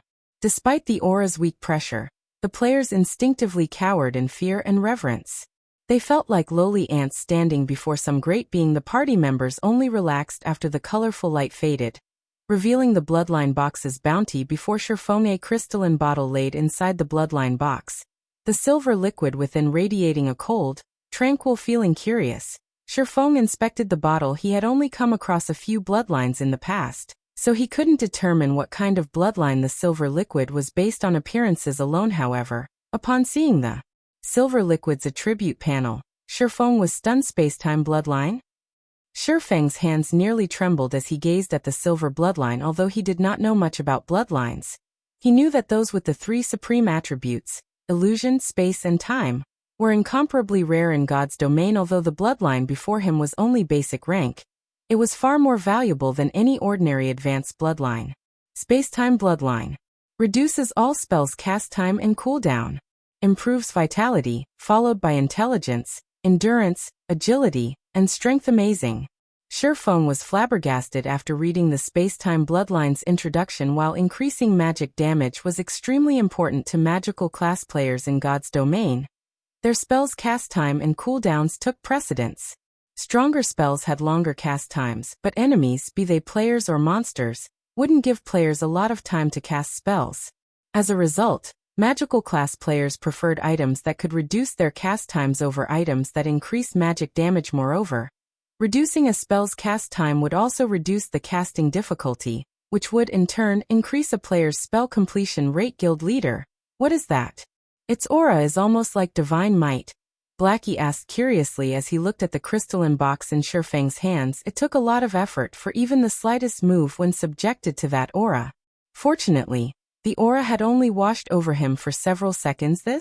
It's something that can guarantee expert players a straight path to the apex of God's domain, Feng said, chuckling. Take a look at its attributes for yourselves. Saying so, Feng shared the Spacetime Bloodline's attributes with Blackie, Aqua Rose, Alluring Summer, and Violet Cloud. Amazing. Whoever gets this bloodline will have no trouble completing their Tier 3 promotion quest once they get that far. Aqua Rose muttered as she stared at the Spacetime Bloodline, entranced. She had never expected to find such an amazing item in God's domain. Its effects could practically rival a legacy Alluring Summer, and the others nodded in agreement. Just the basic attribute growth the bloodline granted could greatly affect the user's future. In addition, the The reduced cast time and cooldowns would improve as a player reached higher levels. With this bloodline, even an ordinary magical class expert could become a peak expert with enough time. If the guild provided further resources, a somewhat talented player wouldn't have any issues reaching tier 4 in the future. Looking at the 4 people before him, Feng could see the burning passion in their eyes. He suggested, "We can't let this bloodline just sit around. Why don't you discuss among yourselves and decide who will take this bloodline?" The space-time bloodline was incomparably valuable.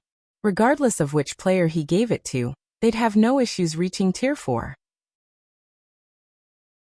Unfortunately, relying on a basic bloodline wouldn't be enough to reach tier 5. They'd also need luck and individual strength. "I already have my Sea God's legacy.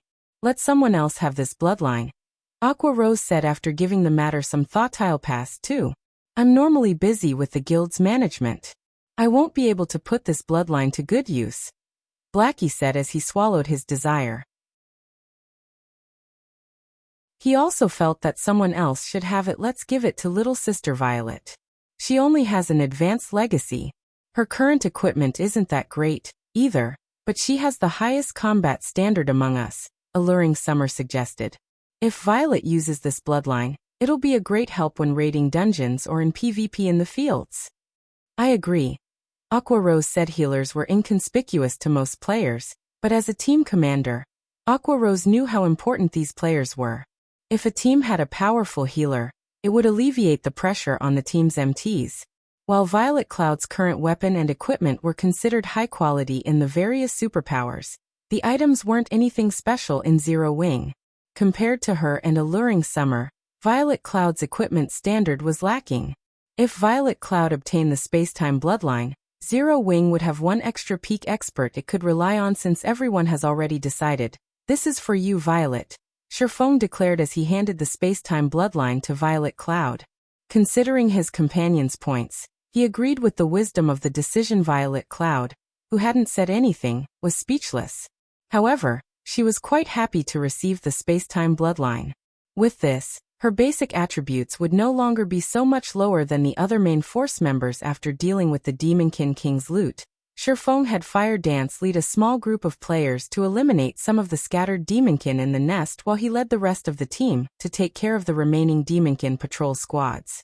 He also had Aqua Rose survey the Manatite vein and calculate the mining volume, so they could determine the suitable amount of manpower to dispatch. Although teleporting here would be convenient, each teleportation would consume a large number of magic crystals. Hence, it was best to plan properly to maximize their profits. Moreover, as it was still necessary to keep the Manatite vein a secret, it was best to inform as few players about it as possible. After about 4 hours, they finally killed the last Demonkin near the Manatite vein. In the end, many of the team's players had risen from level 57 to 58, and Aqua Rose had completed her survey of the vein guild leader. "We're rich," Aqua Rose excitedly announced. "Based on the information I've obtained, the various superpowers Manatite veins required between 1,500 and 2,000 players to mine at maximum efficiency, and their chances of obtaining magic crystals are between 5% to 7%. Meanwhile, after our experiments, we'll only need around 1,600 people to mine at maximum efficiency, but we'll have a 7% to 9% chance of obtaining magic crystals. Our vein is almost a superior vein. Alright, dispatch players to mine this vein immediately. I'll leave the management to you. Keep the vein confidential," Feng said, nodding. This outcome didn't particularly surprise him. He had long since known that Kama Island's Manatite vein was a superior vein. Otherwise, he wouldn't have chosen to capture it first. "Also, guild leader, I received a message from the secret pavilion some time ago, stating that Miracle has issued a red annihilation order on Zero Wing. Moreover, Miracle has secretly dispatched a large number of experts to the Black Dragon Empire. The guild likely plans to attack our branch guild members." Aqua Rose said worriedly. "They have trouble striking us in Starmoon Kingdom, so they're starting with the Black Dragon Empire?" Feng chuckled. He then said, "Alright, I got it for now, just focus on the Manatite vein. I'll prove to Miracle that Zero Wing isn't just unshakable in Starmoon Kingdom, but in the Black Dragon Empire as well."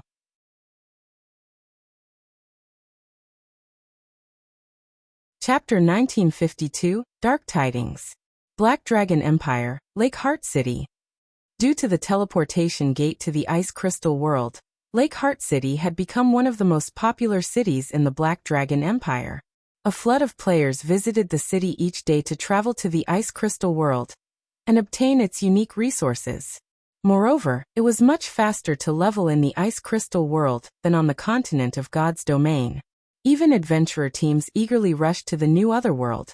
Not to mention the various large guilds. Meanwhile, Nine Dragons Emperor sat by a window in a high-class restaurant not far from the teleportation plaza, quietly watching the teleportation gate with a grin.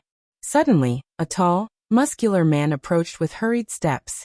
He was none other than Blood Dragon, the Dragon Phoenix Pavilion's branch guild leader in the Black Dragon Empire Pavilion. Master, good news. I've discussed the situation with Miracle. As long as we provide information about the Zero Wing members in Lake Heart City, Miracle will take care of everything. Once the matter has been dealt with, we will secure Zero Wing's possessions in the Empire. Blood Dragon respectfully reported. Miracle sure moves quickly. Nine Dragons Emperor smiled upon hearing Blood Dragon's report. I knew Miracle wouldn't let things slide. I had planned to remove Zero Wing from Lake Heart City quietly, but now, I won't have to put in the effort. Based on the information I've received, Miracle has dispatched at least 20,000 expert members and 80,000 elite members, Blood Dragon said. To ensure the total annihilation of Zero Wing's branch in the Empire, Miracle's elders have decided to send their first vice guild leader to command the battle. By the looks of it, Miracle plans to end the battle swiftly, restoring the guild's reputation as quickly as possible. They've even sent Shredded Soul? Nine Dragons Emperor was slightly surprised by the news. He had only met Shredded Soul a few times, but almost everyone in the virtual gaming world knew about the man. One could say that he was a mythical figure. Since his rise, Shredded Soul had been responsible for numerous miraculous feats. He was no doubt the most capable subordinate under Miracle's guild leader some time ago. Shredded Soul had led Miracle's forces in a victory over a super guild on the western continent of God's domain, and occupied a neutral city. This incident had caused a huge sensation among the various superpowers, and was the reason that Ku Rong, the great pavilion master, wanted to avoid a conflict with Miracle. Miracle was simply too strong.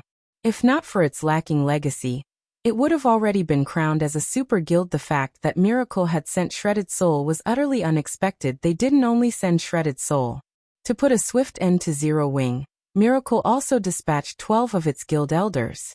Zero Wing's doom is assured, Blood Dragon said. Those capable of rising to the position of elder in a superpower had a list of impressive achievements in the virtual gaming world.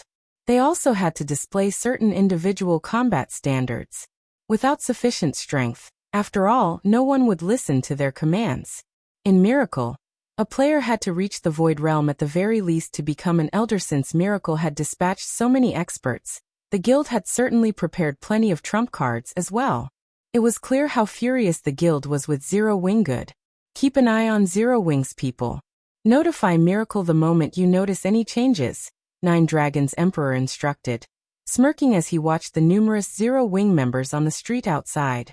I had thought of involving Beast Emperor, but it seems that won't be necessary. Meanwhile, in Starmoon Kingdom's Zero Wing City,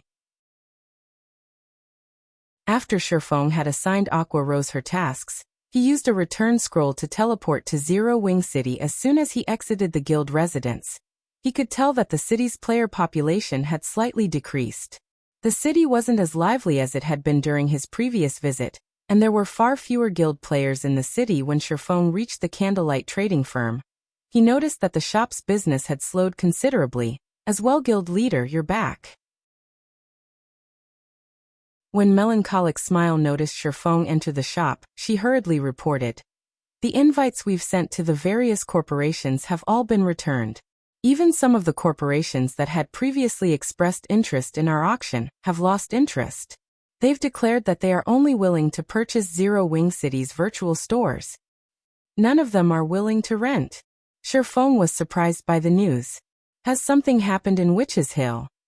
3 hours ago, 2 guilds established towns in the area. Although both are only basic towns, they have received support from the kingdom's various large guilds. All of these guilds intend to share responsibility for the two towns' development. Moreover, both towns are selling a large number of virtual stores and are currently negotiating with the various corporations, Melancholic Smile said, nodding. Based on our investigations, a few major corporations and first-rate guilds have expressed interest and plan to invest in the towns as well. If they reach an agreement, it will severely affect Zero Wing City's development. Why don't we sell a small number of our virtual stores, Guild Leader? We've recently moved to a new training ground, and we have to spend a lot of money on multiple aspects. With our current daily income, we can't afford to support the training ground. Not bad. They actually set up towns in Witch's Hill so soon. Feng chuckled. Don't worry about selling the virtual stores for now. If we really need credits, you can sell some of Candlelight's lower quality weapons and equipment. Sell them in batches and don't reduce the price too much. We'll store the higher quality items in the guild warehouse. After saying so, Feng transferred all the weapons and equipment he had looted from Miracle's members to Melancholic Smile. When Melancholic Smile saw the items, she was dumbfounded. Of the 7,000 plus weapons and equipment Feng had just given her, even the most inferior was level 50 secret silver equipment. Although mainstream players had already reached level 50, level 50 equipment was still difficult to come by, especially for secret silver rank and above. Even if she only sold 1,000 pieces of level 50 secret silver equipment, she'd earn enough credits to sustain the guild for quite some time. After all, many players and the various large guilds, in particular, preferred to purchase items with credits rather than spend their coins. Guild Leader, I can really sell these items? Melancholic Smile asked. Normally, Feng objected to selling God's domain's resources for credits more than anyone. Doing so was putting the cart before the horse after all, yet Feng actually wanted her to convert so many important items into credits. Do it.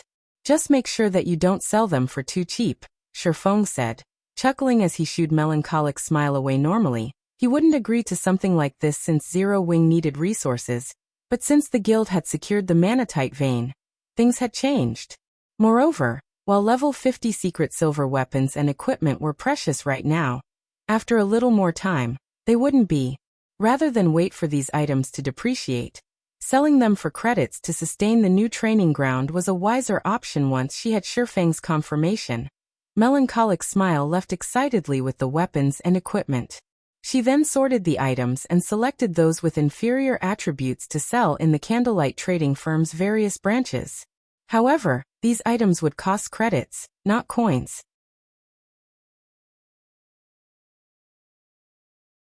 Chapter 1953. How dare they?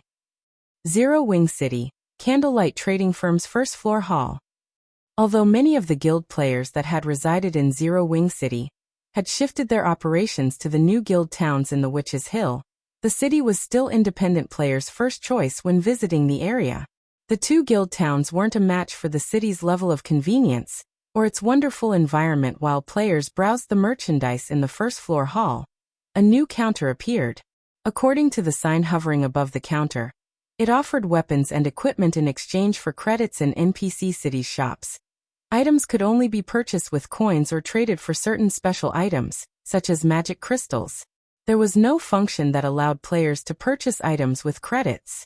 However, guild towns and cities were a different story. The owner could freely determine what currency they'd accept. The new counter attracted the attention of every player in the hall the moment it appeared. What's going on? Candlelight is selling weapons and equipment for credits?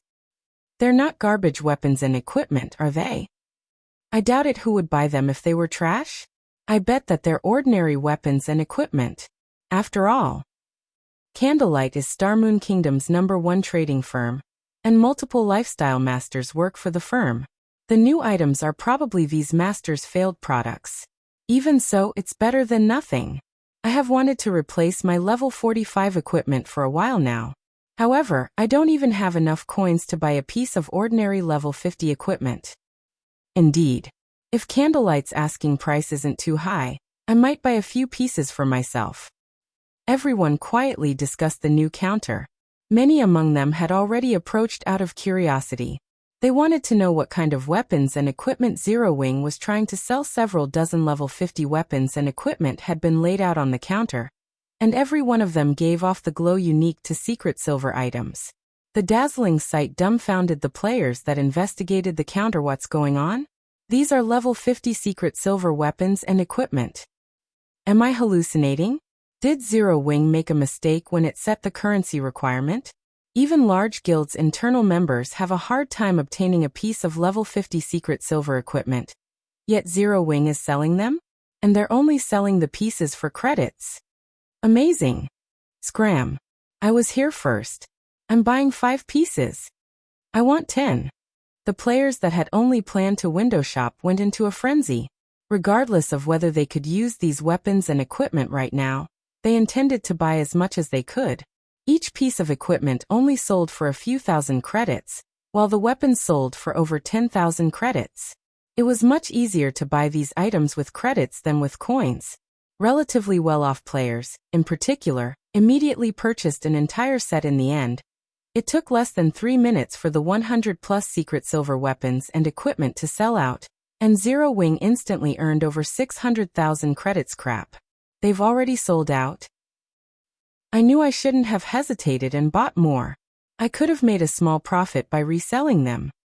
The moment the weapons and equipment sold out, many of the independent players who had hesitated regretted their decision.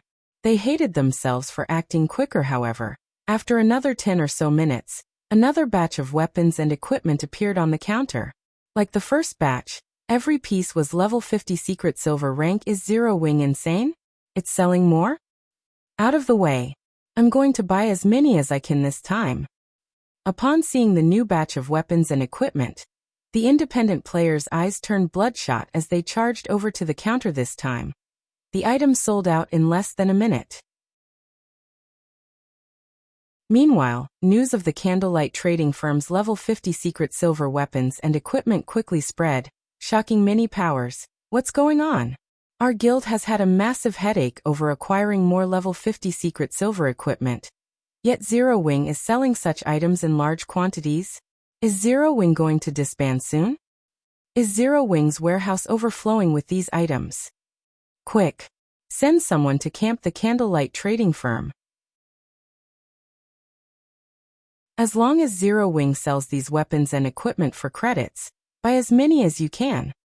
Although the various large guilds had already raided level 50, 100-man team dungeons, they had been limited to normal mode. None of them had any progress in hard or hell mode.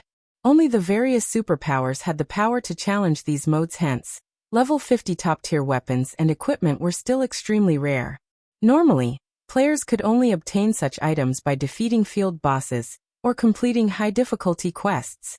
At this point, the various superpowers didn't even have enough level 50 secret silver weapons and equipment to gear their expert players fully yet. Zero Wing had so many of these items that they were selling them so cheaply to the public. However, while most of the various large guilds assumed that was the case, the various superpowers knew otherwise. Zero Wing was simply offloading the loot it had taken from Miracle. News of the battle between the two guilds had only reached the various superpowers thus far. Most first-rate guilds had no idea of the incident, let alone those weaker than first-rate guilds. Black Dragon Empire. In one of Lake Heart City's high-class restaurants. Uncle Yuan, is this Zero Wing's way of complaining that Miracle isn't killing it fast enough? Purple Jade was astounded when she read the latest report. Even newly formed superpowers would not dare to provoke Miracle to such an extent. Yet Zero Wing was so bold as to throw fuel on the fire. I don't know. But based on my understanding of Shredded Soul, he won't let Zero Wing get away with this. He'll employ the most ruthless methods to deal with the guild, Yuan Tiexin said, chuckling. However, this has definitely made our trip here worthwhile. Even if we don't see Miracle's true strength, we should at least witness 3/4 of it. They had come to Lake Heart City to investigate Miracle's power. This was only the 3rd time Miracle had launched such a major assault on another guild.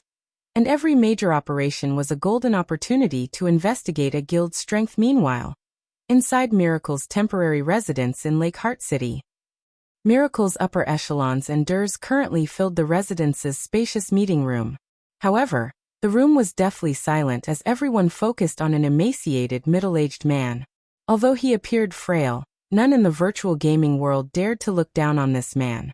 He was Miracle's first Vice Guild leader. Shredded soul, damn it. Damn Zero Wing. How dare they? I will tear their corpses to shreds. Thousand Miles's expression had twisted in an ugly mask as he read the latest report on the enemy guild Zero Wing.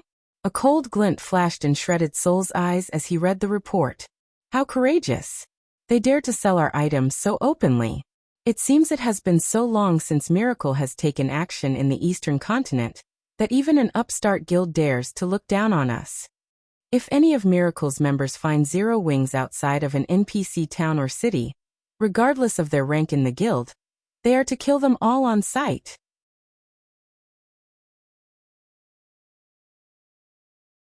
Chapter 1954. Basic Combat Devices Affects Starmoon Kingdom, Zero Wing City.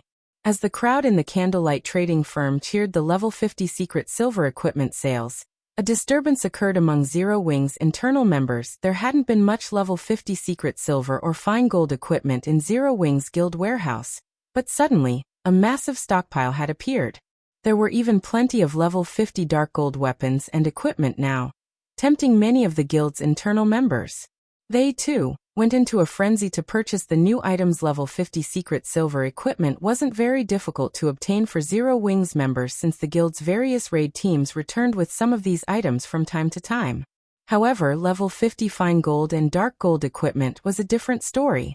Many of the guild's Tier 2 experts didn't even have full sets of such equipment. Many guild members chose to convert their rare materials into GCPs to purchase the new equipment, which not only increased the guild's material stockpile, but also increased the overall strength of these guild members. At this point, Feng had arrived at the Candlelight Trading Firm. He immediately headed to his exclusive special forging room, and was greeted by the sight of various rare materials, all of which he had instructed Melancholic Smile to prepare. He then dived into crafting the basic combat device. Feng was very familiar with the combat device's power. Although the design he had obtained was only for the basic combat device, the basic version was most suitable for current players. Even an ordinary player could become as strong as an ordinary expert after equipping the basic combat device. And if given to ordinary expert players, they wouldn't be far from rivaling peak experts. If at all, the basic combat device was what Zero Wing needed most right now. If he could mass-produce the device, he could mostly solve the issue regarding Zero Wing's weak foundation, and expand the guild significantly in a short time. As for the Magicbreaking crossbow, he had left the tool's production to Cream Coco and her comrades. After all, he was Zero Wing's guild leader. He had a long list of duties each day, and he simply didn't have the time to stay cooped up in his forging room. He only forged the basic combat device personally, because the design was bound to him. Dense mana filled the quiet special forging room. Using the Philosopher's Stone, Feng began to synthesize one mana stone after another. He then collected the necessary materials and began his first attempt at crafting the basic combat device: smelting, extracting, engraving. Before 5 minutes had passed, a Rubik's Cube made of pitch-black iron took shape before Feng. Since this was the first time he had crafted a basic combat device, Feng couldn't help his growing nerves as he waited for the system to appraise the iron cube. The basic combat device was a special tool that only basic master forgers or above could produce. Moreover, the tool was quite difficult to craft. Even a basic master forger would not have more than a 50% production success rate once the loading bar was full. A melodious sound echoed throughout the forging room system. Basic combat device has been successfully manufactured. Forging proficiency increased by 5 points. Obtained 274,000 EXP. So, this is the Divine Library's basic combat device? Feng stared at the basic combat device's attributes in astonishment. Basic combat device increases the life rating of players at Tier 3 or below by 1 grade and skill and spell completion rates by 2% for 12 hours. He had already known that the combat device increased its user's life rating, but he hadn't expected this device to increase skill and spell completion rates as well. In the past, the basic combat devices he had obtained from ancient ruins had provided additional defense. At most, though he had never found one, he had heard that the more powerful devices increased attack, power or movement speed, but the basic combat device he had just forged actually increased skill and spell completion rates. This bonus attribute was far more valuable than any of the bonuses he had heard of in the past in God's domain. The higher one's skill or spell completion rate was, the more power they'd exhibit with their skills or spells. This was one of the major factors that differentiated players. The difference between a skill with 90% completion rate and 100% was massive. This improvement was particularly useful in PvP, in which players usually fought at top speed, especially experts. Even a split-second difference could decide a battle's outcome. Having a completion rate boost would increase skills and spells tolerance, and players' execution wouldn't have to be as precise to get the same results. Excited, Feng immediately began to forge more basic combat devices. After crafting nearly 20 basic combat devices, Feng received an unexpected call from Gentle Snow Guild leader. The situation in Lake Heart City has changed. A large number of experts have suddenly arrived and started hunting our guild members in the fields. Over 500 of our players have already died. Gentle Snow reported, her head aching slightly. All of these ambushing players have very high combat standards, and although I've sent teams to deal with them, they've turned the tables on our members. Miracle can't sit still any longer, huh? Giving the matter some thought, and considering the previous reports, he assumed these players were from Miracle. Only he hadn't expected the guild to act so soon. Do you know how many people they have? We've confirmed around 50,000 enemies. Gentle Snow replied weakly. Although Zero Wing's development in the Black Dragon Empire had been progressing smoothly, the branch guild did not have many expert and elite members. Overall, there were a little over 2,000 experts and 90,000 elite members. Moreover, the majority of the expert players were her subordinates from Ouroboros. They sure mobilized their forces quickly. The number surprised Feng slightly after the battle on Kama Island. He knew that Miracle wouldn't let him or Zero Wing get away unscathed, but he had thought that it would take the guild some time to muster a large force after so many of its expert and elite members had died. He had never thought that Miracle could gather 50,000 players in so little time. He truly hadn't expected this situation. He had thought that Miracle would, at most, transfer a little over 10,000 players to the Black Dragon Empire to harass Zero Wing. Transferring more than that would leave Miracle's other territories undefended. If Miracle weren't careful, it could easily be ambushed by other powers. Guild leader, what should we do? Gentle Snow asked. Do we fight? Fighting Miracle's 50,000 strong army directly would incur serious losses for Zero Wing. Depending on the severity, the guild's development might even grind to a halt. However, if they avoided fights with Miracle's forces, the enemy guild would continue to ambush Zero Wing's teams. The guild couldn't afford that. Either, of course, we're fighting. Moreover, we have a big surprise for Miracle, Feng said, smiling faintly as he thought about the basic combat devices he had just completed.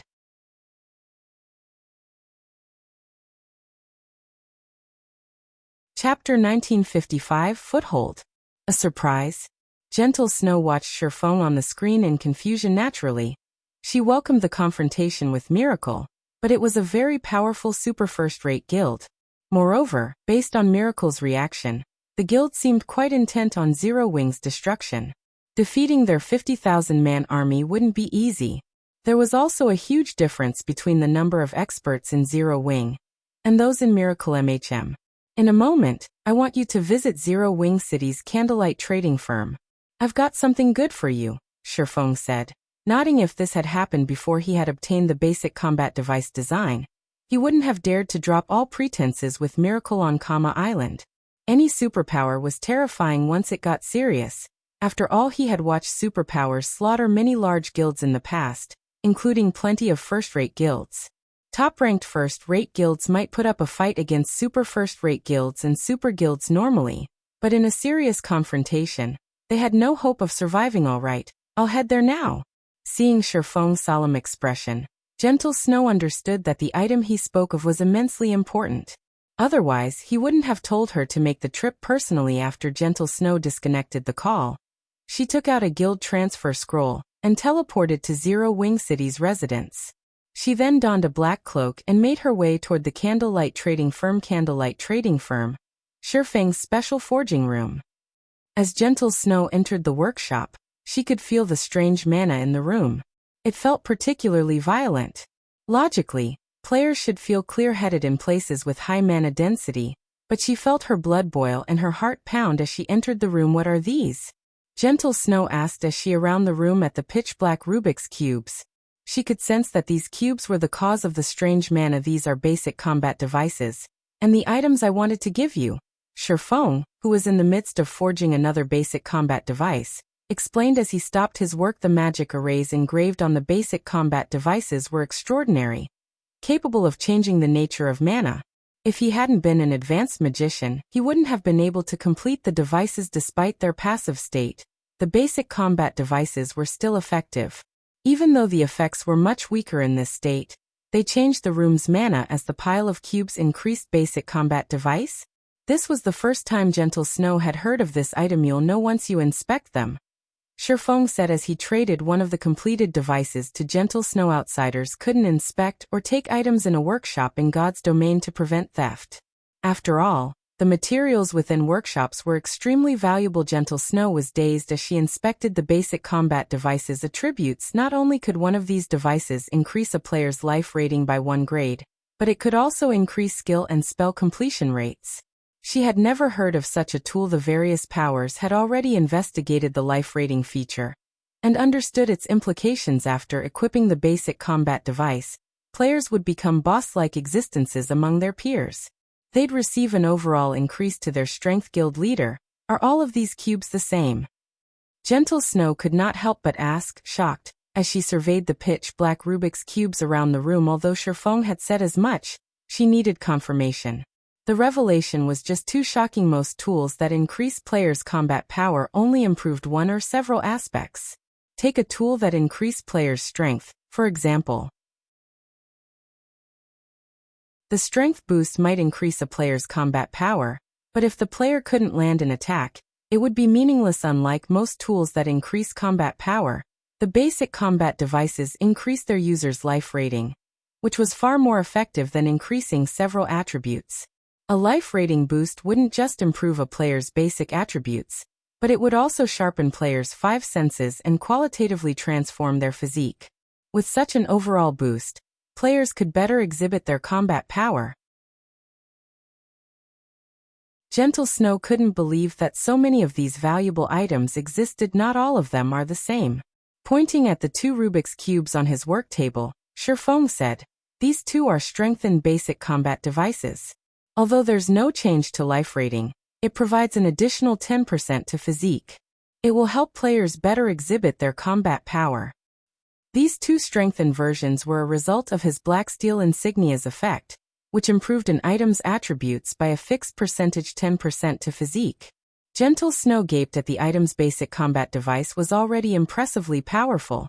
Yet there were strengthened versions of it as well. While a 10% boost to physique might not seem like much, it significantly increased a player's actual combat power. "I have only started production. Take these and use them for now.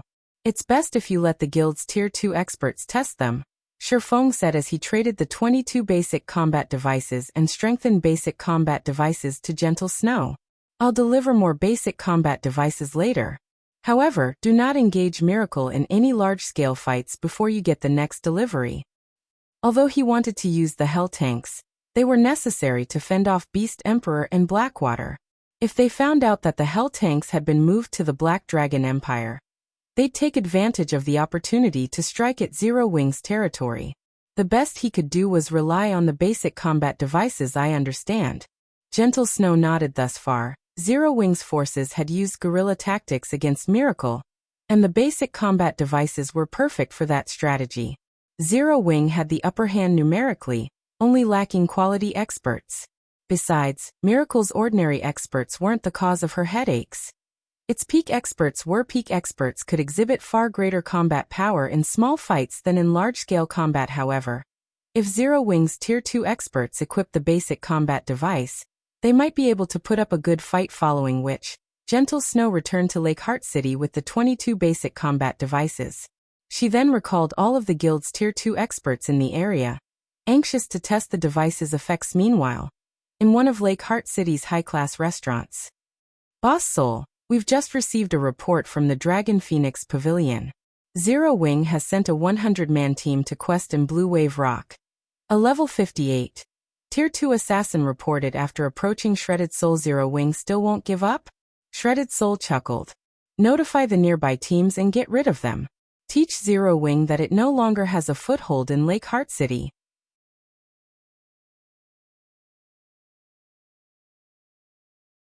Chapter 1956. First Test. Lake Heart City, Blue Wave Rock.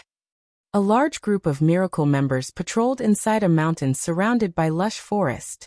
These players had split into 32 teams of 100. Boss Starstreak, everyone's in position. If Zero Wing's members dare to set foot in Blue Wave Rock, we'll ensure that none leave alive. A level 57 ranger wearing silvery gray chainmail reported to the black-clad, indifferent youth before him. Good. Vice Guild Leader Shredded assigned us this mission personally. We need to complete it properly. You all know the consequences if we fail. Starstreak said solemnly. Shredded Soul was well known for his strict nature. He'd even demote the guild's peak experts if they didn't handle a mission properly, not to mention lower-ranked members.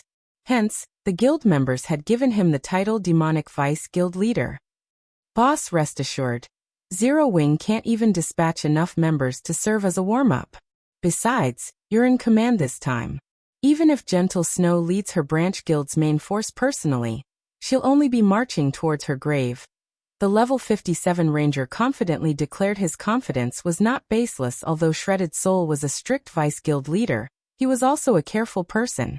All of the 32 teams he had dispatched to Blue Wave Rock were expert teams, with over 1,000 expert players. Over 100 among them were also Tier 2 players.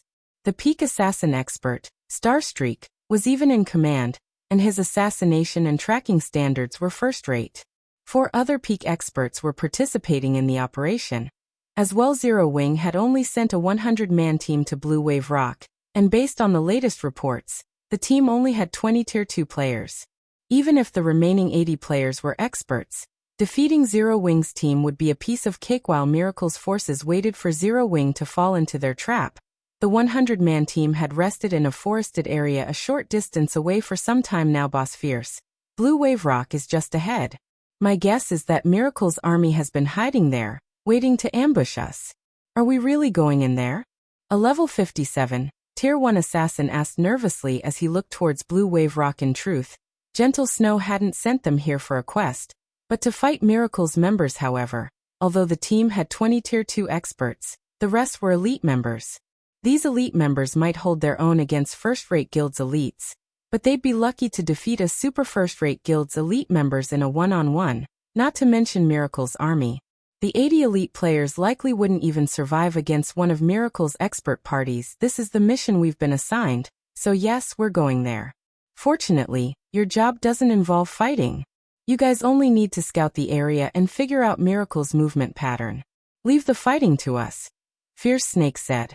Alright, we've recovered most of our stamina. It's time to move out. This operation would test the basic combat device's effects. And since that wouldn't be easy to determine in large-scale combat involving thousands of players, Gentle Snow had deliberately chosen Blue Wave Rock as the battlefield.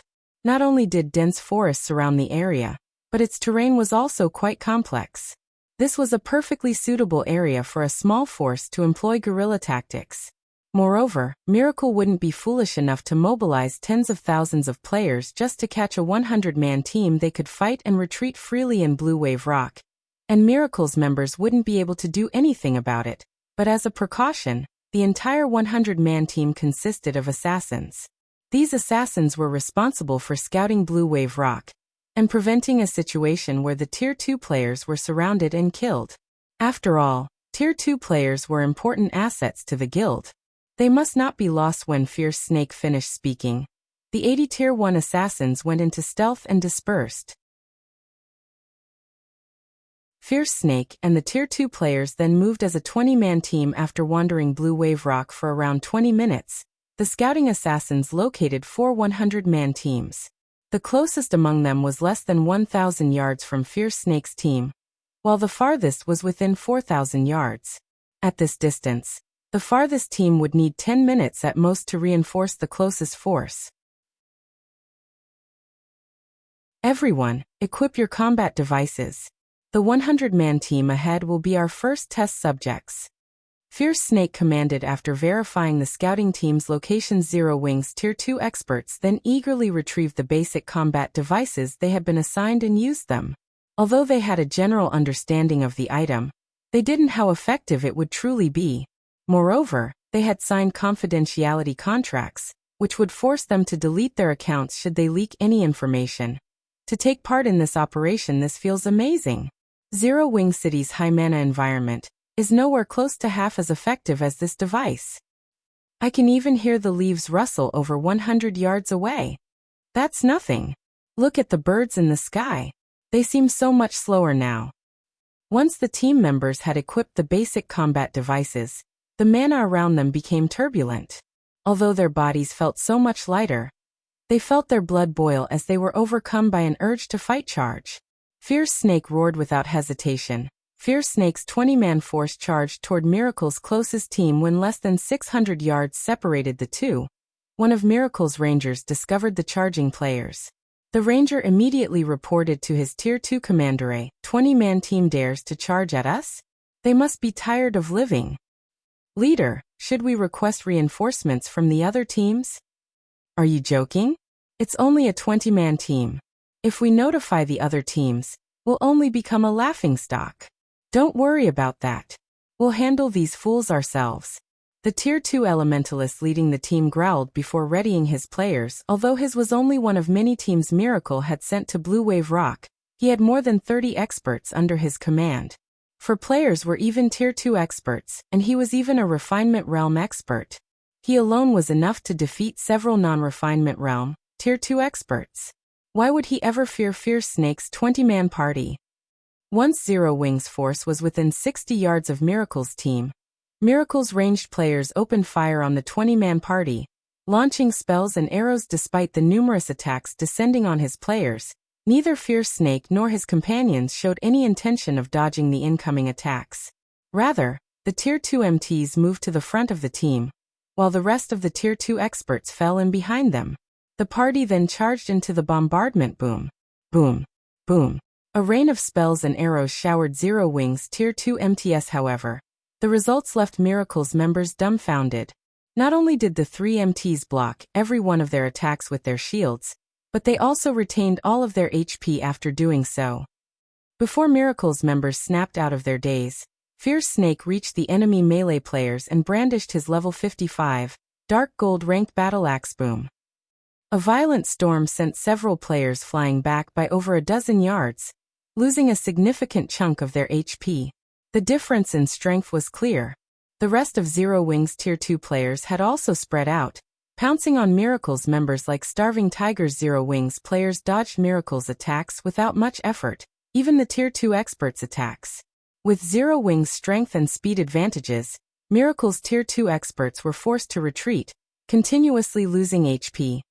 Miracle's Tier 2 experts only stayed alive, albeit barely, thanks to the support from their healers and companions. How? He clearly hasn't reached the Refinement Realm yet, so how is he displaying such great combat power? The Tier 2 elementalist leading Miracle's team couldn't believe his eyes. Although Fierce Snake had higher basic attributes, the man's attributes were high enough to keep him on the run. However, not only was Fierce Snake's perception astonishingly acute, but the Berserker's reaction speed was also impressively fast.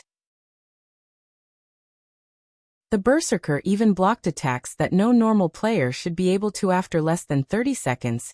Nearly half of Miracle's 100-man team had been annihilated. "Quick! Notify Boss Starstreak and the others!" the Tier 2 elementalist shouted in a panic.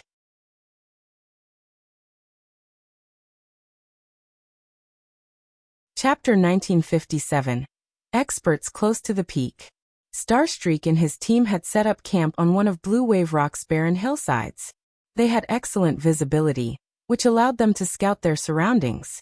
Unfortunately, the monsters in the area had short respawn times and constantly need to be cleared out. Currently, Starstreak's team fought dozens of level 62 cliffside gargoyles. Boss Deep Trace's team has been attacked by Zero Wing and is requesting immediate backup.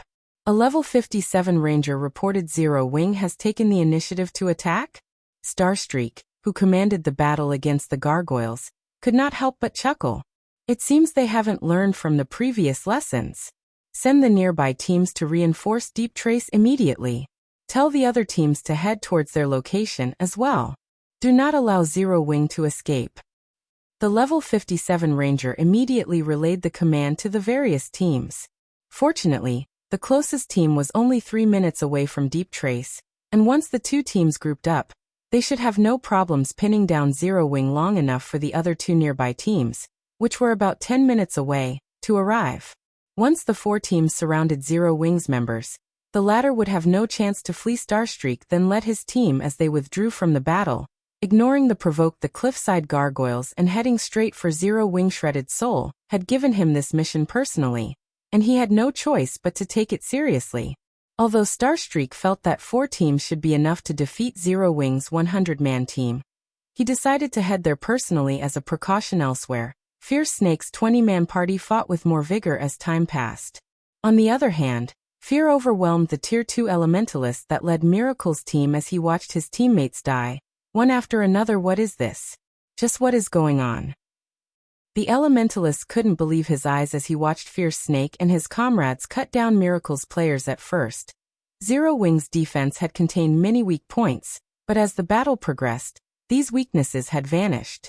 Zero Wing's fighters had also reduced their excess movements. It was as if Fierce Snake and his players had obtained a new body and adapted as they fought. His spells had been, more or less, able to interrupt Fierce Snake's strikes at the beginning of this fight, but the Berserker now chased him while dodging or blocking his spells without issue. While the Tier 2 elementalist was awed by Fierce Snake's improvements, the Berserker continued to tighten his control.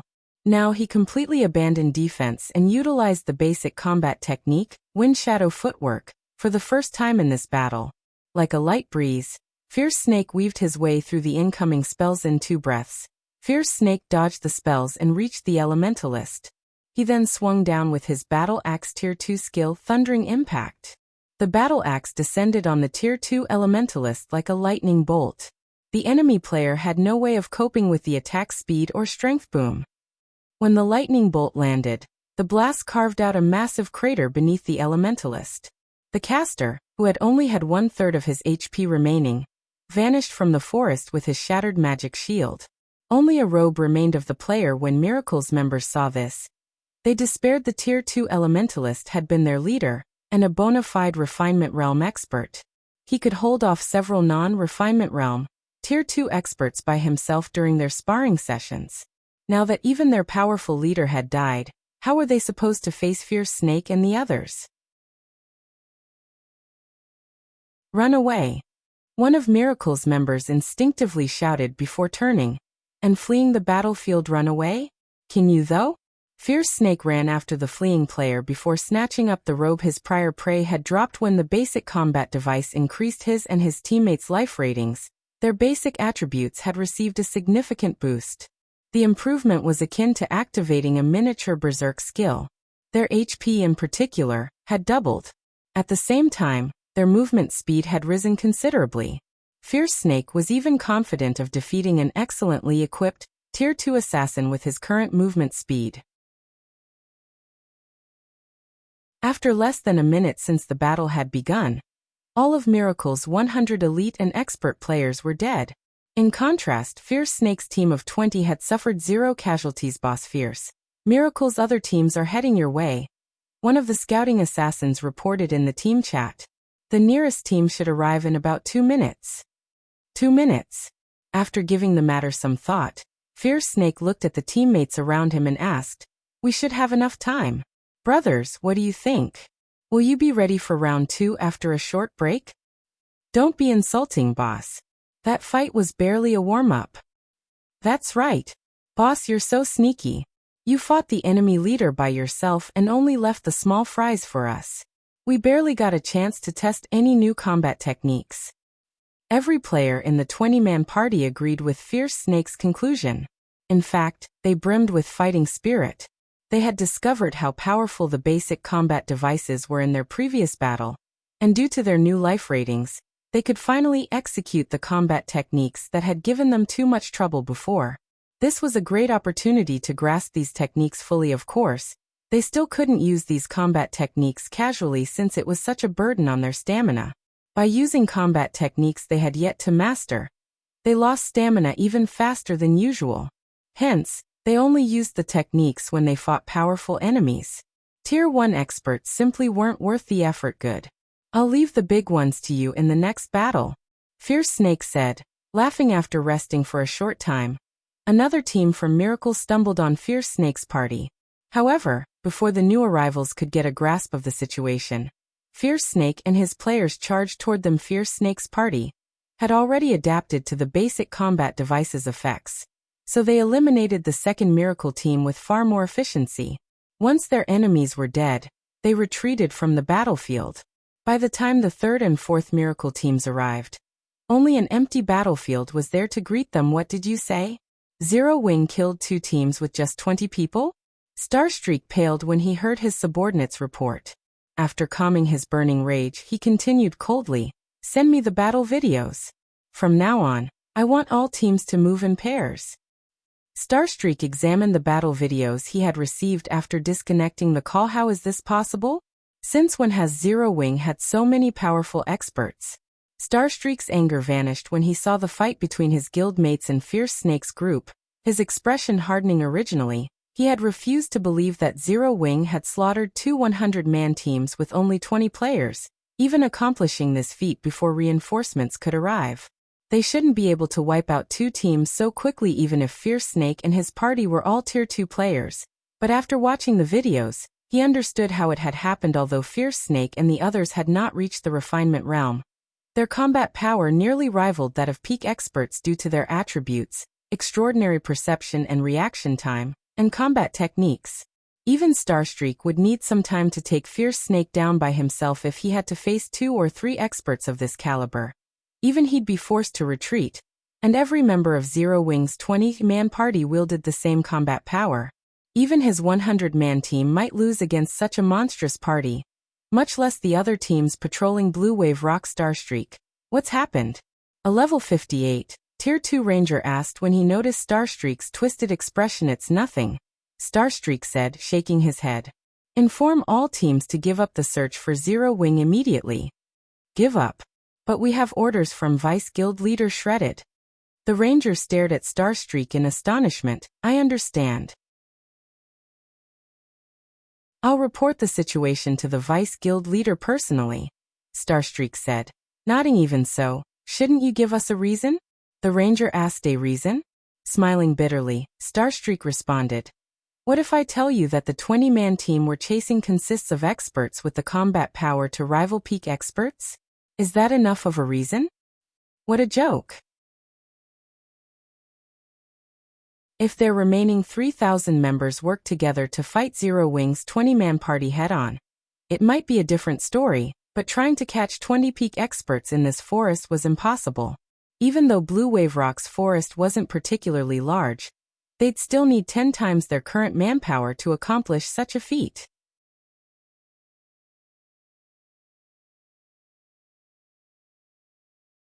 Chapter 1958. Promotion to Intermediate Master. Black Dragon Empire, Lake Heart City. Several guild elders and over a dozen upper echelons occupied the guild leader's office within Miracle's temporary residence.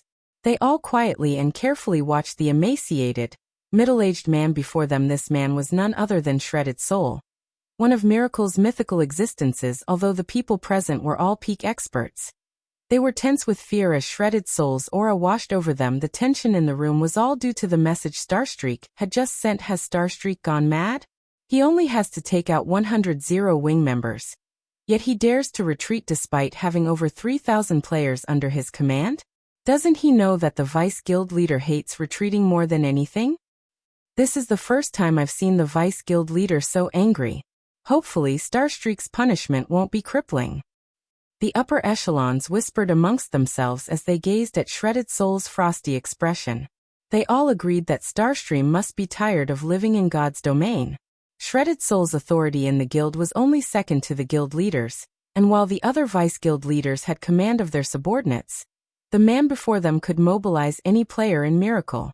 Even the guild's trump card legions were forced to follow Shredded Soul's commands. Shredded Soul even had the authority to remove guild elders from their positions as long as he had enough reasoning to do so, Let alone regular guild members, even the other vice guild leaders feared this man, but there was no helping it. Shredded Soul was responsible for major contributions to the guild, and all of the guild's founding elders and the guild leader stood behind his authority. A chill ran down the various upper echelons' spines as they thought about Starstreak's opposition to Shredded Soul's command. After a long moment of tense silence, Shredded Soul finally seemed to relax. The watching crowd then released a sigh of relief. Good. Very good. Shredded Soul's lips curled as he read the report from Starstreak. I have underestimated Zero Wing. It's no wonder why such a small guild dares to provoke miracle. Vice Guild Leader, what happened? Is there something unique about this 100-man team from Zero Wing? One of the upper echelons asked curiously. Shredded Soul had clearly been furious about Starstreak's decision to flee from Blue Wave Rock a moment ago, but after reading the follow-up report, the Vice Guild Leader actually smiled. Those that knew Shredded Soul knew what his smile meant. He had either found something interesting or an opponent that he considered appropriate. Take a look for yourselves, Shredded Soul said as he input the report and displayed the information before the crowd. He then played the battle video involving Fierce Snake and the other Tier 2 Zero Wing experts as Fierce Snake and his comrades fought the first team. Their movements were clumsy but had visibly improved during the fight against the second team. Even when facing Miracle's Tier 2 Refinement Realm experts in a one-on-one, Fierce Snake and the others had gained the upper hand, slowly whittling down their opponents. Every member on Zero Wing's 20-man team wielded combat power that rivaled Miracle's peak experts. How is that possible? How does Zero Wing have so many experts with peak-level combat power? Based on our information, although Zero Wing is stronger than the average first-rate guild, it has less than 10 peak experts. How did it suddenly gain an additional 20? Miracle's upper echelons watched Fierce Snake and his team fight with wide eyes. After watching the videos, they realized why Starstreak had ordered a retreat. With the forces under his command, facing 20 experts with peak-level combat power who used guerrilla tactics would be suicidal. Even a team of several hundred players would be helpless against 20 peak experts. If they wanted to hunt these players down in the field, they'd have to dispatch 1,000-man teams for the search, and several tens of thousands for the fight. Notify Starstreak that his forces are allowed to retreat, Shredded Soul said calmly. Vice Guild Leader, Zero Wing is clearly trying to put on a show. Are we just going to let them get away with this?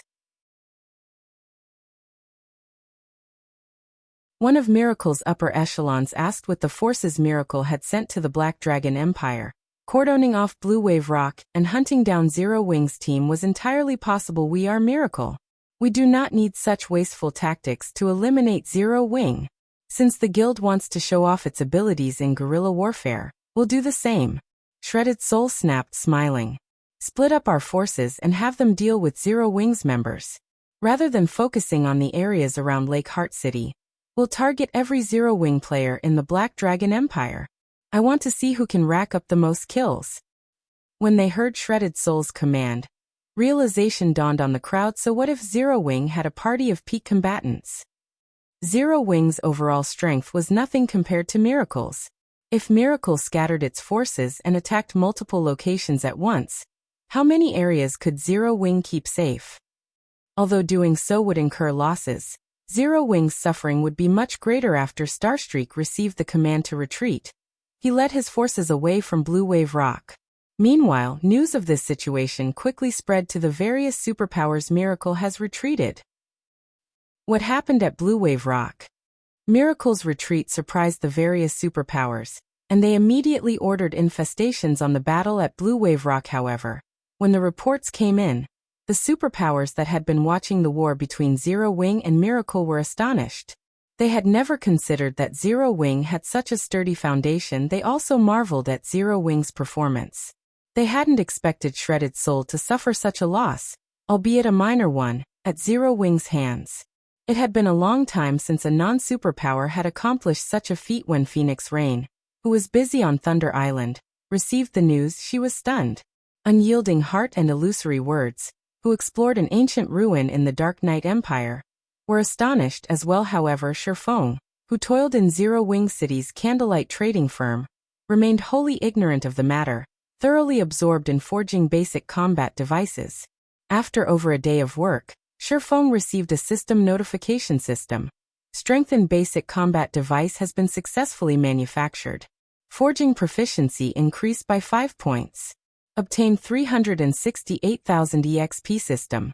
Congratulations! You have been promoted to an intermediate master forger.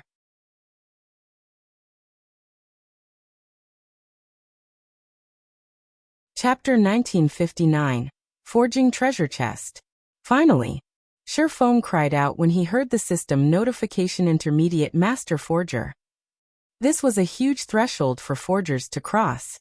Although it was extremely difficult to become a master forger, with how many players God's domain had, quite a few were capable of reaching the master rank. However, the majority of these master forgers would grind to a halt at the basic master rank.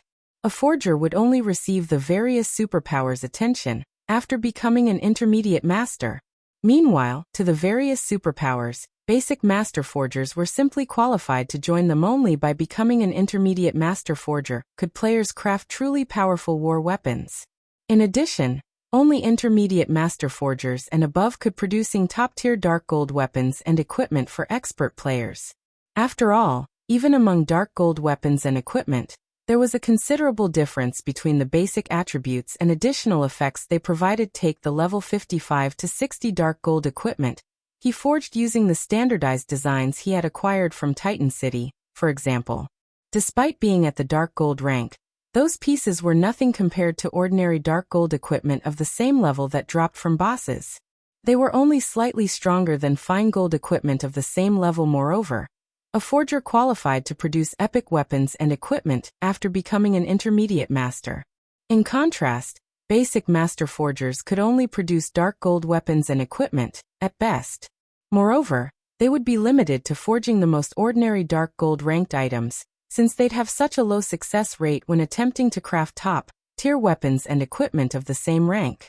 While a basic master had a chance of successfully producing epic weapons and equipment, in theory, not even the various superpowers would be willing to front the production costs.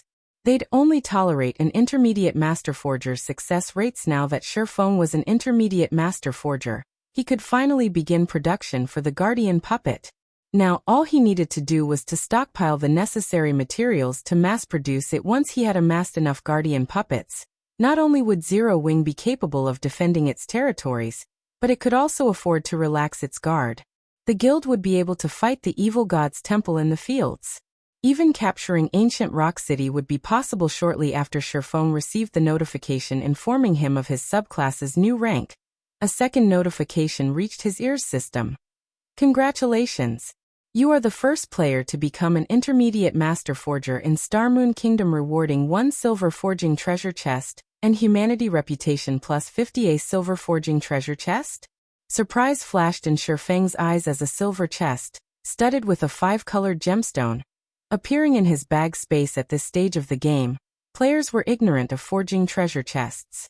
However, all forging players had dreamed of acquiring one during his previous life. As the name suggested, forging treasure chests contained items specifically for forgers, such as secret forging techniques, forging designs, and various forging tools.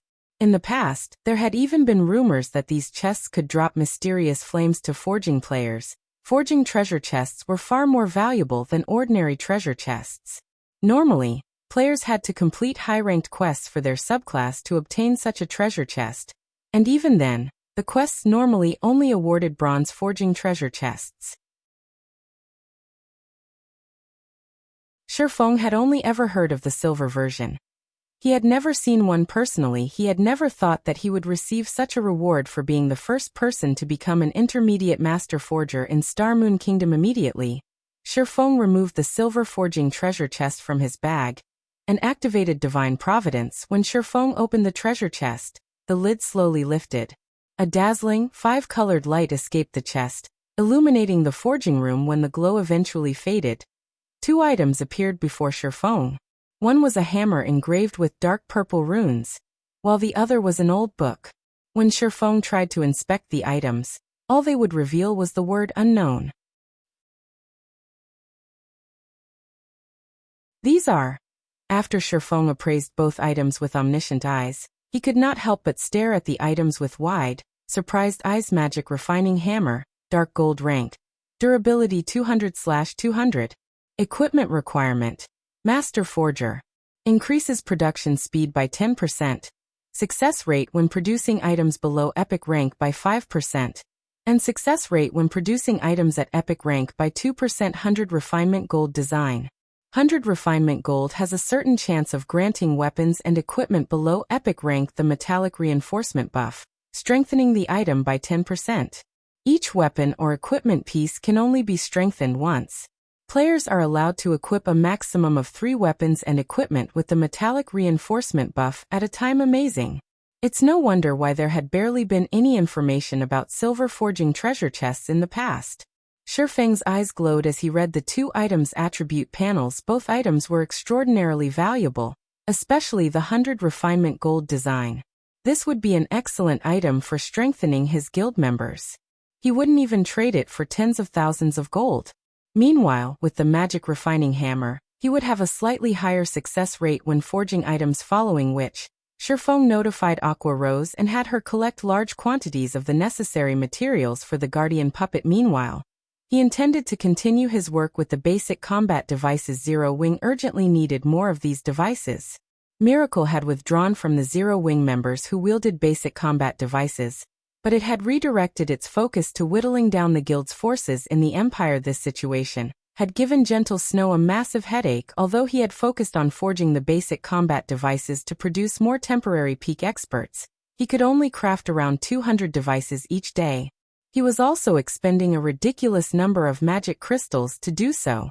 If Aqua Rose hadn't already arranged the necessary manpower to mine the manatite vein, which earned the guild tens of thousands of magic crystals every day, he would have likely emptied Zero Wing's reserved in a single day.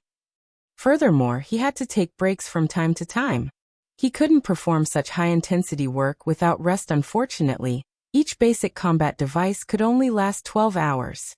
If he wanted to ensure the safety of Zero Wing's members during the day, he'd need to equip each Tier 2 expert with 2 or 3 devices. In other words, Zero Wing could only maintain around 100 peak experts in the fields. With how large the Black Dragon Empire was, it was impossible to safeguard all of Zero Wing's members as they operated in various locations. As a result, they had to prioritize a few important leveling maps. Sadly, it was no longer possible to gather Zero Wing's members in a select few maps. Due to Zero Wing's constant expansion, the branch guild had too many members. Meanwhile, each map could only accommodate a limited number of players. Overly saturating a map would only impede the guild members' development. Hence, Zero Wing sustained significant losses. The guild's foundation wasn't strong enough, and there was no comparison between the number of experts in Zero Wing and those in Miracle. Zero Wing had already suffered over 10,000 casualties. In contrast, Miracle had suffered less than 2,000 casualties. The difference was clear. Although Feng had considered sending Fire Dance and the other main force members as reinforcements, Silverwing Town's defenses also required a large number of experts. This put the guild in an awkward position. Fortunately, things had taken a turn for the better. Even with the various support tools at his disposal, he had only pushed his forging success rate to around 50%, but now that he was an intermediate master forger and had the magic refining hammer, his success rate had risen to 70%. Moreover, his production speed had increased by at least 25%. Overall, he could forge nearly twice as many basic combat devices in the same amount of time. In other words, he could craft around 400 devices each day, which would allow him to double the patrols in the Black Dragon Empire. Time passed quickly. After working for an entire day, Feng had finally produced 400 basic combat devices. Among them, 21 were strengthened basic combat devices. Suddenly, Gentle Snow contacted Feng, asking, "Guild leader, have you finished forging the basic combat devices yet? Our current device's duration is almost up. If we can't restock, our operations will crumble." The war with Miracle hadn't been particularly tense at first, but as time passed, Miracle had dispatched more experts to the Empire, becoming a far more formidable foe. Now, Zero Wing was at a complete disadvantage. If the guild's experts lost the basic combat devices as well, Miracle would quickly crush them. They redone. I'll deliver them to you in a moment, Feng said, chuckling. They redone? Gentle Snow breathed a sigh of relief. I recall the patrols now then. After Gentle Snow disconnected the call, she contacted the Tier 2 players fighting Miracle's forces and ordered their return. As for Feng, he finished organizing the new devices and called Melancholic Smile. Melancholic, how are things on your side? Feng asked when he saw Melancholic Smile's tired expression. Guild leader, this magic-breaking crossbow is too hard to produce. We've only completed 60 crossbows thus far, Melancholic Smile reported, slightly ashamed of her progress. 60? After giving the matter some thought, Feng said, that should be enough. Send them to me.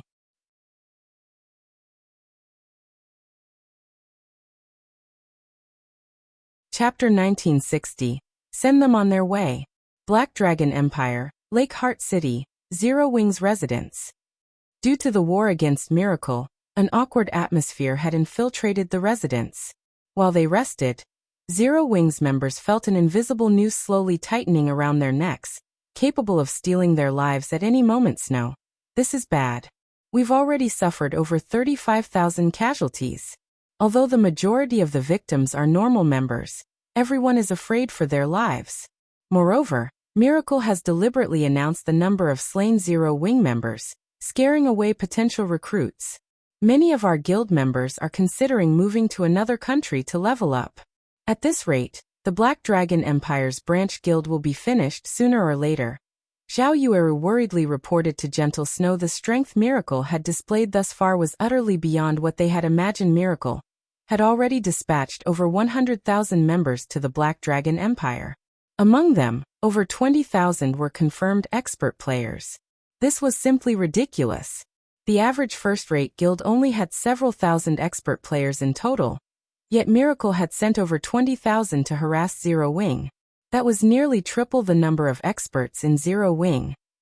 To make matters worse, Miracle had rapidly improved the quality of its forces. In the last 2 days alone, the enemy guild had dispatched more than 1,000 Tier 2 players to the Empire.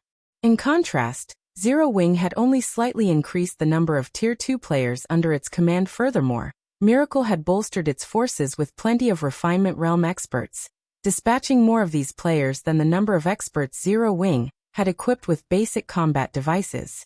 In addition, Miracle still had various guild elders, none of which had made a move yet. No matter how she looked at it, this difference between them and their enemy was impossible to overcome. None of those factors are our main problem right now.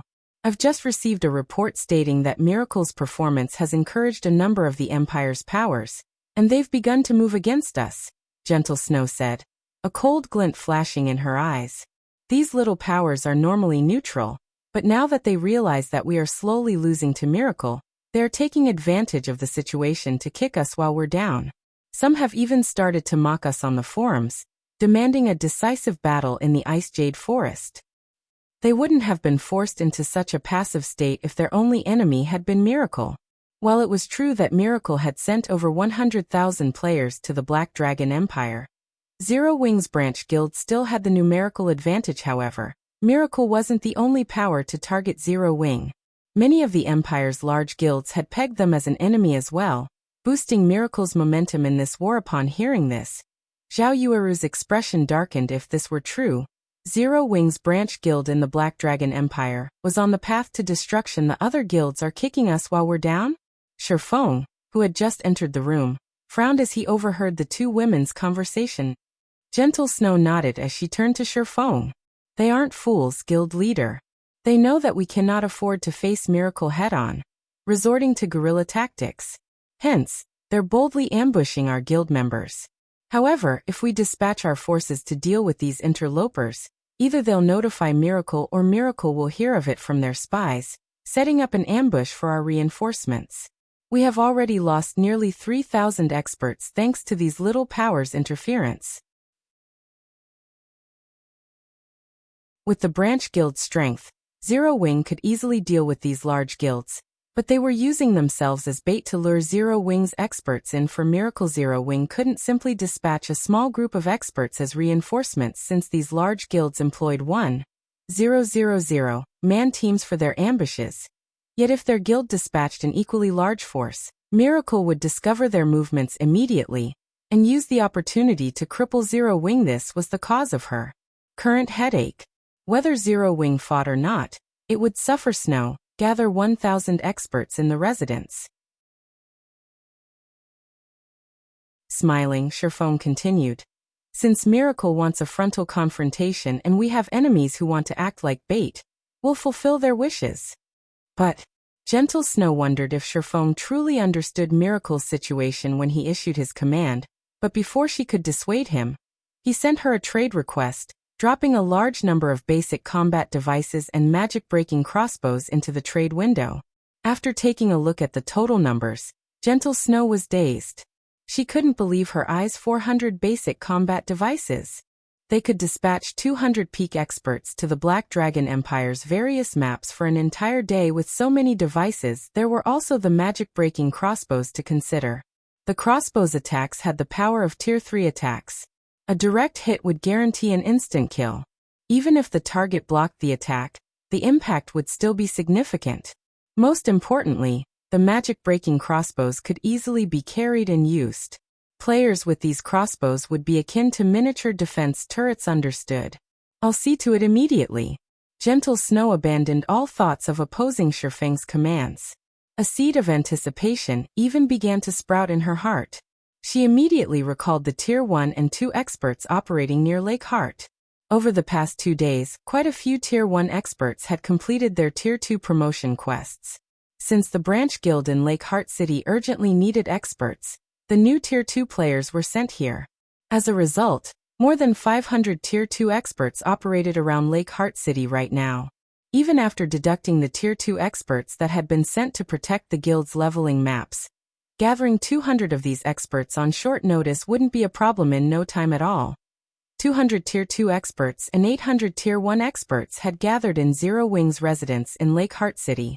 Feng gave each of the Tier 2 experts a basic combat device and distributed the 60 magic-breaking crossbows amongst the Tier 1 rangers, who were particularly skilled with long-ranged attacks. Once the team was prepared, Feng boldly led his 1,000-man force out of Lake Heart City, heading for the Ice Jade Forest, a resource-rich, level 60 to 75 map.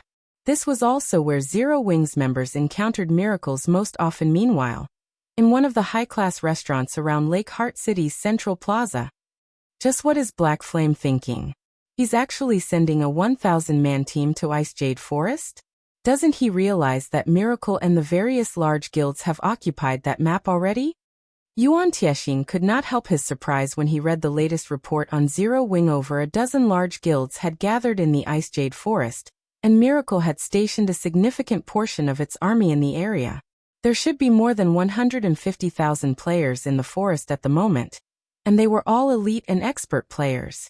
Even if Zero Wing gathered every one of its players in the Black Dragon Empire, it would fail to wrestle back the Ice Jade Forest, much less a 1,000-man team. While Yuan Tiexin wondered about Zero Wing's purpose, Feng and his team reached the Ice Jade Forest by Mount Guild Leader. We discovered a team raiding a field boss. It has roughly 3,000 players.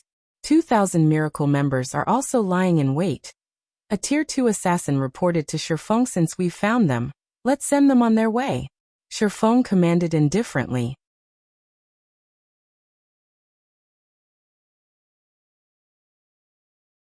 Chapter 1961 Slaughtering Time. Icy blue frost covered the Ice Jade Forest trees.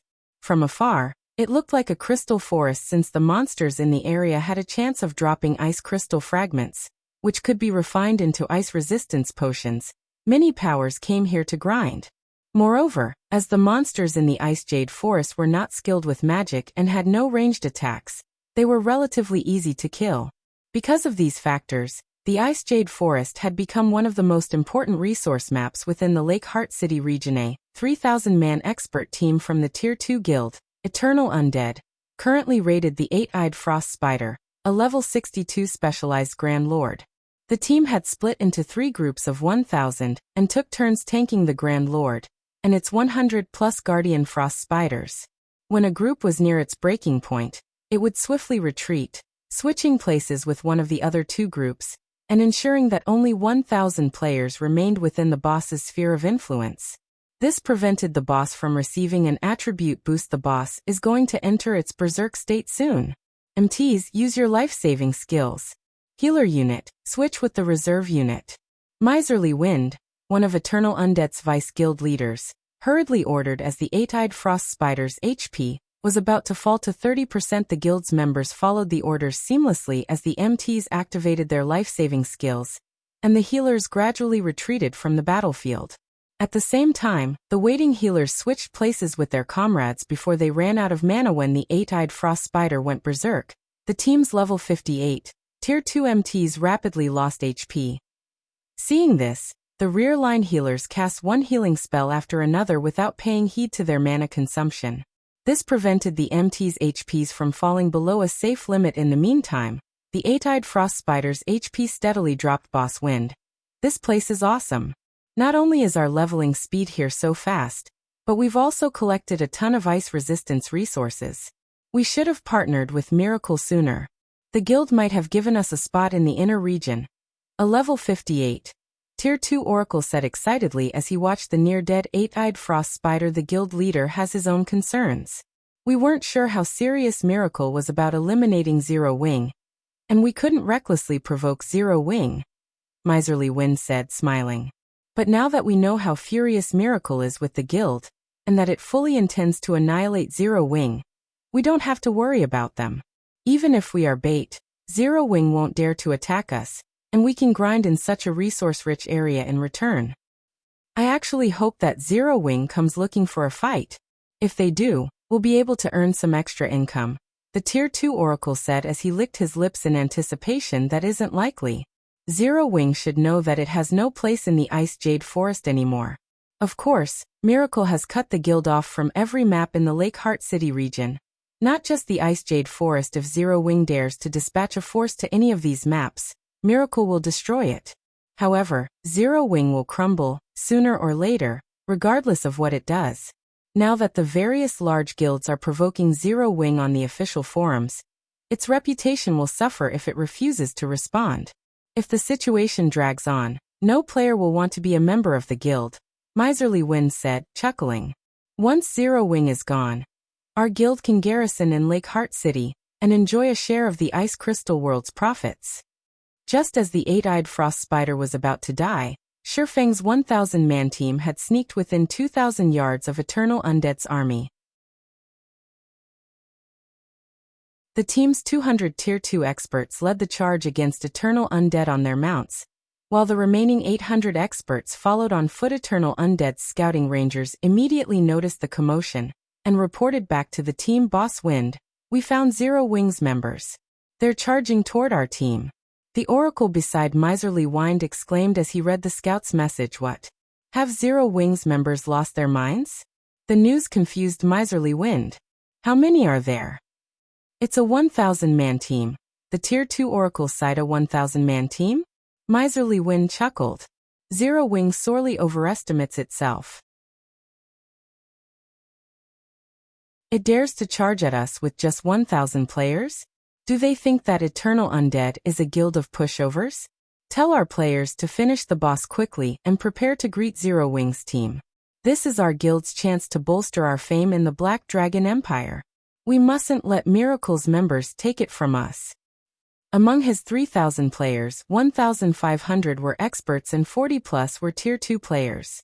Miserly Wind was not worried about Zero Wing's assault at all when Zero Wing's 1,000-man team was less than 500 yards away from Eternal Undead's.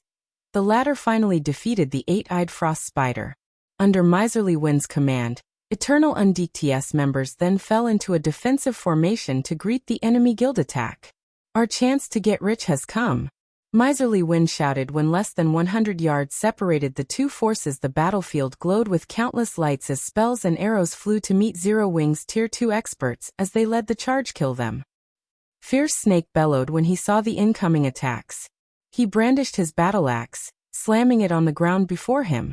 The earth split, and walls of rock and dirt rose up before Fierce Snake, stopping the spells and arrows that targeted his players. Zero Wing's other Tier 2 players didn't bother to dodge the incoming attacks, either. Like Fierce Snake, they blocked every attack without fail. Although some of the incoming attacks included Tier 2 spells and skills, They posed no threat to Zero Wing's Tier 2 players, due to the basic combat device's effects. With little to no effort, Zero Wing's Tier 2 players stopped one wave of attacks after another, soon reaching Eternal Undead's defensive wall. The defensive wall Eternal Undead's MTs had formed was practically non-existent to Fierce Snake and his comrades. With a single attack, each of Zero Wing's Tier 2 melee players sent multiple MTs flying. In the blink of an eye, Fierce Snake and the others broke through Eternal Undead's defensive wall, and pounced on the ranged players like hungry lions pouncing on a flock of sheep. Eternal Undead's Tier 1 players lasted no more than a handful of hits before Zero Wing's enhanced Tier 2 experts, and the enemy guild's Tier 2 experts were no exception.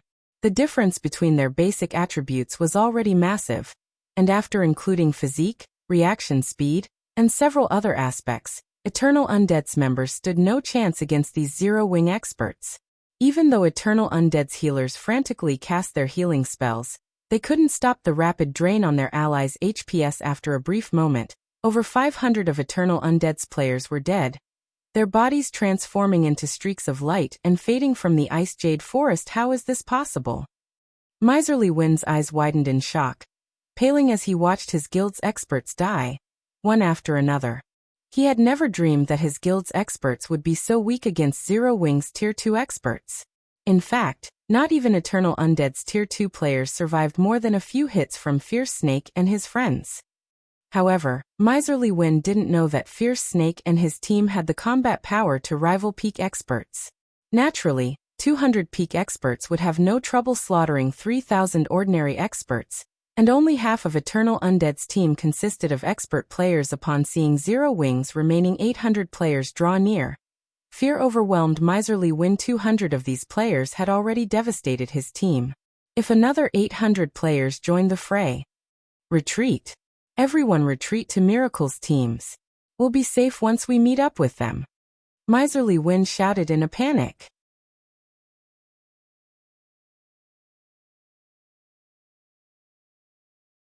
Chapter 1962 Bait.